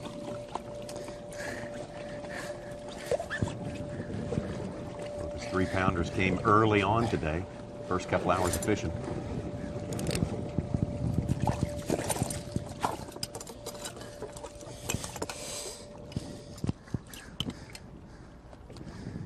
Afternoon biggins. Afternoon biggins. There we go. Be very careful with this. We saw him lose a pretty good one at the boat here about, a couple hours ago. Yeah, that one that was so black. Yeah. I'm going to have to get under here real quick just to make sure we don't have any. Not that one.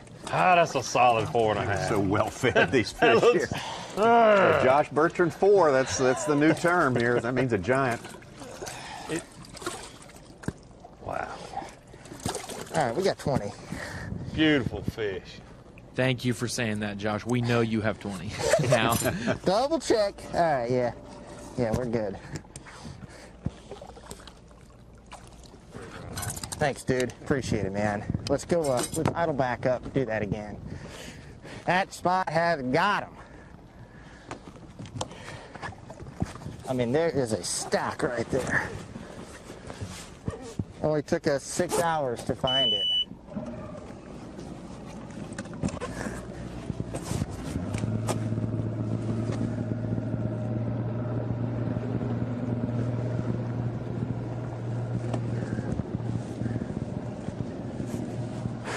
You can tell he knows that. I mean, it's not like it was a 6 or anything, but I just haven't had a bite over 4 in a couple hours. I was starting to get pretty frustrated.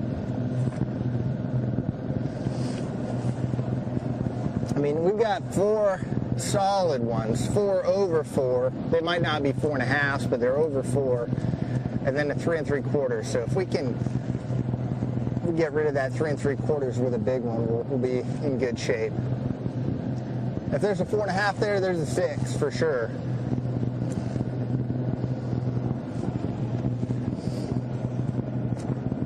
That's good positive philosophy. That is. There's a 4.5 there, there's a 6.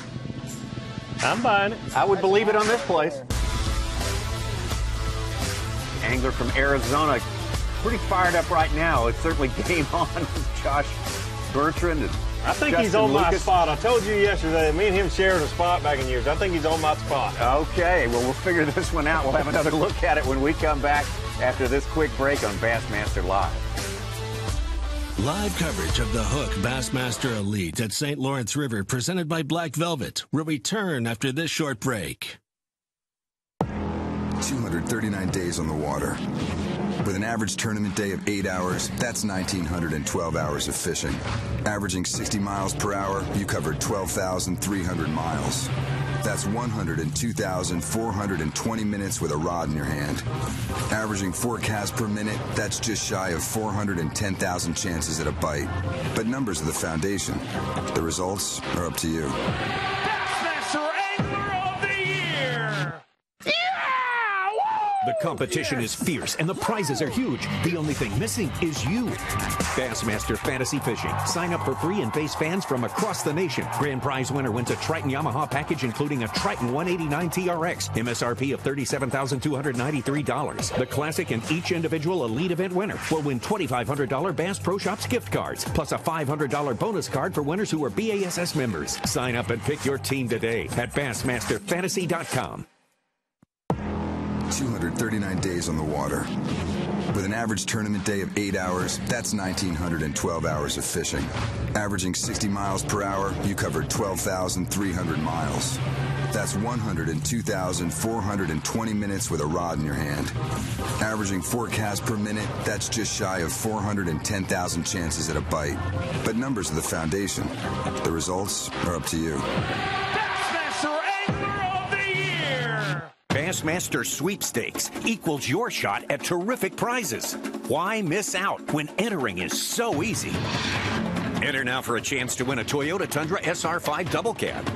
Grand prize also includes a genuine Toyota accessories package, plus additional accessories from Bully Dog, B&W trailer hitches, Covercraft, Volant, and Yakima.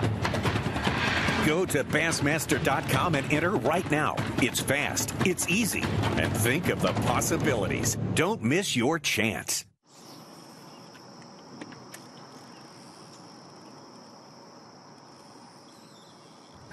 There's one. Oh, big one.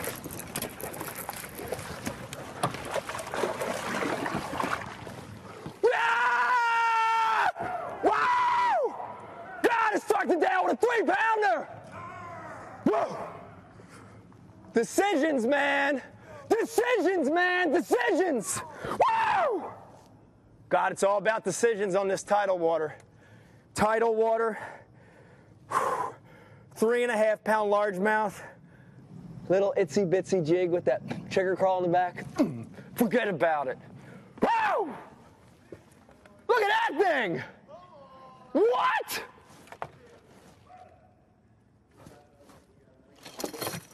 Woo! Look at that thing! Oh my God!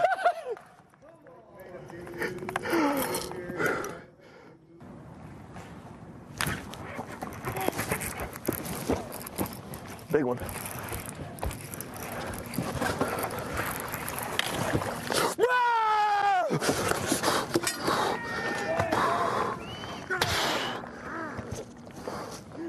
Finally! 3 days! 3 freaking days! Woo! Come right off, too. 2 pound, 2.5 pounder.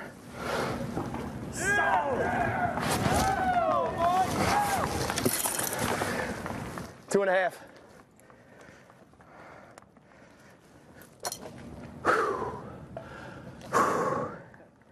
Big moment right there. Big moment right there for me. That was a big moment. 3 days. 3 days I've hit this place. Finally, one showed up. Thank you, Lord.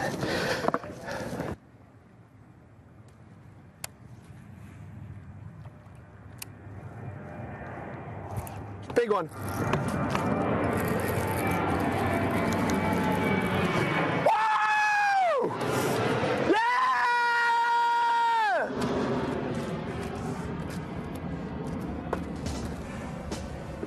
Look at that.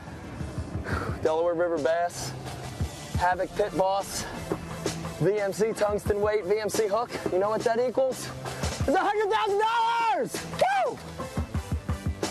Done. Wanna have some fun? Wanna have some fun with it?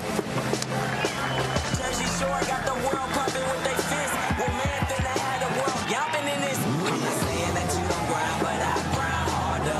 Not that you don't shine, but I shine harder. With this ambition to win. I was born with this ambition to win. I'm not saying that you don't go, but I go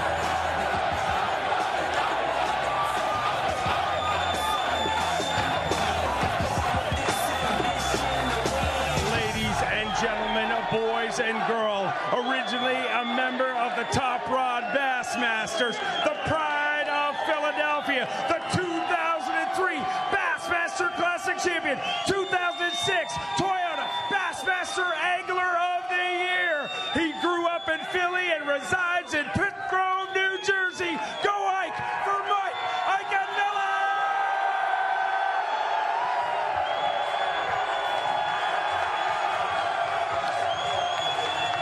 Get side by side, ladies and gentlemen. Can this dream come true? Starting the day with 37 pounds even.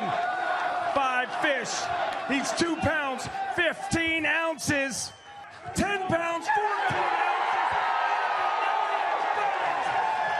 Sounds good. Dreams come true.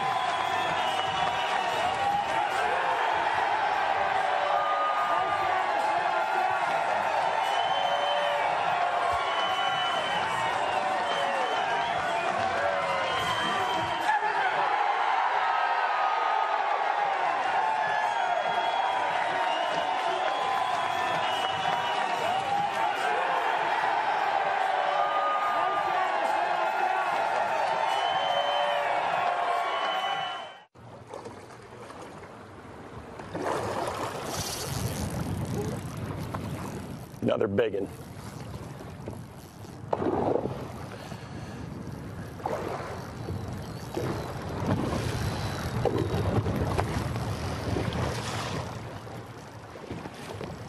Might be the biggest one I've seen yet. Giant, dude. That's a freaking giant. Ooh, we need this one. Oh, come on. Don't do this. That is way. Look at the size of that one. That's a 6+. That's a slaunch, Z-Train. Gigantor.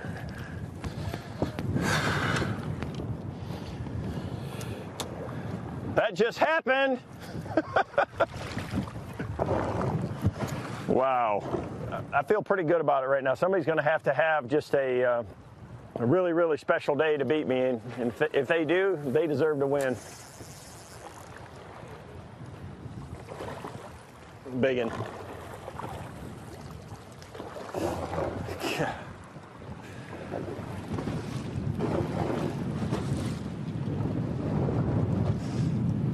Oh God, he's only got one little bitty hook in him now.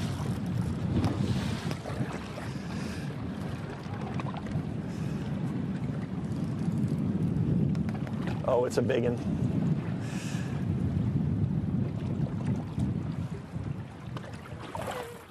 Lights out! Boom!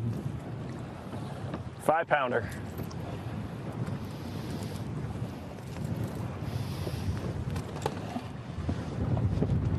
Are you ready for me to bring them through Waddington, New York? 66 pounds, 7 ounces. We're looking for 15-13. 23 pounds, 12 ounces.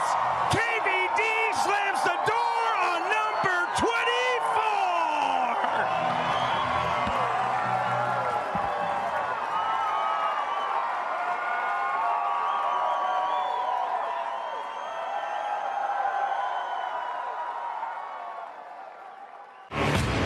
Bass Live is being brought to you by Bully Dog.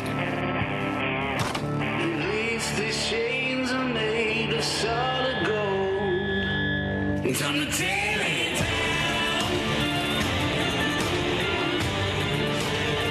It's on the tail end down. Yes. Tank. That is a tank. Catch fast, beat down. I don't care what you call it. We have had a dynamic week of smallmouth catching here in northern New York State. We love New York, and we love the St. Lawrence River at this Hook Bassmaster Elite, presented by Black Velvet, the last stop in the regular season for the 107 anglers who are currently competing in the Bassmaster Elite Series. I want to tell you what, a lot of things to be decided this week. For some of them, is am I going to have a shot at making the Classic? Am I going to have a shot at being Toyota Bassmaster? Angler of the Year will have a shot at fishing next year. A lot of turns on this day and what happens in the weeks ahead if you're lucky enough to make it to Toyota Bassmaster Angler of the Year. Justin Lucas, the man on top by ounces ahead of our leader to start the day, Brandon Lester, David Walker. We saw Josh Bertrand upgrade there as well. I don't know if that one is registered yet on Bass Track. I suspect not. I think he's going to be a little closer than 2.5 pounds to our leaders right there. But there's that 7-ounce separation between these two and where those fish came.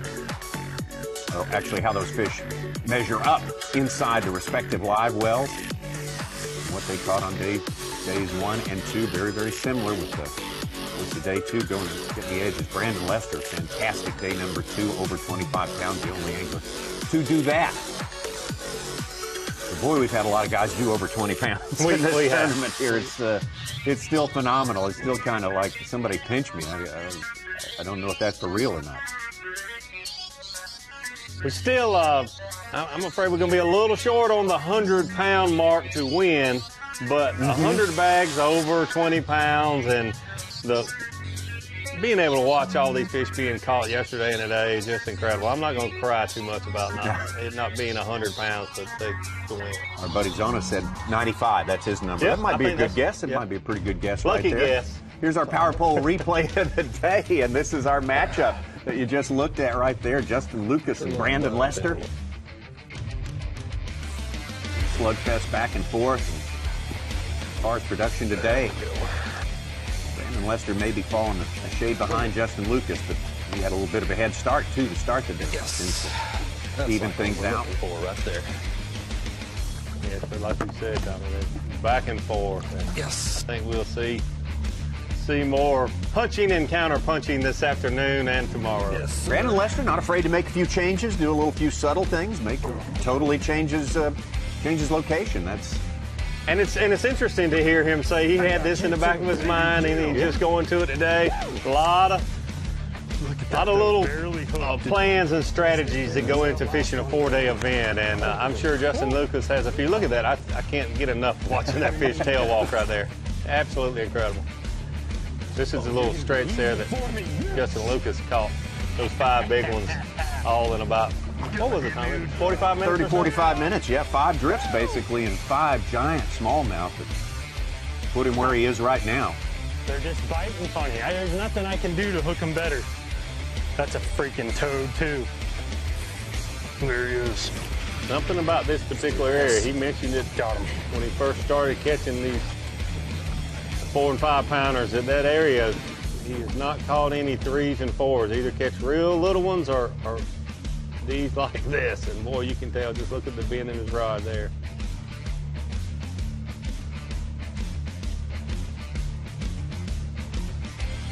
A lot more satisfied with his fish care abilities this day. Been a little bit dissatisfied with that the first 2 days, so that's making him feel better. Always learning, always trying to do whatever you can do to have the maximum weight. Hopefully that 12 ounces worth of penalties he's had so far doesn't cost him this tournament or potentially Angler of the Year. But he's got the fix now, and his fish are doing well today, catching these fish. A lot of these anglers are fishing about 30 feet deep, 30 couple. He's fishing more 40 to 45, yep. A little deeper than almost any other angler I've talked to. Let's take a look. Moments ago, we got something to show you here from our tournament leader, Justin Lucas.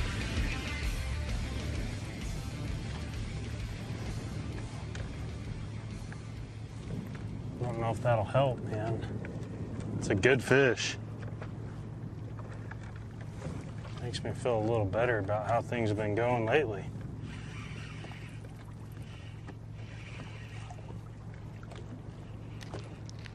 He's got one in his live well. It's a shade under 4. 2 good bites on the spot, too, now.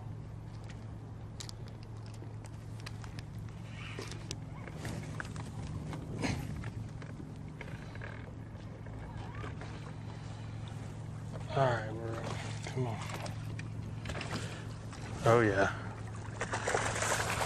It's gonna help.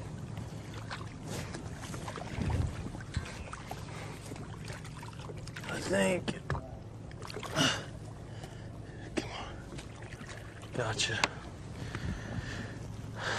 I think that'll help. We got a 4-pounder in there, even, and that's a fatty.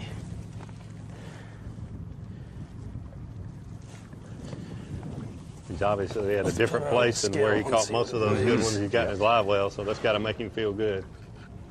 It makes me feel good, dude, because I got another bite I know that was that good. Or better. I think that's going to help, man.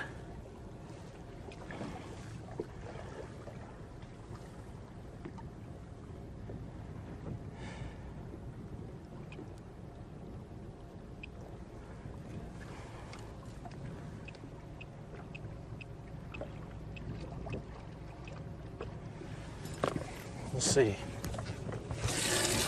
I'm close. That is a fat one. Ooh, holy cow. Oh, I'll tell you what I need to do anyway.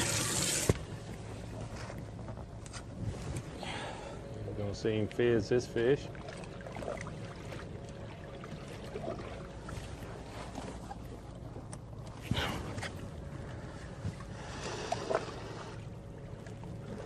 Good little tidbit from Dave Mercer earlier. So if you got fun fishing, you're throwing them back immediately. You don't need to fizz them at all. Right. Just send them on back there. Not something you need to worry about. Because if they can get back down deep, everything equalizes for them. And it's a struggle for them if you've ever released a fish that you brought up like that. I mean, they want to float, but they'll be healthy enough most often that they can get back down there and equalize. But when they stay in that live well, they can't do that. Now, if you put those fin clips on them and they stay upright gradually throughout an 8-hour period, usually they'll equalize and settle back out. The gas will pass through the membrane and out. The problem is, for several hours on their side with one gill being out of the water, that's when you can end up losing a fish.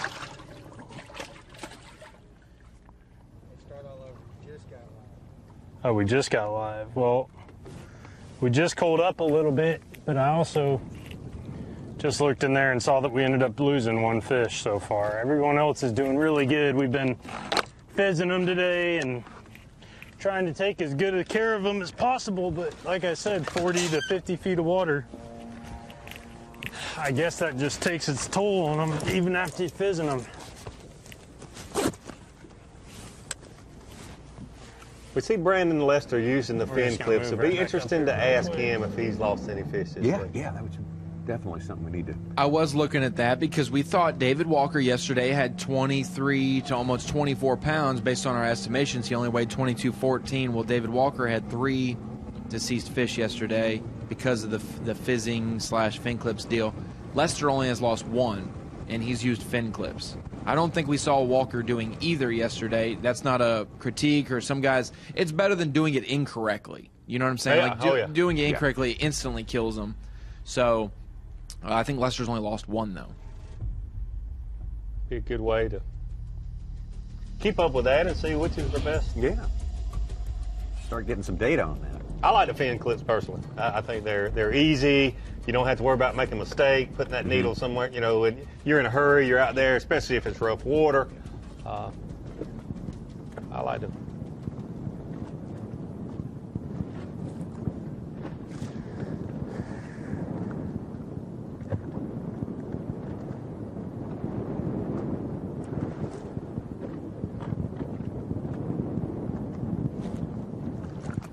Brett Height's our latest angler over 20 pounds. Jumped in the 16th place. Pushed Micah Fraser down 1. Brett Height still got our Phoenix boat big bass of the tournament. 612 right? from day 1. Yeah. Yeah, sure. We've been getting into some more fish here in the last 30 minutes or so. We got on a pretty good line, and we've been, I don't know, we've caught 6 or 7 in the last 30 minutes. One nice one like 4.5. We're really just looking for a real big one. We've got 5 solid fish. Our smallest is 3 3/4 to 4 pounds. But we really need, you know, that 5.5 because we don't have any other 5s. I mean, all of our other fish are 4 to 4.5. Nice fish, but we don't have what we need to make any kind of move. And with what I've got, I may even drop. So if I can catch one big one, I'd still have a chance tomorrow with a real big day.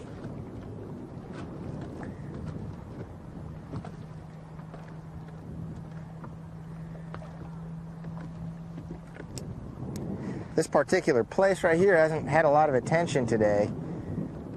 Because I'm not there. Get the cameraman to ask him if he's on my spotter. We're going to have to give a little more time to get back than normal, or than we did the last couple of days. Saturdays are pretty big days for boat traffic on this place. It's not too windy, but we'll give an extra 5 minutes or so to get back. But up to that point, we're going to keep fishing. Last couple days, I had them real good, so I came in early.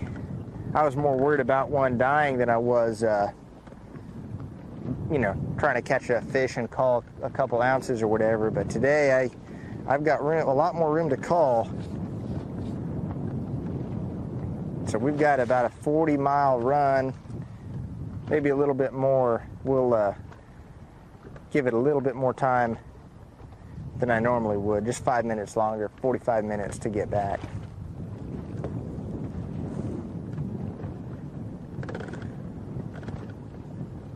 Josh broke it down for us there at Oahe, and doing the same thing here. When it's calm, that wind's not blowing much, you see him use that goat minnow, and then use that flat minnow when there's a little more wind. I mean,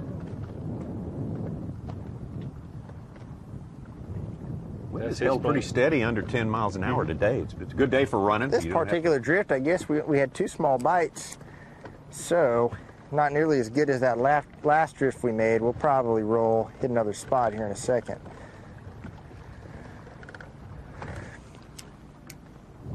Right before we came back from break, we rolled that piece from last year, Kevin Van Dam's final day. Last year, you forget how windy it was on that day. We had them rolling out there that day.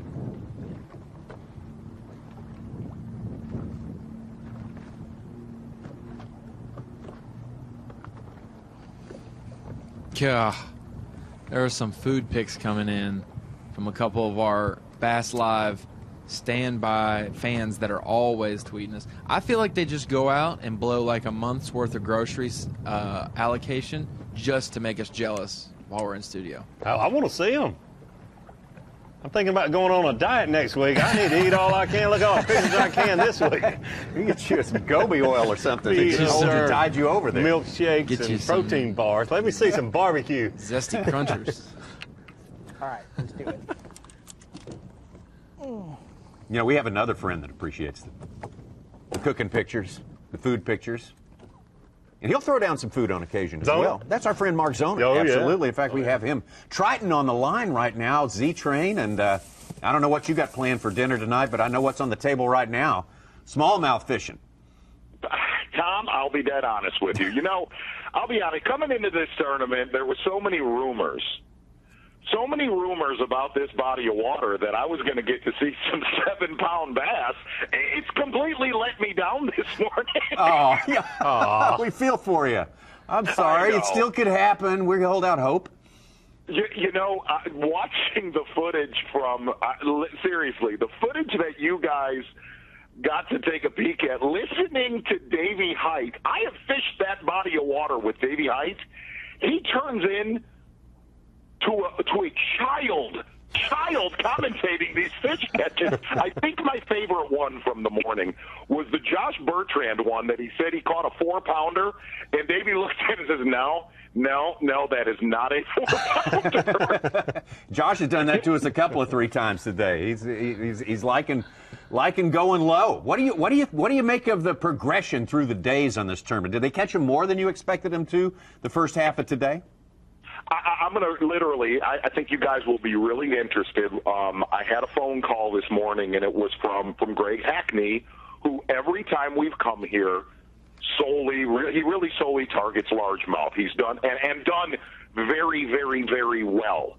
And Hackney said, dude, am I missing something that has happened in the last few years on this body of water? And he goes, listen, 2 times ago, when we were here, it was this week. Not the last time, but 2 times ago. It might have been when Polinick won, and he said, 20 pounds a day did something. It was going to, you'd be a contender. And he said, here's my biggest weakness, and you'll find this very interesting. He said, I don't talk to people. And that greatly bit me in this event. Okay. Hey, Z, we've got David Walker hooked up, so we'll watch and stay on the line with you here. He's given it some special interest here, so it could be an upgrade for him. Got Walker at 19 pounds right now. Yeah, I think this one will help him. He's, like you said, he's really taking it easy.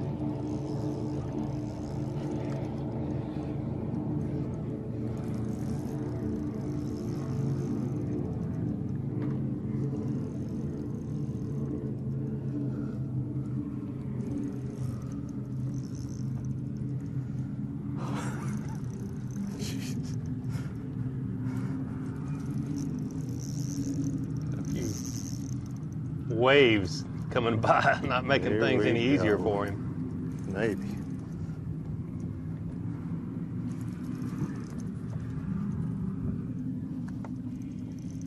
He's still way down there.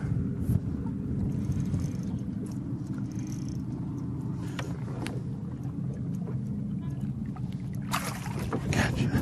Look how black that fish is. I don't think that fish will even help. Beautiful.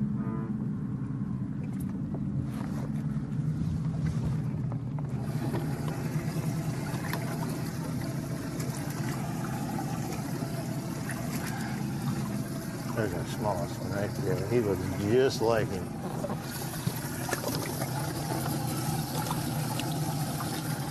Right there. That one. We got 2 of those.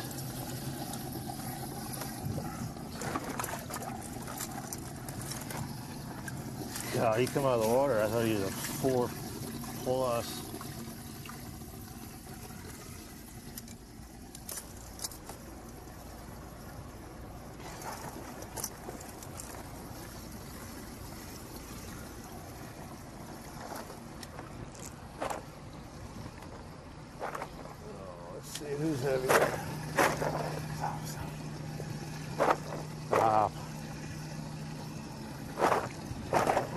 just alike, don't they? He won't fit. Nope.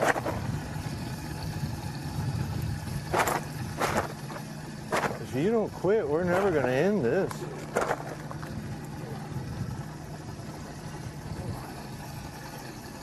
He's slightly heavier. Whichever one this one is the meanest one.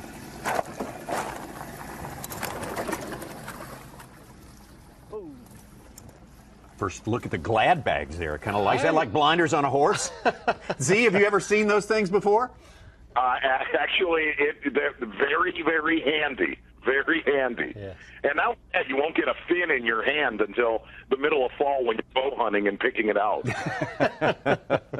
I got a quick question for you, Z. You said when we talked to you yesterday, 95 pounds, and it looks like you're going to be dead on if the clouds and the rain tomorrow don't adversely affect the bite. What's it going to do to the bite for these guys tomorrow if we do have the clouds and the rain? You know, Davey, in all honesty, from Thousand Islands to Buffalo, I was actually talking to somebody about this, earlier this week. Those clouds do not seem to affect the deeper fish as bad as they do those fish that get up and they're cruising the reeds and those shallow shoals. That's when you see, heck, you've seen it, firsthand. It seems to affect those shallow fish a lot more than the deep fish. Yeah, I still look for one of those guys to knock their lights out. I want to go back to one thing that Hackney said. He said, look, I got blindsided on this one. I did not foresee the mass amounts of 20 to 23 pound stringers that came across the scale. Something else that he said, and I found this amazing. He said, do gobies live around largemouth? And I started laughing, and he wasn't laughing, and I said, what do you mean? He said, why are the largemouth not accelerating on the, and granted, the largemouth fishing is phenomenal at Thousand Islands and really across the Great Lakes system, but he said, I'm not sure the mass amount of population of gobies that make these smallmouths so big stay away from those grassy bays, those bays that largemouth live. He goes, because I'm going to tell you something. The largemouth are still, he goes, 17 to 20 pounds. But you don't see those fish that look like they're on steroids. And I thought that was very, very interesting how he posed that question. Do you have an answer for it? Yeah. That's what I was supposed to say. I guess they don't. Here's what I mean is there's not. Look, throughout the test of time on the St. Lawrence River, the largemouth were the dominant species. Dominant. And you don't see the 5-pounder, 5-pounder, 5-pounder like you do the smallies. I guess the mass, I guess you might have an Aaron goby that goes back in a bay and gets eaten, but I guess the mass population does not. But that's an interesting thought. Even if that's the case, the vegetation and back in those bays, but during the colder water temperatures, those largemouth, that grass isn't there. It's not, it's dormant at best. And those largemouth move out deeper where I would assume those gobies. So, do they just not eat them? That's a great question. I'll tell you what I do know, Davey, is watching Justin Lucas, as Dave Mercer calls him, J. Lou. This morning, if you take away his beard, it was like watching Jason Priestley from Beverly Hills 90210. Am I wrong? You're not wrong. You're not wrong. Not in the least. He's a striking-looking young guy. Z, we're going to have to hit a break right here. Thank you so much for joining in. I'm glad you got to catch a little more of the show today. I know it was exciting for you. Well, guys, I just hope I'm not let down tomorrow. I need a 7 to 8 pounder. It's just not going to live up to my expectations. I'm sick of the rumors. Keep hope alive. That's all I can tell you right now. Mark Zona joining us there. Triton on the line. You can join the conversation. Hashtag Bass Live. We'd love to hear from you, see your pictures, hear your questions, and so forth like that. As slung my weight off. Brandon Lester, yet a new little spot for him, and continues to catch him. Looking for an upgrade right now. Brandon Lester sitting in second place. Still just ounces behind Justin Lucas. It's interesting watching Brandon. He's gone to plan B or C, some little different plan. He's fishing different places than we saw him fish yesterday. very similar to last year at Champlain. He's fishing obvious man-made structures. He was fishing those buoys last year at Champlain and corners of some bridges and that sort of thing. And that's what he's doing here, both places. And he's catching a lot of fish in some places you think would be obvious, and those fish would be beaten up. But we haven't seen anyone else fishing them. Absolutely. And you never know what little subtle move, what little bit of difference you make from the rest of the field. It could make the difference at the end of it all. But we're a long way from that right now. We're going to take a break here and come right back real soon to more Bassmaster Live with plenty of fishing yet to come. We play to win. Making sure I don't say this all again. Outside, you can never box me in. We play to win. Never follow. I came here to set the trend. Break them all if the rules won't bend. We play to win. And if you need the proof and check stats, I got the answers if you're trying to test that. Live coverage of the Hook Bassmaster Elite at St. Lawrence River, presented by Black Velvet, will return after this short break. There's a reason I escape to the water for over 200 days a year. It's not only my passion and my job, it's my life. The work and the miles that I put in traveling across this country have prepared me for this sport. Because after thousands of casts, eventually I will find it. Toyota, let's go places. You know, this place is just such a phenomenal fishery. It's one of the greatest places we get to go.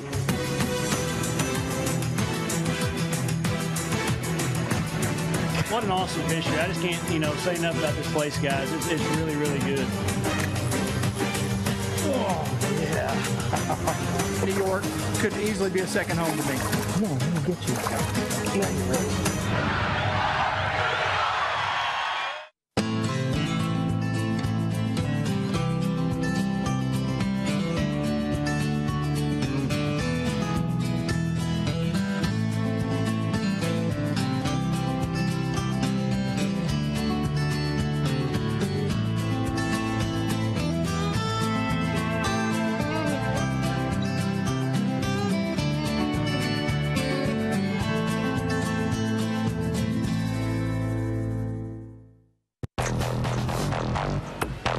It's time to take fishing to a bold, new place. Berkley Powerbait Max Set. These baits feature a revolutionary new material that releases a supercharged scent feed. They attract more fish and trigger more strikes than even original Powerbait. And all remain soft and flexible out of the package, so they're ready to fish. 10 forage-inspired natural matte colors come alive in the water. Berkley Powerbait Max Set. Fish bite and won't let go.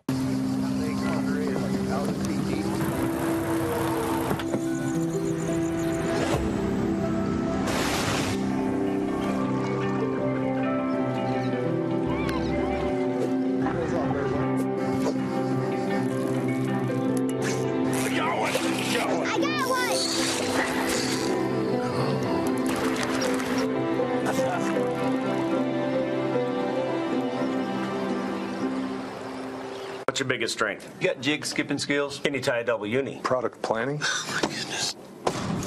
I ain't got a resume, but I do have this. You're hired. See more office antics at teamgtfishing.com. Fishing just got easier, and it didn't cost you a thing. Free feature upgrades from Lowrance. Fish Reveal delivers the best of chirp sonar and downscan imaging, all on one screen, and it's going to help you find more fish. High visibility color sonar take high contrast imaging to a whole new level. It delivers the absolute best views of structure. Fish like to hide there, but their hiding days are over. These features are ready to roll when you are. Just upgrade your HDS Carbon software.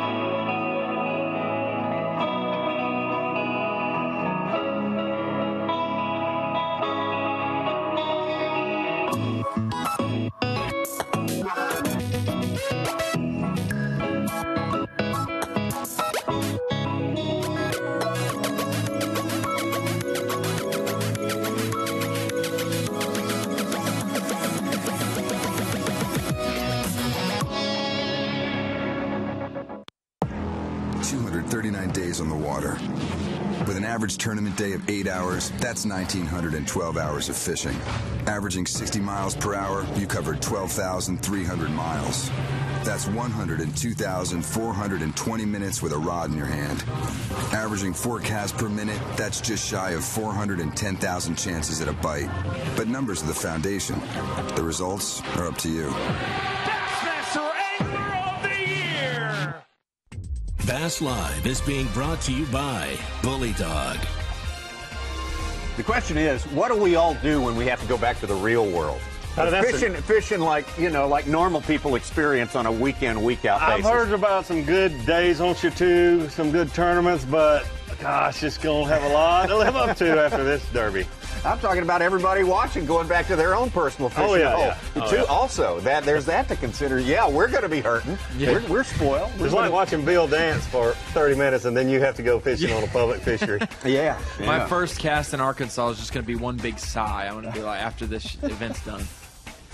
We are being spoiled faster than chicken necks on the Amazon River right now. I'm telling you, that's pretty bad. What? See, that's a reach. That's a reach right there. I'll let you guys know if I come up with anything funny this week. I'll give you an alert here. Trying too hard again. And we're not seeing half of it. Guys like Scott Rook just caught a 5-pounder birthday boy yesterday. Aaron Martin's just caught a 5.2. It's going down everywhere. Still got a Justin Lucas on top, ounces ahead of Brandon Lester and David Walker. Not too far behind. And the coverage, Tommy, just a crystal clear 4-box there. Guys, all of them got 20 pounds in the live well. They're very close to it. I mean, life is good. Life is good. We you know, we're spoiled.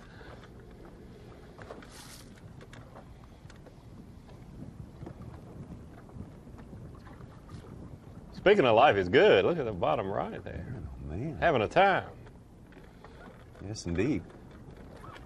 We've got 7 20-pound bags on Bass Track and another 6 or 7 19-somethings. Walker's hooked up. It's a good one, too. What, it looked like a big splash. I didn't see the fish. Fight is on.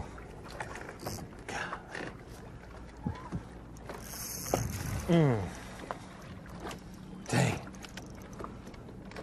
Look at them head shakes on that joker right there.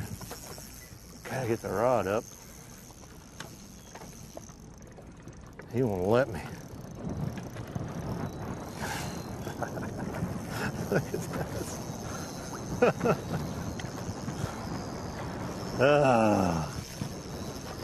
And now for a commercial break. Quick word from our sponsor. Come on, fish. At least David's daughter's not in school today, I'm assuming, and to get in trouble for getting excited, cheering her dad on when he catches a big fish. He's at least the same size. I'm thinking he's a bigger one. No, he didn't look like a bigger one, but he's sure as heck. And the head shakes feel like a big one.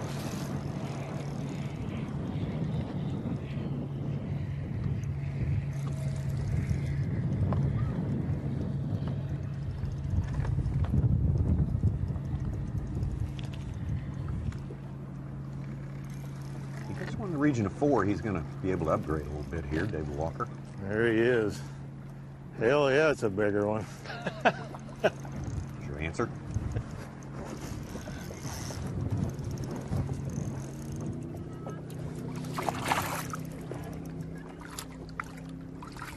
That's the one we need right there.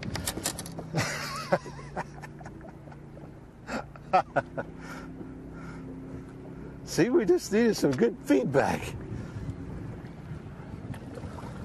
That one will certainly help. That one has got to call that one. Yes, it's a lot bigger than that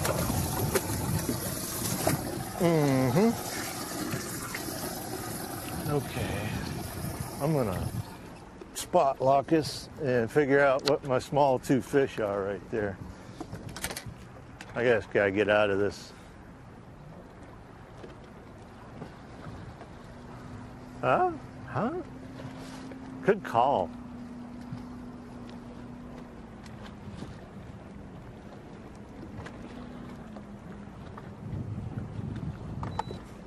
Spot lock. You gotta love the spot lock.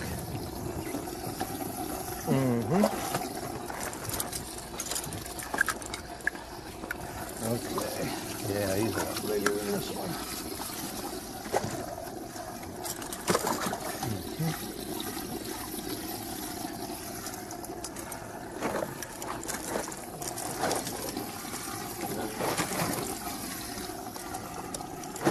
That's the one I just caught. Yeah, he's a lot bigger than that one. That's the littlest one for sure.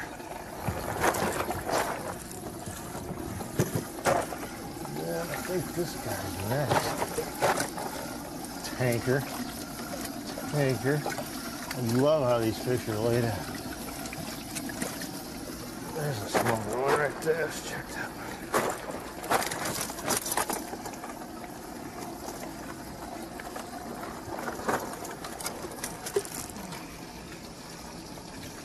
Yeah, that one's the smallest one for sure. Okay. We got five alive. This one goes back. Call right there. See ya.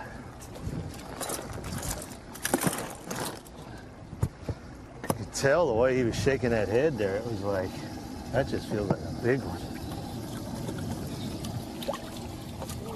Classified as a 4-pounder. Cole's up to almost 20 on Bass Track. Might actually end up weighing 20 later, but right now 19-11 on Bass Track. Tied for second. For second with Brandon Lester.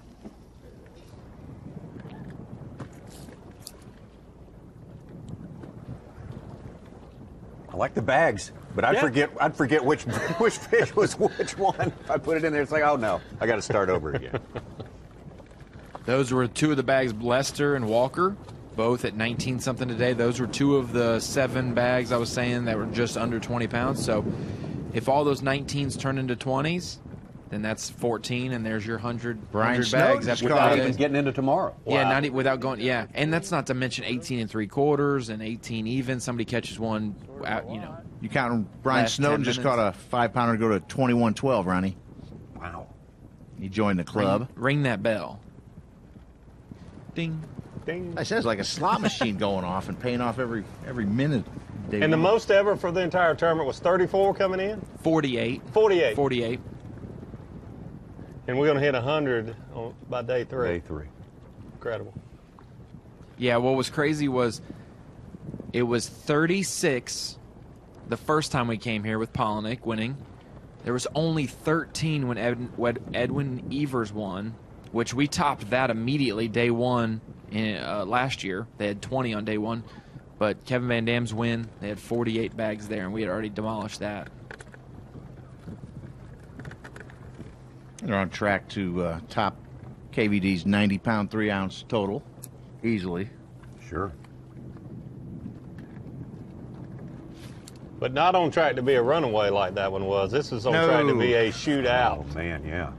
Wasn't that crazy More last ways year than one. that literally Kevin Van Dam was boating a fish, and he had won the event basically in front of us, and Polinick still hadn't got to his first spot yet because he ran to the That's mountain. right. I'd forgotten about that.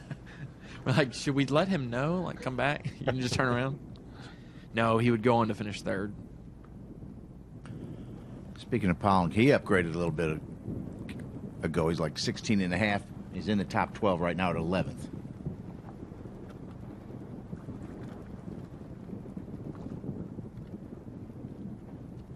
Ooh, look at this, Lucas. Justin Lucas bowed up.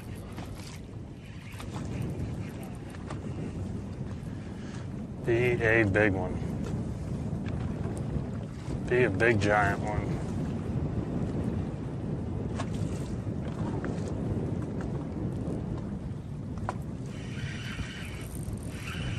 So hard to tell, man. It could be a 2-pounder.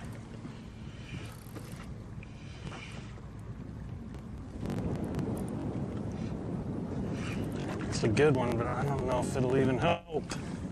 Wow.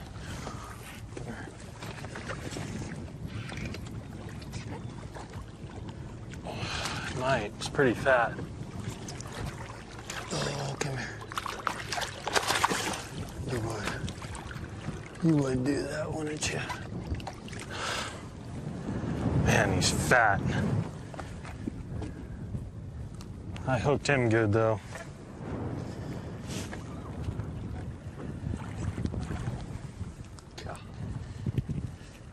See, he's bleeding for no reason.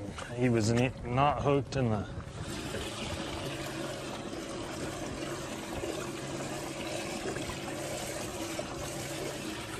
All right, let's do this.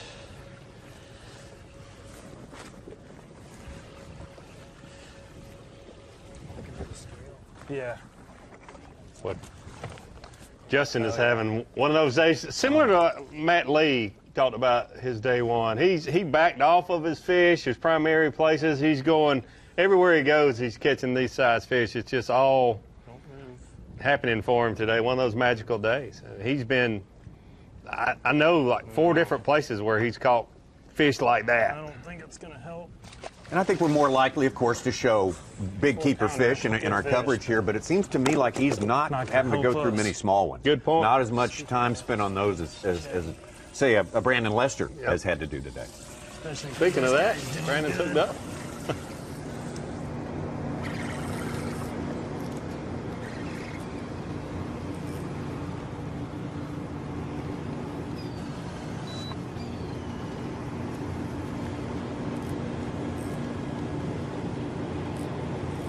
It's a decent one. I hadn't got a good look at it yet, but it's a decent one.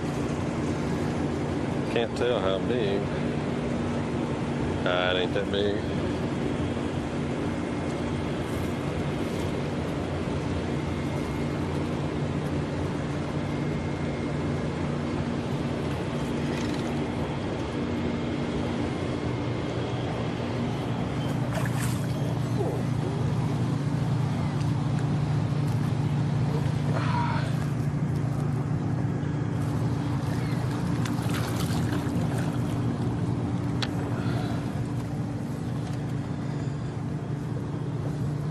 I don't know.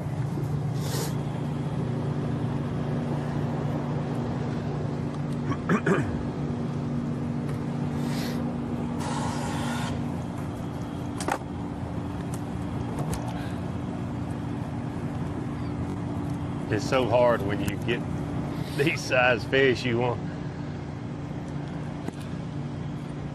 got to check them to just release a fish like that. Nope, 3-pounder. 3-pounder.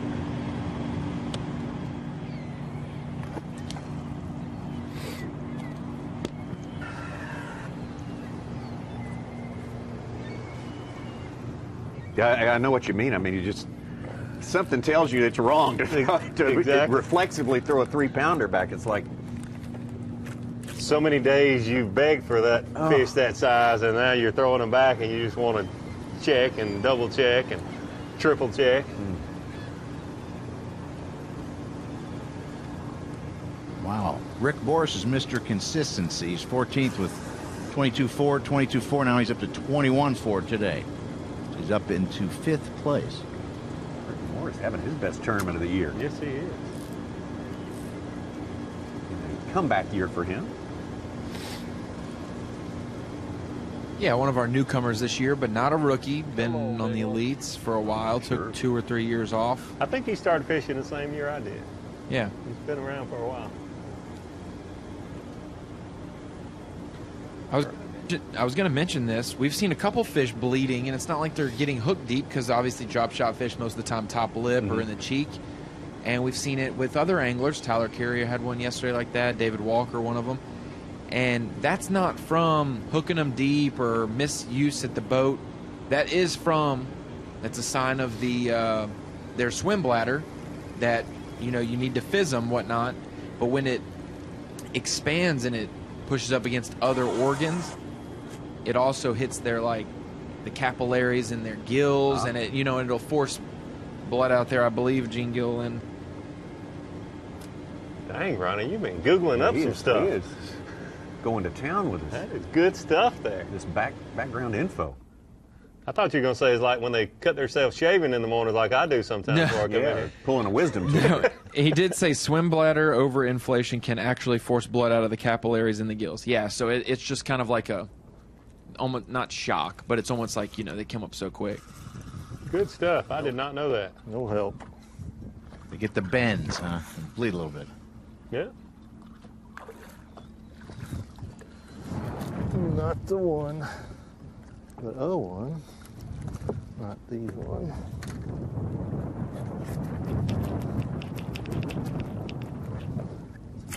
See ya.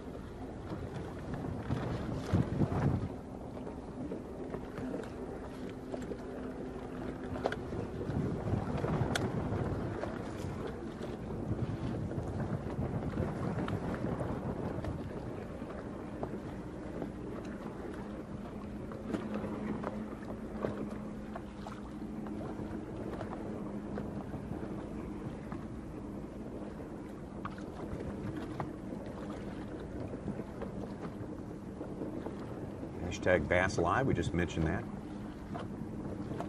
Lucas with a stud on a Maxent flatworm. Yeah, there you go. Great morning. Out in the shop watching Bass Live.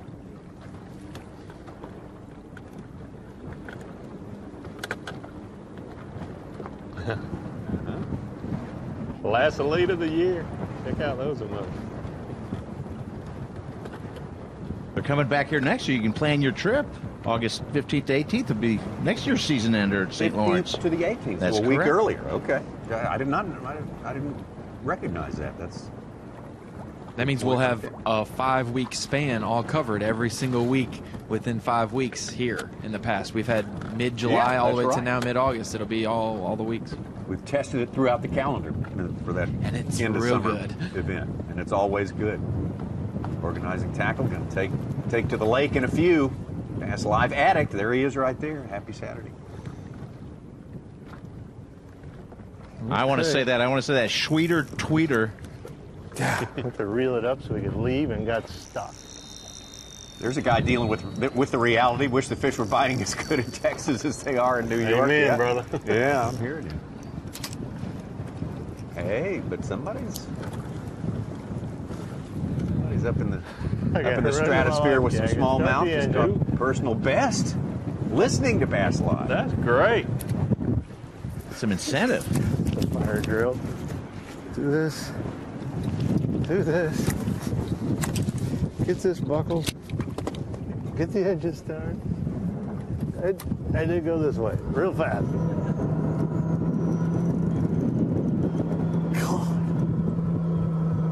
Walker got hung when he was about to move.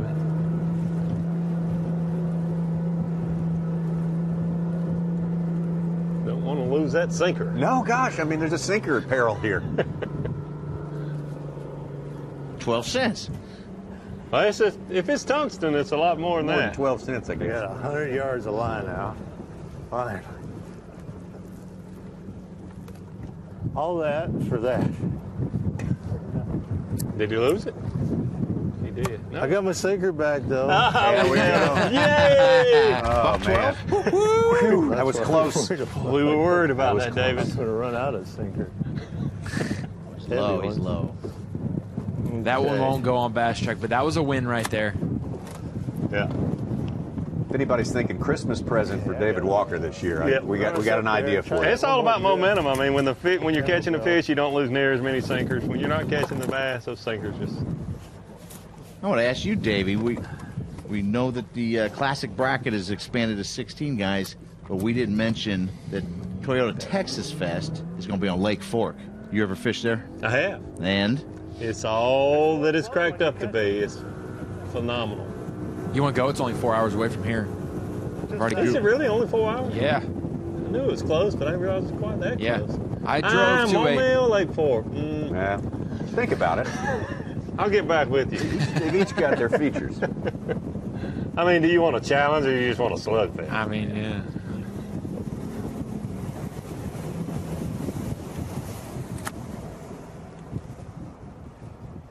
Or at least that's been my experience today. Yes, it should be incredible on Lake Fork. Catching is more fun. First week of May, I think it's early May. Yeah, it's like May 2nd, around there. Oh, that should be. Look Yeah. at this stupid piece. Look out for Keith Combs, is what I must say. Like They tank. might be biting crankbait by that time. He's not the only one of those guys that can catch him on a crankbait, though.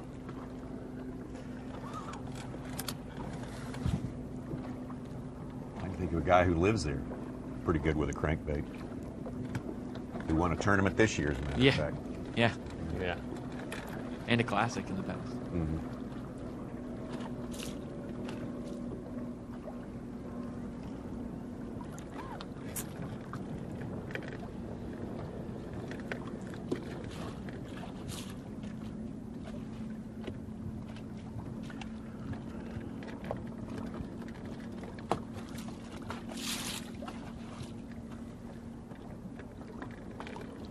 I was wondering with that Texas Fest when they would go to Fork, because that place is made with the slot. I mean, that's the place where weighing the fish, it all made sense. I'm surprised it took them, what, 3 years to get it, 3 or 4 years?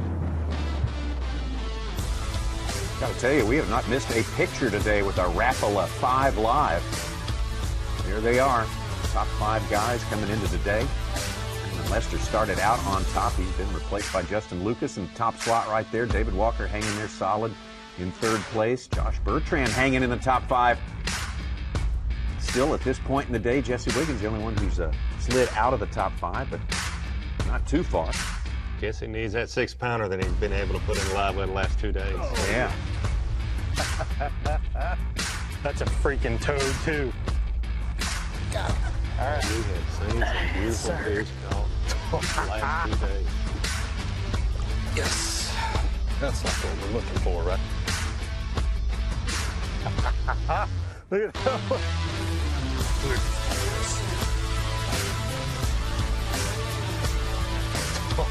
David Walker hanging right in there using straight fluorocarbon. It might be the battle between fluorocarbon and braid tomorrow. We'll see. That's it.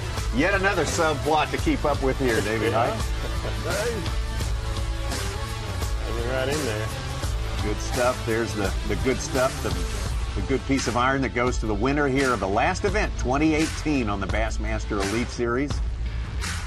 We've had 8 of them. We missed 1. We got our weigh-in coming up here.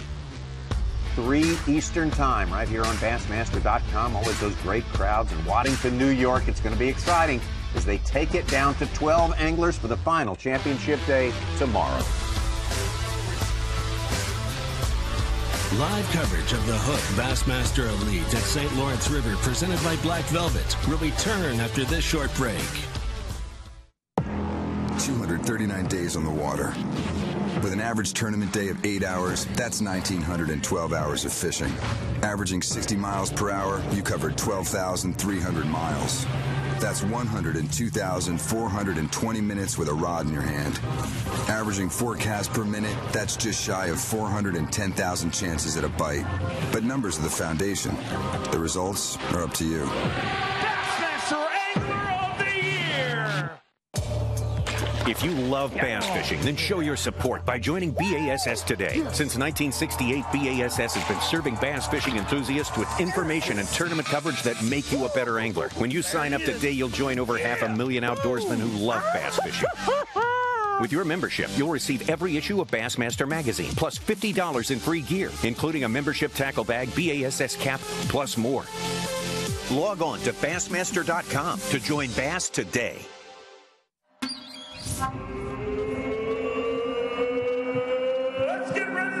This is it. Your name gets stamped on that trophy. This is the tournament that you work all year to be at. You throw all your chips in the basket here and you go for the win here. It's a winner-take-all event. The Bassmaster Classic is definitely the pinnacle of our sport. Looking for 914. 8 pounds of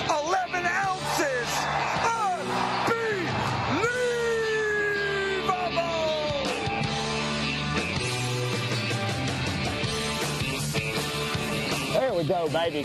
Yes!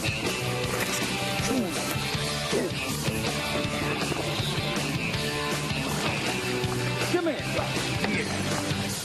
Just come here. Biggest.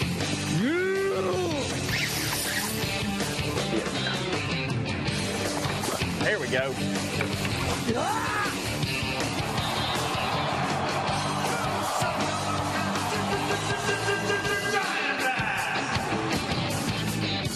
There we go. Play start. Oh, yeah. Big one.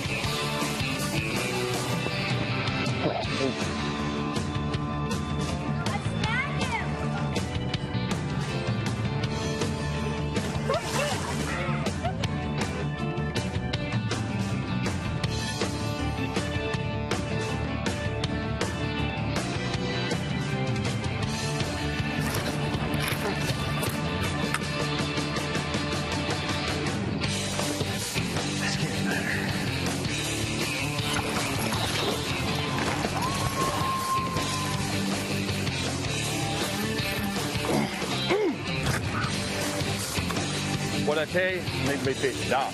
There we go. Getting there. There we go. Yeah. Yeah. There we go.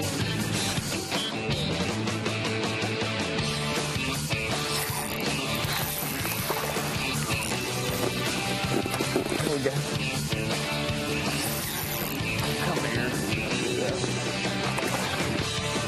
There we go. Yes.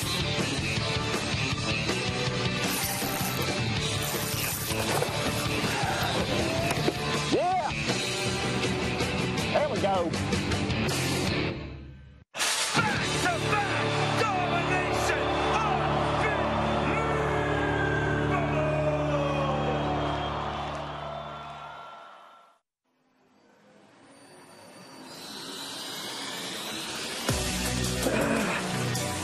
It's good here. Oh, good one. Yes, sir.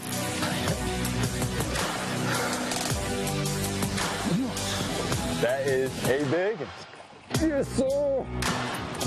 Yes, sir. Yes. Takahiro Amore once again tastes Elite Series glory.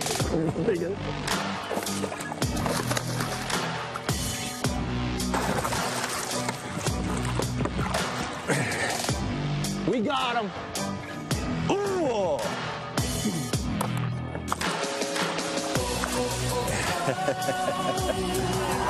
And Kennedy becomes the only man alive with 25. Onto the battlefield. Onto the battlefield.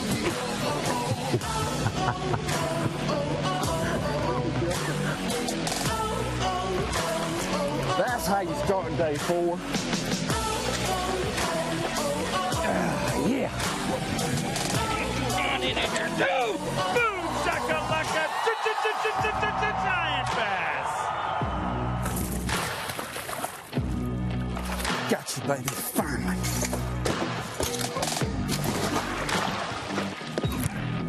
There he is. Yeah. How about that? Gosh. Yeah. Oh, yeah. Boom. Yes. Yeah. Got you, baby. Yeah. Rebounded. 16-15, and with that, B.A.S.S becomes a Bassmaster Elite Series champion. Onto the battlefield. Onto the battlefield. Get in here. Yes. Yeah. Woo. Stay on. Yeah. What? What's the ball, baby? Woo! That's him. Yes.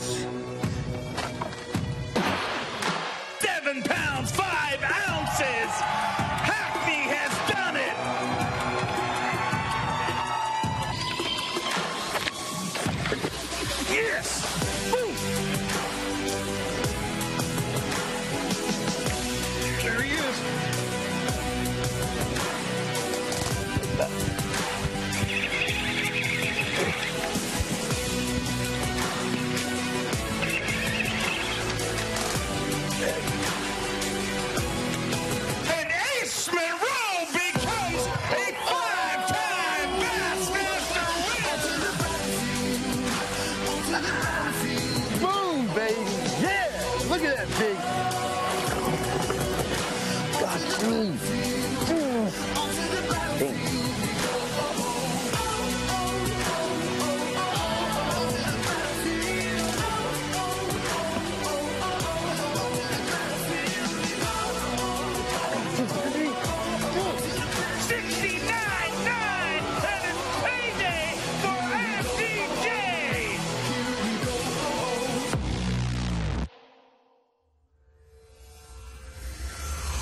Bass Live is being brought to you by Bully Dog. Heading into our last hour of coverage here on Bassmaster Live with some views of this incredible place where we're fishing this week. The St. Lawrence River is a marvel. 20% of the fresh water in the world moves through this place. The current is strong and persistent, and it is just an absolute factory for giant smallmouth. That's what we have found. And now more than ever, it seems like, it's the place which seems to get the big ones going more and more every year. The later in the year you go, obviously, at least from the data we've collected this week, the more big ones are available, and the average fish is definitely bigger. We're going to have 100 limits of 20 pounds or more, and not 4 days of fishing, but 3 days of fishing. Mull that over for a little while in smallmouth bass. So rewrote the record books on day number 1, and it's going to be another record, I reckon. It'll be a hard one to beat at any place but here, maybe. It just keeps getting better. The thing that I wonder is, give it 3 or 4 more years, is it just going to keep on? There's got to be a point where you just... Moved into the top 5. Rick Morris just called up again into the top 5.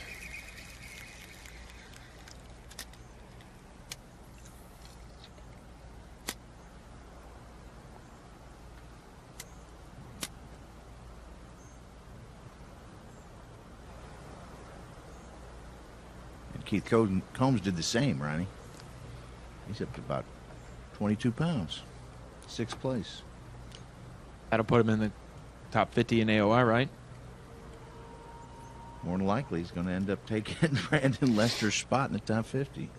We're going to have one to represent the jerkbait in the top 12 tomorrow, it looks like. That makes you a unique individual here for sure. You might know who it is by the one that's wearing the wrist brace.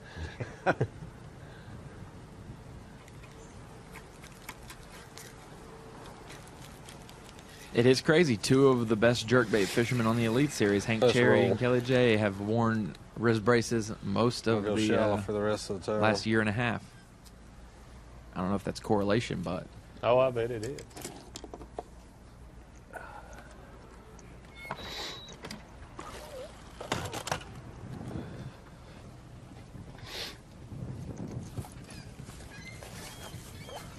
Guys transitioning here and there, all up and down our 100 miles of the St. Lawrence River, and so we're going to take a break from that. We'll get our cameras reset and ready to go as soon as they get to... No, here we go. We got somebody up already, and it's David Walker.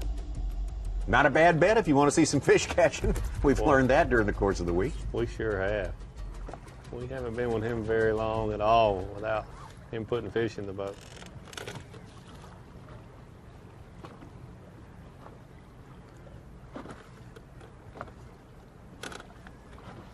Well, we mentioned Keith Combs climbing from 60th in AOI points to getting, and probably end up being our 50th. And last guy, Chris Lane, was 58th, and he's now 44th in AOI points. And he just jumped up to, he fell from 10th to 13th, but he just caught another fish to get higher, back up to 13th. So he'll probably be in our top 50.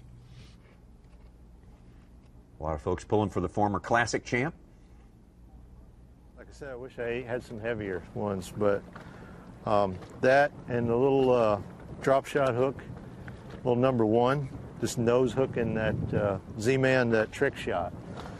I've been using the turd some as well, and the Z2 or the jerk shad, but it just seems like this trick shot has been the trick. I know they'll bite other things, obviously, but it's what I got the most confidence in. I came up here last year, and ICAST, this bait was released, And so I had some of them. It was before they started producing them. And I used them here at that event. And because they were good production colors, they, you know, some of the prototype stuff is just kind of, they just use any plastic. So, but on this one, so there was some good production colors, and I had some of them, so I brought them with me for this event because I've always liked to use that Elastec on drop shot. It's like the best plastic for it. So, and I finished 14th here last time. The only reason I really remember that number is because I backed it up at Champlain with another 14th, and it was on that trick shot. So this year coming back, I was stocked up on them. I didn't have a few. Last time I was gluing some together. I mean, they last forever, but even up here wears them out. So when you've got 8 or 10 of one and 6 or 8 of the other, you know, you got a limited supply. So I made sure I was stocked up. But I figured, well, this time because I got a bunch, they probably won't like them as much. But it hadn't been the case. They've kept biting it. But it's this drop shot, when you're fishing like this in this current, you're just dragging it. I mean, you really got two options. You can drag a tube or drag that drop shot. And the tube used to be the deal, and drop shot was sort of mixed in there with it. And well, I tell you, over the years, that has totally switched up. Now it's like, you better be throwing a drop shot. And it's so effective because it's so simple. And usually the most simple techniques and setups are the most effective. That's why you like them. And a big fish on the screen, but I don't know what it is. But so I've just stuck with it. I mean, I had a lot of options, fish shallow and stuff like that. In practice, I did a lot of that, chatterbaited, spinnerbaited. You know, Kevin won it on a spy bait last time, which I was hoping I didn't have to do that because I'm totally a fish out of water there, let alone to be competitive with it. But this right here, kind of fishing off the bank, watching my electronics, and it's very similar to fishing ledges and things of that nature. So I'm kind of comfortable with it. My favorite way is against the bank with a flipping stick. If there's water in them willows over there, I'd be all about it. But it's just so much fun. Nerve-wracking as it can be, but it's so fun. But the rod I'm using, this one here is a NRX rod made by G. Loomis. And the reason I like it is because it's real spongy. Like, I wouldn't want to fish it like back home throwing it with braid and a shaky head or something, because it's real long and real spongy. But what usually happens with a real spongy rod like that is you lose sensitivity. But this NRX, I still can feel that so well.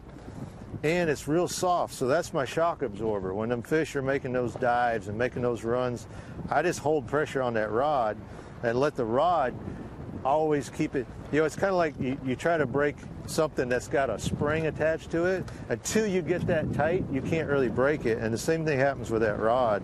That long, real soft rod absorbs all those little quick runs and things that they like to make.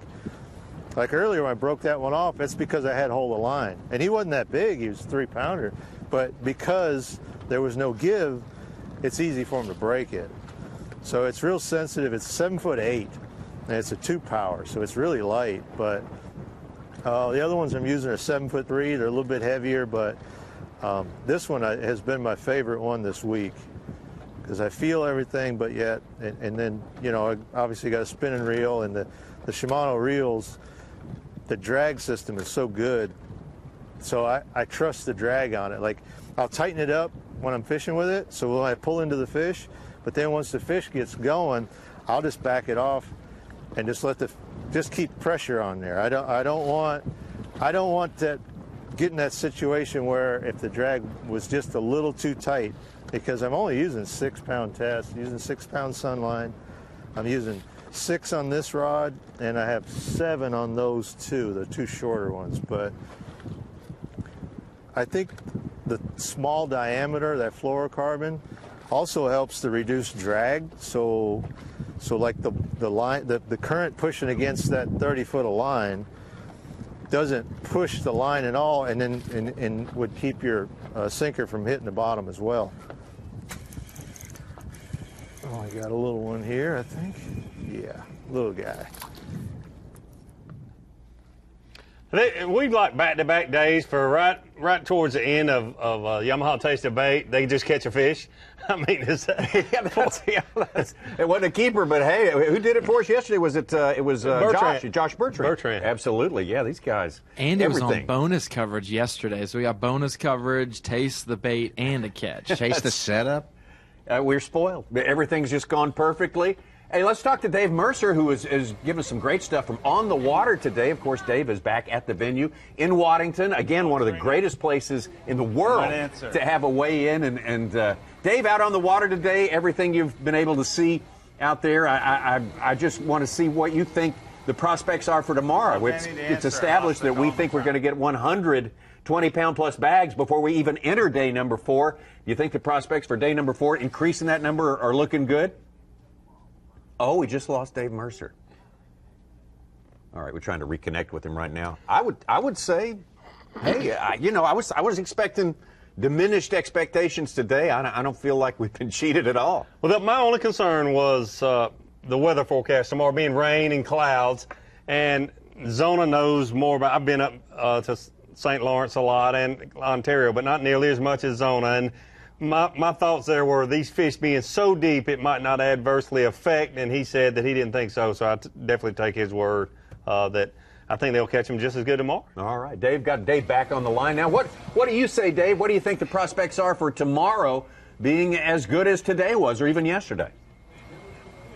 I mean, I think they're pretty good. I think the less pressure you get on the water, the more you're gonna, you're gonna see it get better. I think that those fish literally got obliterated on day 1, and you're gonna see the anglers that adapted, and I think that's what we're seeing. They obviously made it through the top 50, but the anglers that are going to be the scariest tomorrow are guys like, Josh Bertrand. Although he's behind, I mean, look out for him. What I see with him on the water, he seems to have a lot of stretches down, and the person that manages those properly, as we've seen today, I mean, you can go through an incredible amount of fish really, really quickly if you're in the right stretch. But having those go-to stretches is going to be important tomorrow. It's exciting, guys. I mean, think about it. How often do you have an Angler of the Year race coming right down to the wire? We're in the last regular season event, and your Angler of the Year leader, Justin Lucas, is leading the event, and Josh Bertrand is in 4th place right behind him. I mean, this is why we do this. Absolutely. A perfect storm of everything good, everything we watch tournaments for and so forth like that. And we got the same thing going with our venue there, Waddington. We haven't spent too much time because Waddington gets the praises sung each and every year. They have never failed. Introduce you to somebody, Anthony here. See, Anthony's the producer, and Anthony likes to help us out every once in a while. And Anthony thought it'd be real cool to get the wire out of the shot, but the problem is he got the sound out of my ear, and that's what ended up happening. If you're wondering what's going on back at the studio. Anthony, always thinking. He's a step ahead of us at all times, as usual. But, Dave, we're just talking about Waddington, the great crowds that come there. I wish everyone could get a look at the entire venue there. In addition to just the regular sponsor exhibits we have there, it's like a county fair. They've got entertainment areas, not just one little entertainment venue. Food is varied, and it's just a wonderful experience for the folks there, and I'm sure they're starting to turn up in numbers today, being Saturday. Oh, it's an absolute festival, and the real reason this event is as successful as it is, because as we've documented many times, it's not the population here, but it's because the entire community gets involved. I mean, literally every single business in the town has something going on there, and they're all kind of pitching in to try and become part of this event and make it bigger and better. And I mean, they're the biggest by a long shot, and they just keep trying to make it bigger and better every year. And I'll tell you, I pulled in here probably 20, 30 minutes ago, and there was a lineup down the road. You guys know what happens here. Waddington loves Bassmaster Elite Series events. Yeah.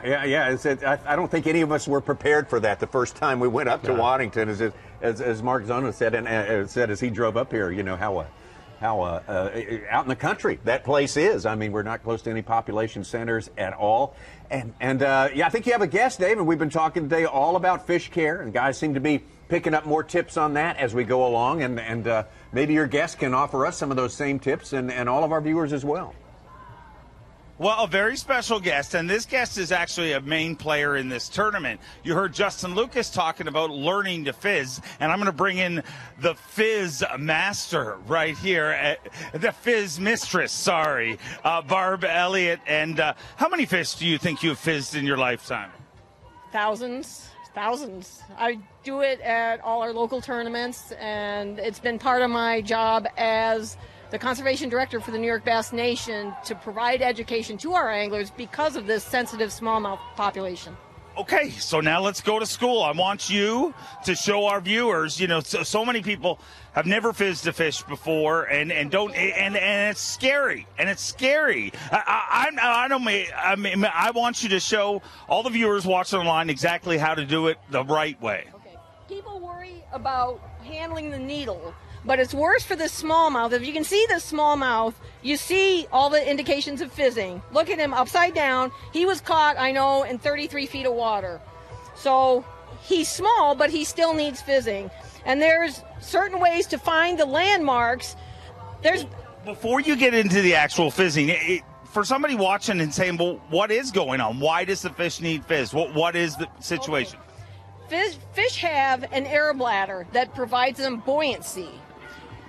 When you have a cubic foot of water, it weighs, all the scientific people will get mad at me because I'll get the weight wrong, 66 pounds or something like that. A cubic foot of water weighs a lot. When you have a fish in 10 feet of water, there's 10 cubic feet of water over top of him if he's on the bottom. So that's 66 times 10, what's that, 660 pounds, right? Is that did I do the math right? I don't know. But it's a lot of weight on. None of us will be able to figure it out. That's good, so I don't look stupid. But that weight compresses the gas that's in his swim bladder. And that's where they function. They function with all this weight over top of them, and that swim bladder is like a balloon. But there's no external opening to the outside. They can't burp this air off. They can't get rid of it. There's a gland in there called the rete mirabile that governs the gas into and out of the swim bladder. And smallmouth are more sensitive than largemouth because that rete mirabile only functions within a very narrow normal pH range. So when they get stressed, their pH gets out of whack. They cannot govern their own swim bladders. Okay? So that means when we stress them, put them in a boat, and yank them up out of 15, 20, 30 feet of water, we have to help them manage their swim bladders. Similar to a diver with the bends, basically. For you know, not exactly like that, but round terms. Except that it's all in one big container, the swim bladder. Yeah. So what happens is that swim bladder expands and it pushes against all their vital organs. And so the regular heart, it pumps and expands and fills and contracts, goes like this. When that swim bladder is pushing against that heart, the heart goes like this. It cannot pump the volume of blood it needs to. So even if your live well parameters are in order, even if your oxygen's good, your temperature's good, that fish is still going to struggle and die because the heart is compromised. It can't function. So. Okay, well, let's help them. I mean, let's do it. Okay, Fizzing 101, how do we do it? Okay. A lot of people fizz fish with a plain needle. You can see this needle has a string attached, and this is the reamer. This reamer is the key to being successful, because if you follow the landmarks on this fish to find the right spot, you will be in the right spot every time. The problem with people not using a reamer is there's a little plug of tissue that gets in there and gets stuck. So they think, oh crap, I'm not in the right place. They take it out, they stick the fish again. Oh crap, I didn't get bubbles, I'm not in the right place. So the fish ends up being like a pincushion, which is not good. So over the years, this has been an ongoing project for 6-7 years. I developed this kit, and this reamer just floats in there until you need it. You'll see how it works. And it makes sure your needle's clear. Yeah, and it lets the gas come out. Yeah. So on a smallmouth, there's a lot of people that say, oh, you count 3 scales back and you stick the fish there. It's like, no, you have to know landmarks, because landmarks take into account the size of the fish. It'll always be in the right place if you use the landmarks. This guy's showing us his little fin there. And that's good because you have to count to the base of the fourth spiny ray, which is right there. And his anal pore is over there. You draw a line to that anal pore, and where it comes off, directly off his little pectoral fin laying normally on his side, it's right there, right on that little shiny scale. So you let that reamer float, but you leave it in the needle, and you lift the scale up, pierce the skin, which should not be hard. It should go right through the skin. If you're pushing hard, that means you're in a scale you have to back out and retry. Then you put that needle straight up and down and plunge it in right to the hilt. You tap that reamer, and you have bubbles. And it works every time.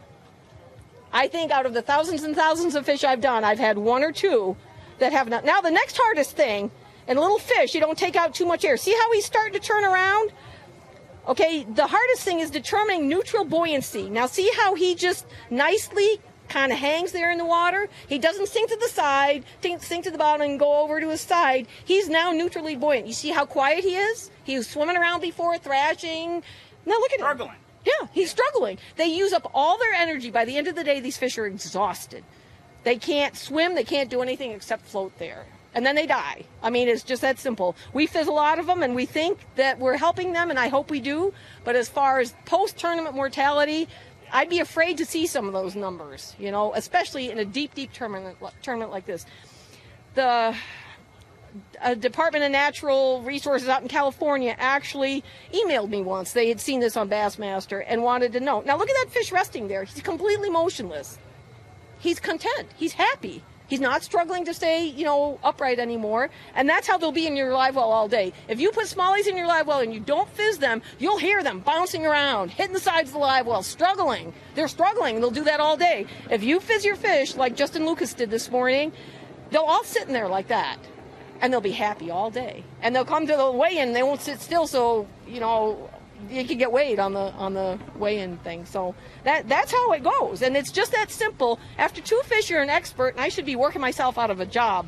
That's what I should be doing. You are an expert and did a great job, so thank you very much.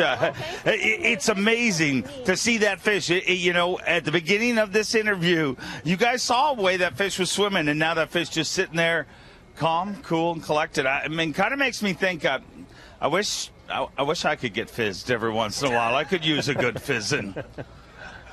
We're going to ask around and see if we have any volunteers to do just that for you, Dave, the next time you're down here in Little Rock. I think we'll find someone. Dave, would it be the fourth vertebrae and then line up with vertebrae, spiny ray, kind of runs together. Thank you so much, Dave Mercer and Barb Elliott there. Excellent job, and obviously she was right on the money with that. She taught me. I'll have to admit, I would have it right sometimes and not so right, but she taught me, and I'm a lot better at it now. Not as good as her, but a lot better at it. Thanks, Barb. All right, we're going to take a break right now, and we'll be back with more fishing. We got a little bit more left to go in Bassmaster Live, taking all the way up to weigh-in time at 3 p.m. Eastern Time. But right now, let's take a look at the background, some of the roots of one of the stars of bass fishing, and that is Casey Ashley. Have a look at this.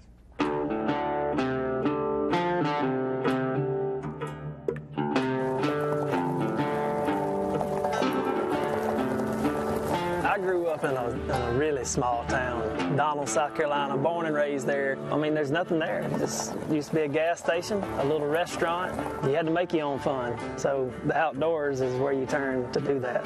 So we rabbit hunted some days when we wasn't fishing. I had coon dogs. We coon hunted 6 nights a week, even after football practice and basketball practice. So I was a big outdoorsman. Anything outdoors, that's what I wanted to do. And I mean, the only job I've ever had, I worked on a farm. I couldn't see myself sitting in an office or doing anything else inside. I had to be outside. It's just, I loved outdoors. But I caught my first bass when I was 4. And man, it lit a fire in me that's never been put out. All I ever wanted to do was fish, fish, and fish all my life. And that's the thing about what we do as far as in the fishing world. You're playing the game against the outdoors. And that's, to me, that's what it's all about. Music is a big part of my life. There's something in music to me that just, when you're having a bad day, when situations aren't going your way, there's something there that can fix that in music, and that's how I tie to it. I'm Casey Ashley, and I depend on Firestone tires. The Hook Bassmaster Elite at St. Lawrence River, presented by Black Velvet, is brought to you by Skeeter Boats, Yamaha, Power Pole, Humminbird, Nitro Boats, and by Abu Garcia.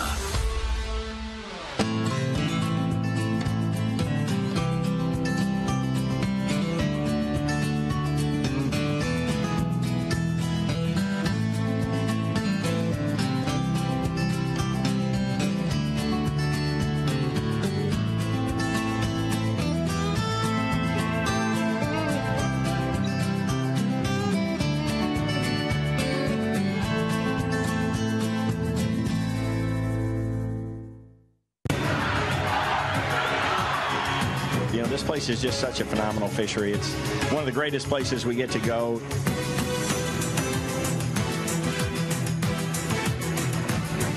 What an awesome fishery. I just can't, say enough about this place, guys. It's really, really good. Oh, yeah. New York could easily be a second home to me. Come on, let me get you. Yeah, you're ready.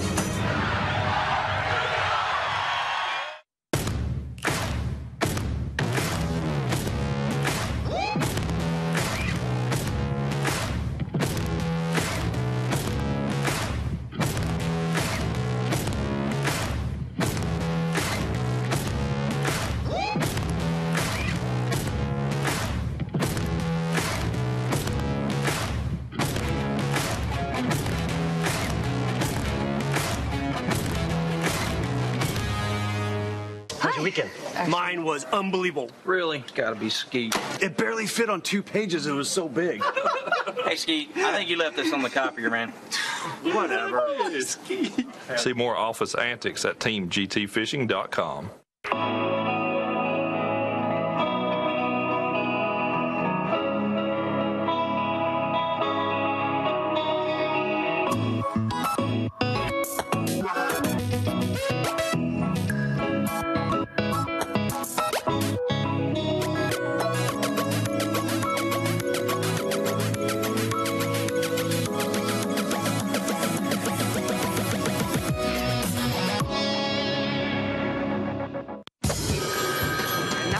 We need to export it so we can respond to everyone. Yeah? Stop working right now! Look outside. Is this spreadsheet weather?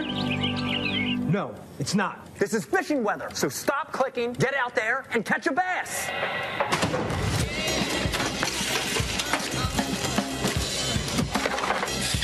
Stop what you're doing and start fishing Rapala ripstop. 239 days on the water. With an average tournament day of 8 hours, that's 1,912 hours of fishing. Averaging 60 miles per hour, you covered 12,300 miles. That's 102,420 minutes with a rod in your hand. Averaging 4 casts per minute, that's just shy of 410,000 chances at a bite. But numbers are the foundation. The results are up to you. Bassmaster Angler of the Year! Fishing just got easier, and it didn't cost you a thing. Free feature upgrades from Lowrance. Fish Reveal delivers the best of chirp sonar and downscan imaging, all on one screen, and it's going to help you find more fish. High visibility color sonar take high contrast imaging to a whole new level. It delivers the absolute best views of structure. Fish like to hide there, but their hiding days are over. These features are ready to roll when you are. Just upgrade your HDS Carbon software. New Berkley Fireline Ultra 8. It's rounder, smoother, and 4 times more abrasion resistant than original Fireline. That means you catch more fish. Ultra 8 features 8 braided strings heated to molecularly bind individual fibers. It lays well on the spool and is prior to going through your guide. Expect 10% longer casts and superb knot strength. New Fireline Ultra 8, and you thought Fireline couldn't get any better.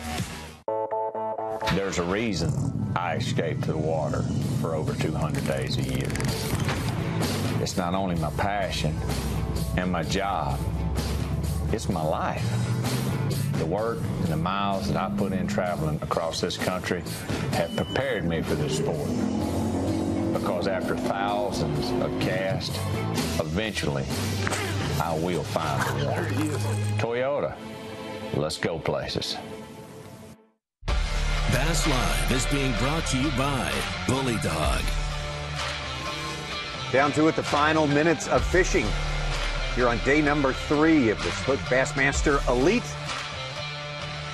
Presented by Black Velvet, and this is the last day for a lot of our anglers. All but 12 will finish their regular season today. We've ended it right now. Those are the 12 who would fish tomorrow. And look at that, 1 and 2 in Toyota Bassmaster Angler of the Year points. Unofficially, within 11 ounces of each other. That's incredible. Unbelievable. Everything has just worked out for the fans and for ratcheting up all of the things that we're tracking during the course of this final event of the year. And we get close to the Toyota Bassmaster Angler of the Year tournament coming up very shortly.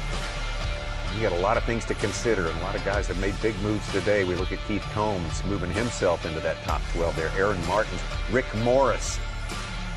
Man, so many stories, we can hardly track them today. The weigh-in will be full of all those stories, and you can follow it yourself. It begins here in less than 20 minutes. So the power pole replay of the day, surely they can't narrow it down to just one. It's just going to be the Lucas flurry, or are we going to call it that? It will be all Lucas. That's what they tell me. And boy, that one flurry was a series of about 5 drifts and 5 giant smallmouth. Yeah! Woo! We've heard all of the anglers talk today about needing those 5-pounders, and boy, he got several of them there in just about 30 minutes time. Lost one nice fish, but was able to put all the rest of them in the boat, which is key. When you hook up with this size smallmouth, you expect to lose a few, but he was very fortunate. He put all of them in the boat except one, and that was a tail walker that you're going to lose a few like that. He was a wild horse for sure, that one he lost. That was amazing. Justin Lucas, as a result, on top of our leaderboard right now, but not a whole lot of margin between himself and second place. Brandon Lester, David Walker, and Josh Bertrand. Those 4 have separated themselves from the rest of the field. Again, we're taking it down to 12 anglers after today. We'll be going at it for a full day of fishing tomorrow. We have it all for you right here on Bassmaster Live. We take you out to the water and live with Brandon Lester.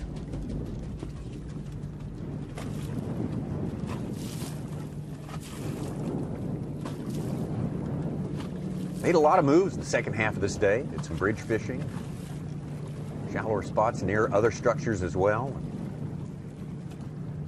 I think almost all of our live guys have lost an important fish today. We saw Walker, we saw Bertrand, Lucas. A lot of these guys, we haven't got to see Wiggins as much, but today's been the day of losing one of your key bites. Ronnie, tell us about the video where you can see Barb explain how to fizz those smallmouth. If you loved the Bass Live segment right there where she said it plainly as day how to do it, and you want to practice it or watch it over and over, there is a link on the Bassmaster Facebook page. It's been posted about an hour ago. Has the video there, 6 minutes of teaching. You can save it in your bookmarks on your computer and watch it over and over just to learn, to make sure you know how to do it.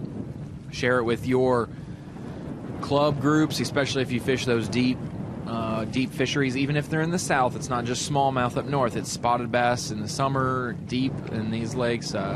Like she said, it's all the pressure above their heads. So share that link with all your tournament friends and groups and whatnot as well.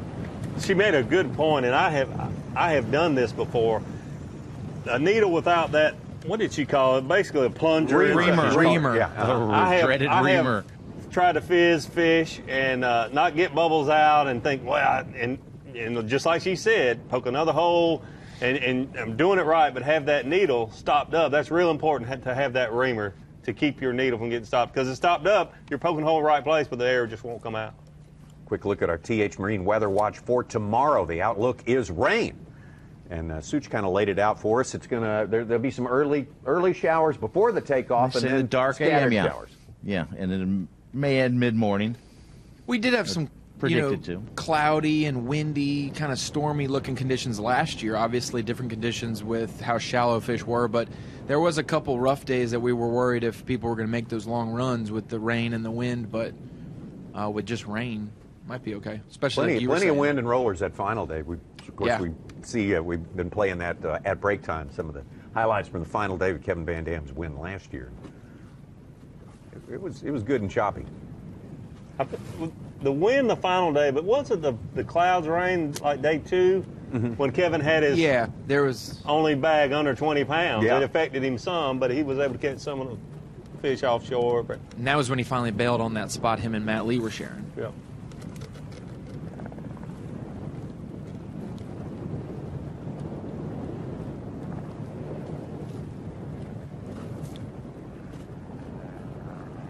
Speaking of Matt Lee, the largest single smallmouth bag, he's only got about 11 pounds today. He's fallen to 44th place. Wow. He came in with day 2 about half of what he had on day 1. Yeah.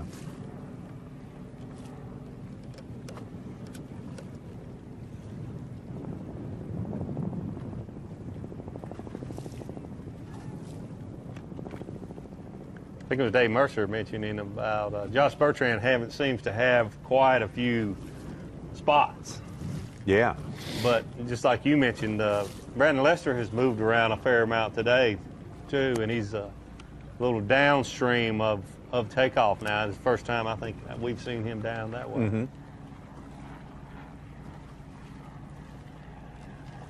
Bridge he was at was Ogdensburg. That was a little upstream. Yep. A few miles from the Waddington area. He's a little below Waddington and northeast of Waddington. So hard to say below. Yeah, I know below when you're going downstream, below. Over there and over there. Up there below. Yeah, yeah. That's what we're saying. All North around. below. Yeah. Right there where New York meets Canada, Brandon Lester still looking for his first win with the Bassmaster Elite Series. You can see his top 12 finishes. Got a good number of them. Made 22 cuts over the course of his career. How many years on the Elites? 4, 5? Lester? 5, I believe. 5, I think. Yeah, same amount as me. He was a rookie when it was my first year as well. Yeah. Never have to forget that.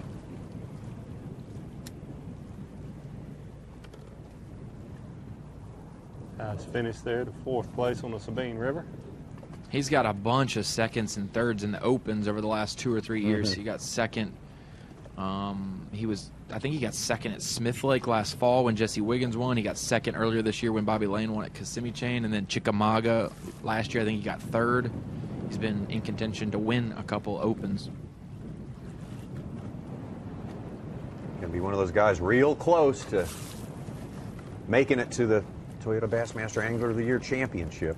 Well, he's going going to make this. It's going to be real tight with him. We're saying all you can do is all you can do. And he stay right up there where he's at. He could go home with his head held high either way. Part of his problem is he did all he could do yesterday. Yeah. He got to first place, and there's still right there. You can't gain from that position.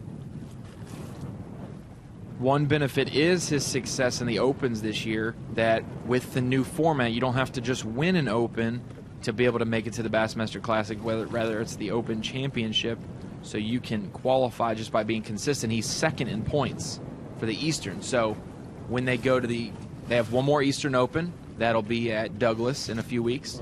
Then they'll go to the Open Championship at Table Rock, and I believe it's the top 11, 5 from each division, and the winner overall gets an invite the top 3 from each division, and the winner overall gets Classic. So 7 Classic spots open up for grabs there. So he still has a very good shot of doing that because they keep their points. They don't zero it. So a different story for the Bass Pro Shops Bassmaster Opens this year, and a different story for our bracketed competition as well. We should mention that we're not taking 8, we're taking twice that amount, 16 into bracketed play. Yeah, there'll be 16 guys that go, that miss out on the Classic from Chattooga and the AOY Championship. Go to Carter's Lake, 16 fish day 1, all against each other. Top 12 weights, so the bottom 4 guys will get eliminated. Those 12 people will break into like 3 4-person groups, and they'll be matched up with 1 person each day, and they'll fish head-to-head, basically, bracket style. We're going to do it like last year, Ronnie, where one matches are in the morning, then the other matches are in the afternoon, then they flip-flop the next you day. You get to fish both morning and afternoon. The next so you'll day, fish yeah. a half a day Switch each day. days. You could do it all in one day, Yes. but that would be too many. We Not want to enough show you cameras. every match. We want to be able to show you every match. We'll have in total. We should have 6 live cameras, and we'll be able to see the 6 people fishing in the morning, then the other 6 people in the afternoon, and vice versa. Flips it, do the same thing, and then elimination time, and then you'll have your 3 champions that make the Classic. Not so AOY. I like that. Although those people don't like that. That's those are the guys who are going to be out on the wrong side of the 50-point Former Classic cutoff. champions. Yeah, Classic champions, and there they are. Luke Clausen and Mark Davis both had to leave the tour for injury this year. Leave the Elite Series. Now, they missed Randy Howell there. He's 62nd in AOI points. Oh, they did miss one. 50. Boyd Duckett was at 57. Could the bracket 57th potentially go not quite that far with it? See, I think most years it's guaranteed like top 35 in points. Then we normally work down 1 or 2 because of the Classic reigning champ will get a double. At the Opens, we're qualifying. going to have possibly a couple elite guys. Make it Bobby Lane. They up could. there. It could work down the list some, but we'll know all that before we get to the bracket. But it should be roughly the 16 guys right after 35. So it might be 1 or 2 below the 50th cut, but it should be, Not 57. No, it shouldn't be. No, it would probably, worst comes to worst, probably down to 53rd maybe, that as the farthest. But I would expect it to be just 1 or 2. And we will know the names of all the qualifiers before this bracketed competition, except for the nation. But we'll know the number from the nations, and they won't be crossing over and double qualifying in any way. Finally. Here, got a 2 box and both of them hooked up. Yeah.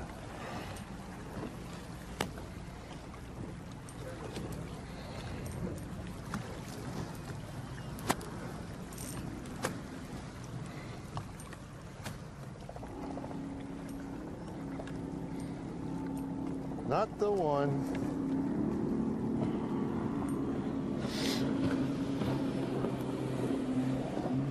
But I don't think it's a foul. He didn't care about the weigh-in, did he? Speaking of weigh-in, let's go to one. Look at the one with it. We'll see. Holy crap, that is crazy. No, it's not a 4 either. I don't even know if it'll help.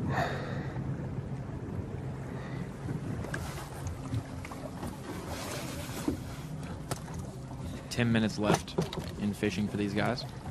All the guys on camera are first flight, so they'll be back in 10 minutes. Lester's close to ramp right now.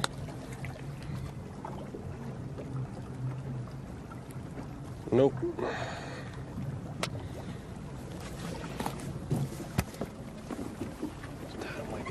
We got time. Let's run up there and do that again. So have they caught them all day long or what? Oh, my With the goodness. boat ride, he's literally got just a couple minutes of fishing, and he started out catching them, and he's catching them. David Walker threw one in, and he's headed in the way in. I mean, the one beneath him looked pretty impressive for a Holy moment cow. there, too. Yes. I wanted to see that one a little closer. And he just said, I'm gonna go up to the top and do it again. You're like, Lord, I hope my bait comes out of this one's mouth and just stays under the water for another 2 seconds and let the other one bite it.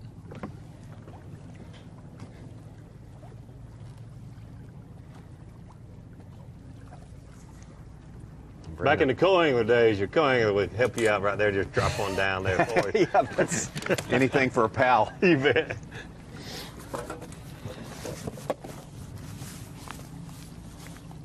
Could work both ways, though. I might return a favor to him a little later in the day. Absolutely, yeah.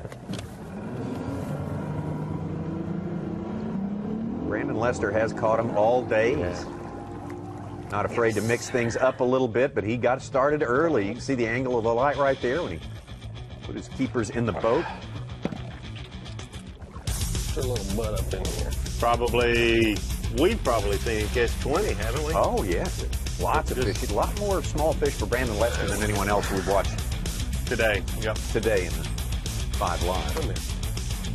He's got a 312 in the boat, according to Bass Track, that he caught at 6:50 a.m. Right there. A lot of water under the bridge since then. Yes.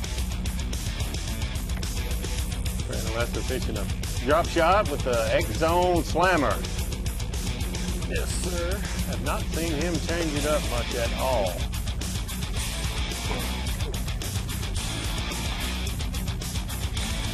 Get some bridge fishing.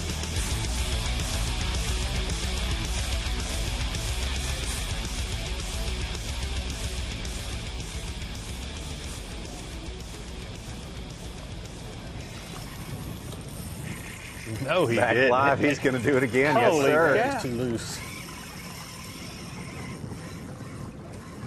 Don't you dare get in that cable. Gosh, he's in it too.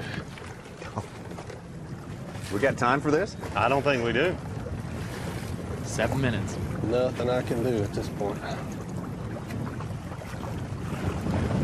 Gosh, dang it.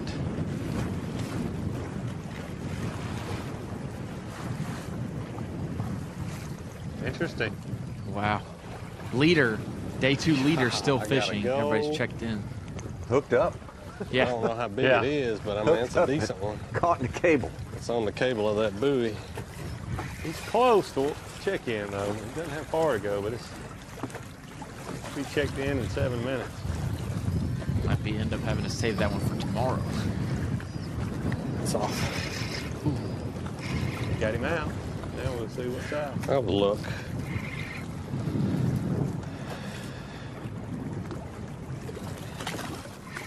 That's not that big.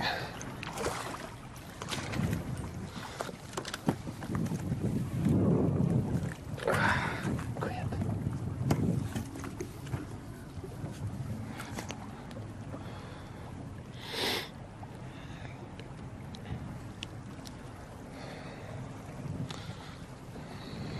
Will never help us.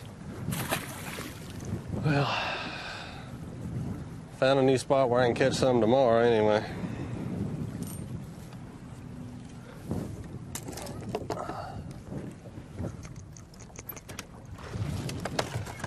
That's a wrap. Caught the heck out of them. Not what I wanted, but it's all good.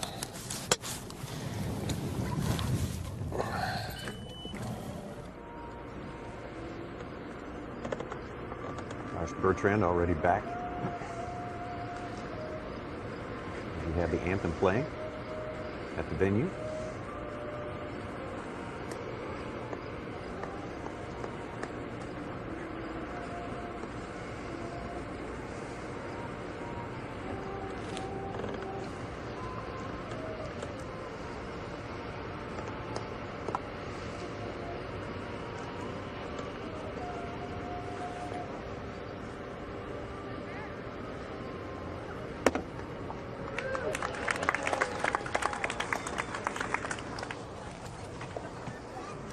Good day for Josh Bertrand, a guy who's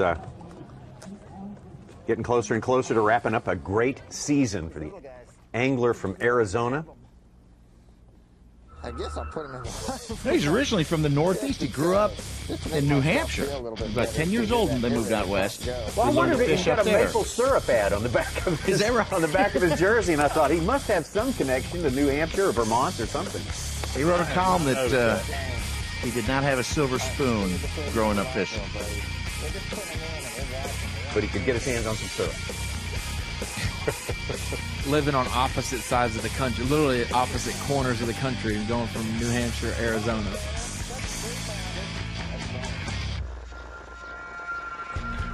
A lot of smaller fish to start the day for Josh Bertrand, and he reached a point, Davey, where he said, I think I got him figured out a little bit better here, and the catching got better. The catching got better, and the size, as you can see here, got a little bit better. He is a very focused angler, and like we talked about earlier in the day, it's so easy to get caught up in just drifting and just trying to cover water, and you see these guys, Justin Lucas, Josh Bertrand, Brandon Lester, those guys are dialed into exact spots, exact drifts, speed of the drift, different size of the weights on these drop shots, that sort of thing, and they've separated themselves from the field for the most part.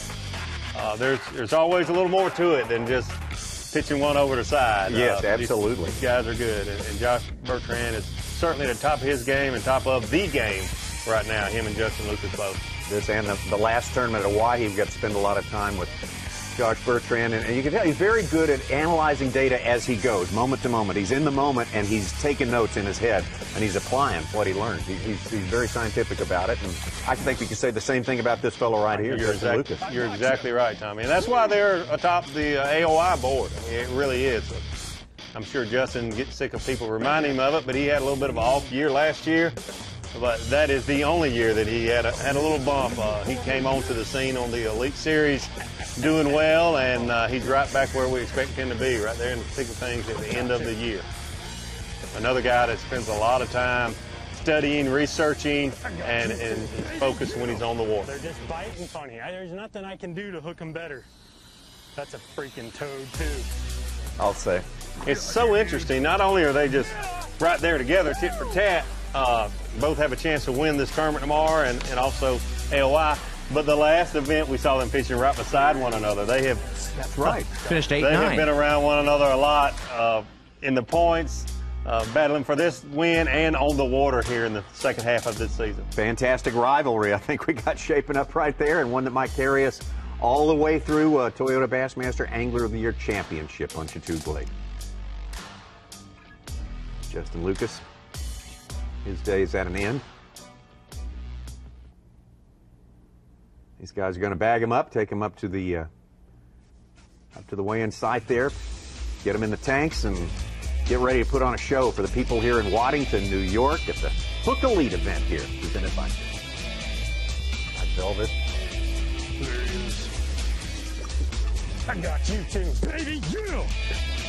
That's a freaking toad too. Weren't able to watch as much today. Oh, yeah. Be sure and be tuned in tomorrow. I guarantee you we'll see a lot of these big smallmouth caught again tomorrow. We'll crank her up at 8 Eastern Time, 7 Central.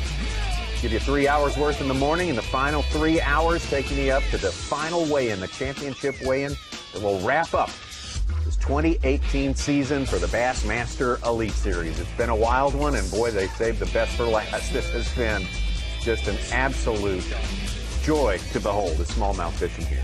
It has, Tommy, and I expect to see more of it tomorrow. Be interesting to see if any of these guys have an ace in the hole, a little wild card they've been holding back for us. It might take that. It might take some little wrinkle that you can exploit to get the win here at Waddington. We'll see you tomorrow on Bassmaster Live.